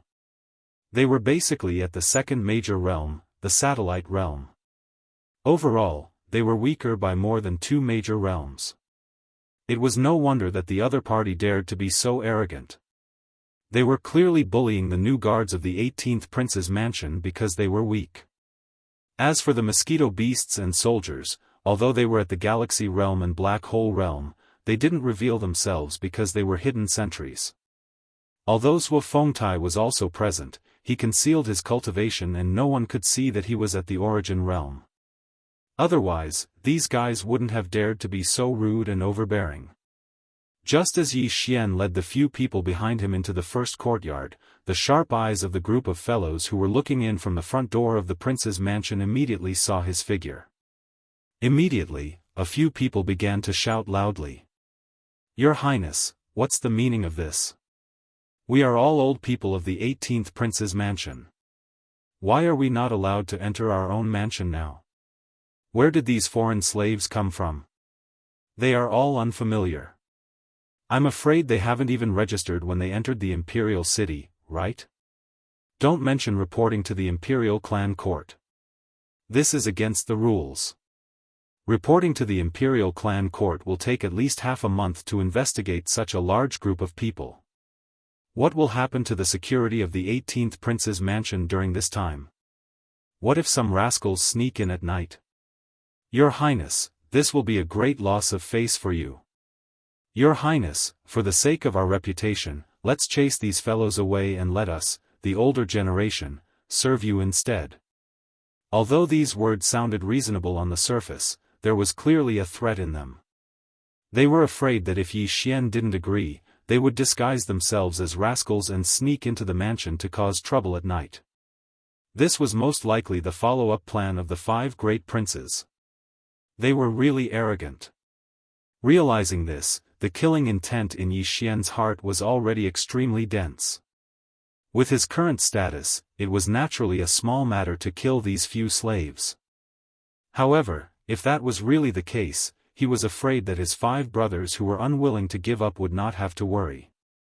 Thinking of this, Yi Xian's anger couldn't help but gradually dissipate. A smile appeared on his originally gloomy face. He grinned and waved his hand at Gui Haidao. "Alright, don't guard the gate. There are all the old people of the 18th prince's mansion outside. If they want to come in, why stop them? Just let them in." Hearing this, everyone was stunned for a moment. Only the wretched mosquito butcher didn't seem to be surprised in the slightest. Instead, he laughed sinisterly. This fellow had a good understanding of Yi Xian's methods. He knew that Yi Xian wasn't that easy to get along with. There must be a deeper meaning behind his words. Gui Haidao was stunned for a moment before he frowned. In the end, he waved his hand, and the demon slave guards that were blocking the entrance of the manor immediately retreated to the sides, opening up a path for the 2 of them. The people outside obviously thought that Yi Xian had given in. They immediately looked at each other and grinned. The 3 Black Hole Realm guards at the front laughed heartily and led the people behind them into the mansion. "Ha ha ha, like I said, Your Highness is wise, wise. Isn't this a happy ending for everyone? However, since these people are so insensible, we should chase them out of the imperial city as soon as possible." As they spoke, these people had all entered the mansion and stood in the first courtyard of the 18th prince's mansion. There were nearly 300 of them. Chapter 3109. Translator, Nyoibo Studio Editor, Nyoibo Studio. Break their legs and throw them out, close the door. Clear the area. Gui Haidao, all of you stand guard outside. You'll be the coolies who carry them out later. All the secret guards will be in charge of the rest. Every single one of you, break the legs of every single one of you, and throw them out the door. After saying that, Yi Xian turned around and looked into the distance with his hands behind his back as if he was admiring the scenery. Gui Haidao and the other guards were stunned for a moment before they retreated to the periphery of the courtyard with ferocious expressions and gloated at the group of people. As for the close to 300 people in the courtyard, their expressions changed drastically. The 3 Black Hole Realm Guard commanders even started cursing loudly. "Your Highness, what do you mean by that? This joke isn't funny at all." "Yes, yes, yes. You're too disappointing. We're all old people in the residence. What's the matter? You're turning your back on us immediately after making a name for yourself? The world is so cold." He just got a little bit of ability and he's making an example of us old people. How unkind. We won't accept this and swear to resist. We'll report it to the Imperial Clan Court and ask them to make the decision. That's right. We must expose this matter and let the world see what kind of ugly face the Prince Xian they're talking about is. He's a master who burns bridges after crossing the river. He's forgotten how we used to serve him, screech. Without waiting for these people to finish speaking, the surroundings of the first courtyard suddenly rang out with a series of dense buzzing and whistling sounds. A large number of mosquito beasts and void soldiers appeared out of thin air. Their cultivation bases were mostly at the 8th major realm, the Black Hole realm. Some of them were at the 7th major realm, the Galaxy realm. There were about 200 of each. This was the result before all of them arrived. Yi Xian had arranged for the mosquito beasts and the void soldiers to form a secret sentry army in the 18th prince's residence. There were about 1,000 of both types of ferocious beasts. Now, only 1/5 of them were mobilized. But even so, the group of people who were hooting in the first courtyard were still scared to the point that their legs went soft at the first moment. Thump, thump, thump, thump, thump. All of them cried out in shock and fell to the ground. There were only 3 Black Hole Realm experts among them. However, hundreds of Black Hole Realm experts suddenly appeared around them. Moreover, they were all ferocious beasts. They had never seen a mosquito beast or a soldier ladle before, so they didn't know what these 2 ferocious beasts were. However, there was one thing that they were certain of, and that was that once these ferocious beasts attacked, they were definitely more terrifying than human experts of the same realm. Could it be that the ferocious beasts knew when to stop? With this thought in mind, some of these people immediately knelt down and begged for mercy. They cried and shouted that they wanted to die. Every one of them was crying. The moment this group of ferocious beasts appeared, they realized that the situation today was far from good. Prince Xian was no longer the Prince Xian of the past. How could he allow these unruly servants to bully and humiliate him? Your Highness, please spare our lives. We were forced to do this. It wasn't our idea to come here and cause trouble today. Yes, yes, yes, Your Highness. We were muddle-headed and were tricked by others. Please have mercy on us, Your Highness. Seeing that we have served you before, please spare our lives, Your Highness. For a moment, the entire first courtyard was filled with cries and begging for mercy. The group of mosquito beasts and soldier ladles that had already surrounded these people were all prepared to attack. Their eyes glowed with blood-red light as they stared fixedly at these people, looking as if they were going to devour them alive. This prince knows better than any of you who is tricking you behind the scenes, so there's no need to say more. As for sparing your lives, as I said earlier, I'll just break your legs and throw you out of the door. Don't worry, you won't die. In addition, in order to prevent you from spreading rumors outside, I'm sure that the people who tricked you here won't sit idly by and do nothing even if your legs are broken. If you meet a benevolent master, he might even help you heal your legs. Of course, if some people are more black-hearted and find it troublesome, it's also possible that they'll kill you to prevent future trouble. Whether it's a blessing or a curse, it's up to fate. Speaking of which, it was your own choice to leave the 18th prince's residence and seek refuge with them. Therefore, I'm sure you know what will happen to you in the end. No matter how miserable it is, you can't blame others. Do it. Yi Xian shouted the last sentence. At the same time, he used his spiritual power to give the order to all the mosquito beasts and soldier ladles.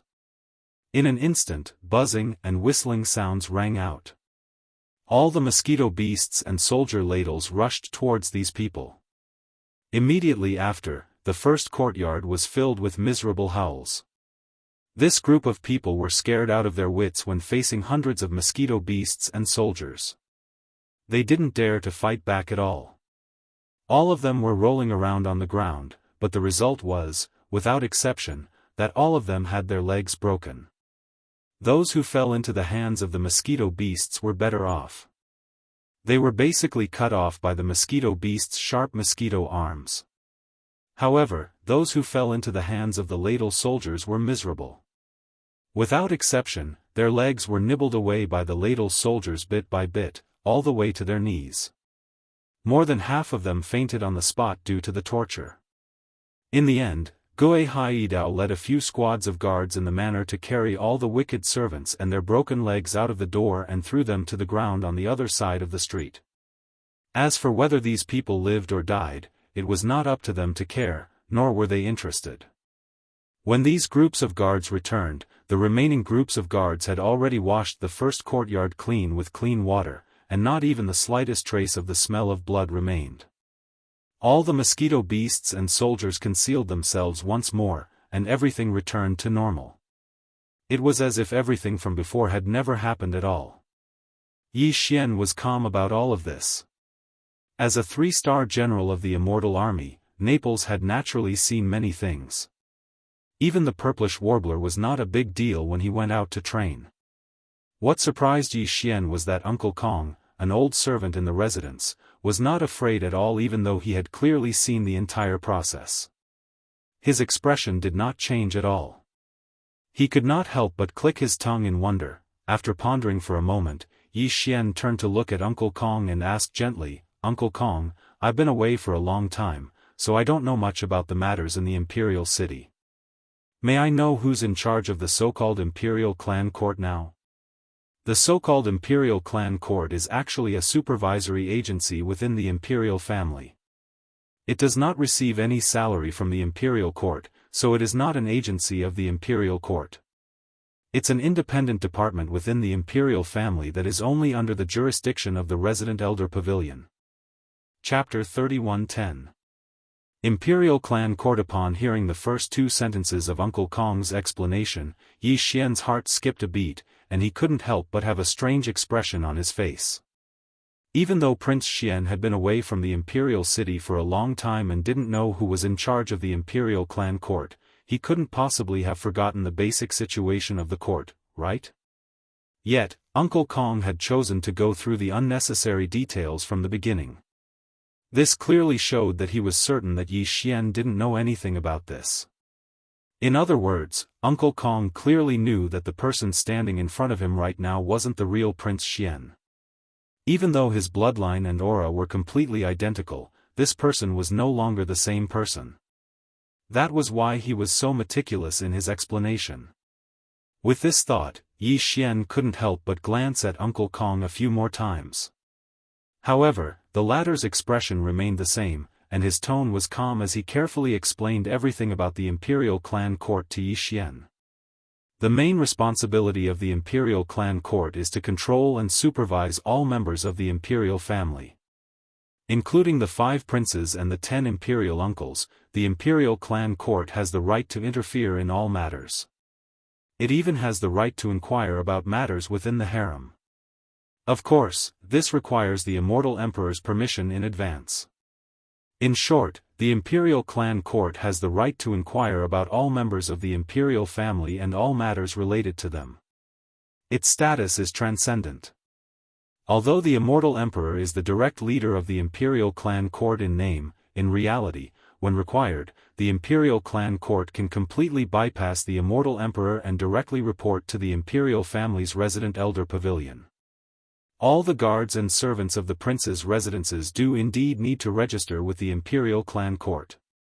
They naturally don't have the right to alarm the Imperial Clan Court, but the Imperial Clan Court has the right to manage everything related to the princes.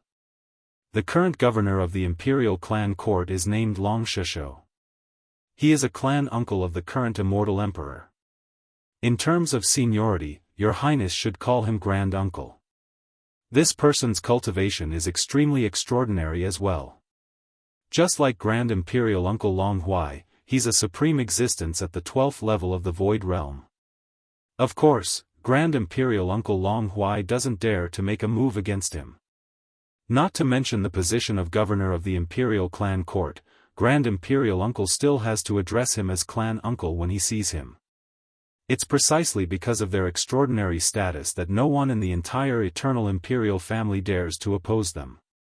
In fact, everyone in the imperial clan court, even the most ordinary of inspectors, is a member of the imperial family. They are chosen from the younger generation of the imperial family by an imperial elder dispatched by the imperial elder pavilion.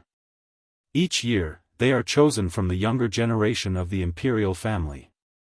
At this point, Uncle Kong paused and looked up at Yi Xian before continuing, "Your Highness, please don't mind this old servant for speaking too much. Since your 5 imperial brothers have resorted to such underhanded means, I'm afraid they've already made up their minds to drag you down at all costs and regardless of the consequences. Therefore, there's no way they won't put in effort into the imperial clan court. Of course, the imperial clan court status is extraordinary. They don't have the ability to mobilize them at will, but they can make use of them. For example, the matter just now is enough for the imperial clan court to intervene and investigate. If nothing unexpected happens, this old servant estimates that they're already on their way and will be here soon. Could it be that they're going to arrest me and interrogate me?" Hearing this, Yi Xian frowned. His eyes couldn't help but light up. In fact, the anger in his heart had inexplicably surged out again. Although he was an impostor, his identity as Prince Xian had been recognized on the surface. Even so, ever since Yi Xian had come to this undying star, nothing good had happened to him. First, there was the Overwatch Council at the headquarters of the Heavenly Federation. Then, when he returned to his own manor, his 5 brothers were disgusting. They sent a group of servants to make trouble. Then, the imperial clan court came to question him. Could it be that he was raised by a stepmother? He was clearly returning to his own home, but they made it seem more dangerous than the Majin galaxy behind the enemy lines. No one could be happy about this kind of situation. Uncle Kong clearly saw Yi Xian's displeasure and immediately laughed bitterly. He shook his head and continued to explain, "Your Highness, please don't be angry. You must not blame the imperial clan court for this matter, and you must not go against them. Otherwise, you'll be falling into the trap of your brothers.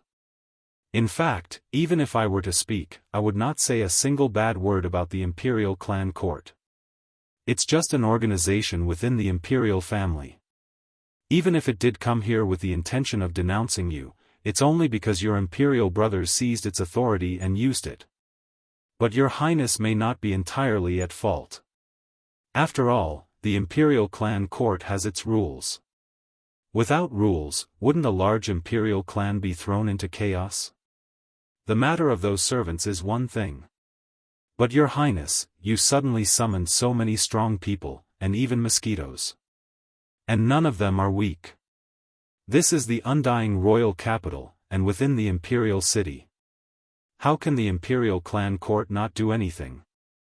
Not just you, even if this happened in the great uncle's manor, the imperial clan court would still take action. They have their authority. There is no need for your Highness to be angry about this. In addition, although the imperial clan court is filled with members of the imperial clan, this old servant dares to say that even the most ordinary of them can't possibly be bribed by your 5 brothers. The first rule of the imperial clan court is that none of the members of the imperial clan court are allowed to participate in the struggle for imperial power. Otherwise, if they are found to be guilty, the resident elder pavilion will send an elder in charge of punishment to deal with them personally. At that time, the punishment won't be as simple as losing one's life. 1,000 years ago, someone once committed this crime, and it is said that he is still struggling at death's door, enduring torture every day. All for the sake of intimidating the members of the imperial clan court. That's why there can't be any injustice in the imperial clan court. Even if they want to take action against you, your Highness, it's because your Highness made a mistake and gave the other princes a chance to use the imperial clan court against you. The anger that had just surged up in Yi Xian's heart instantly dissipated. He wasn't an unreasonable person.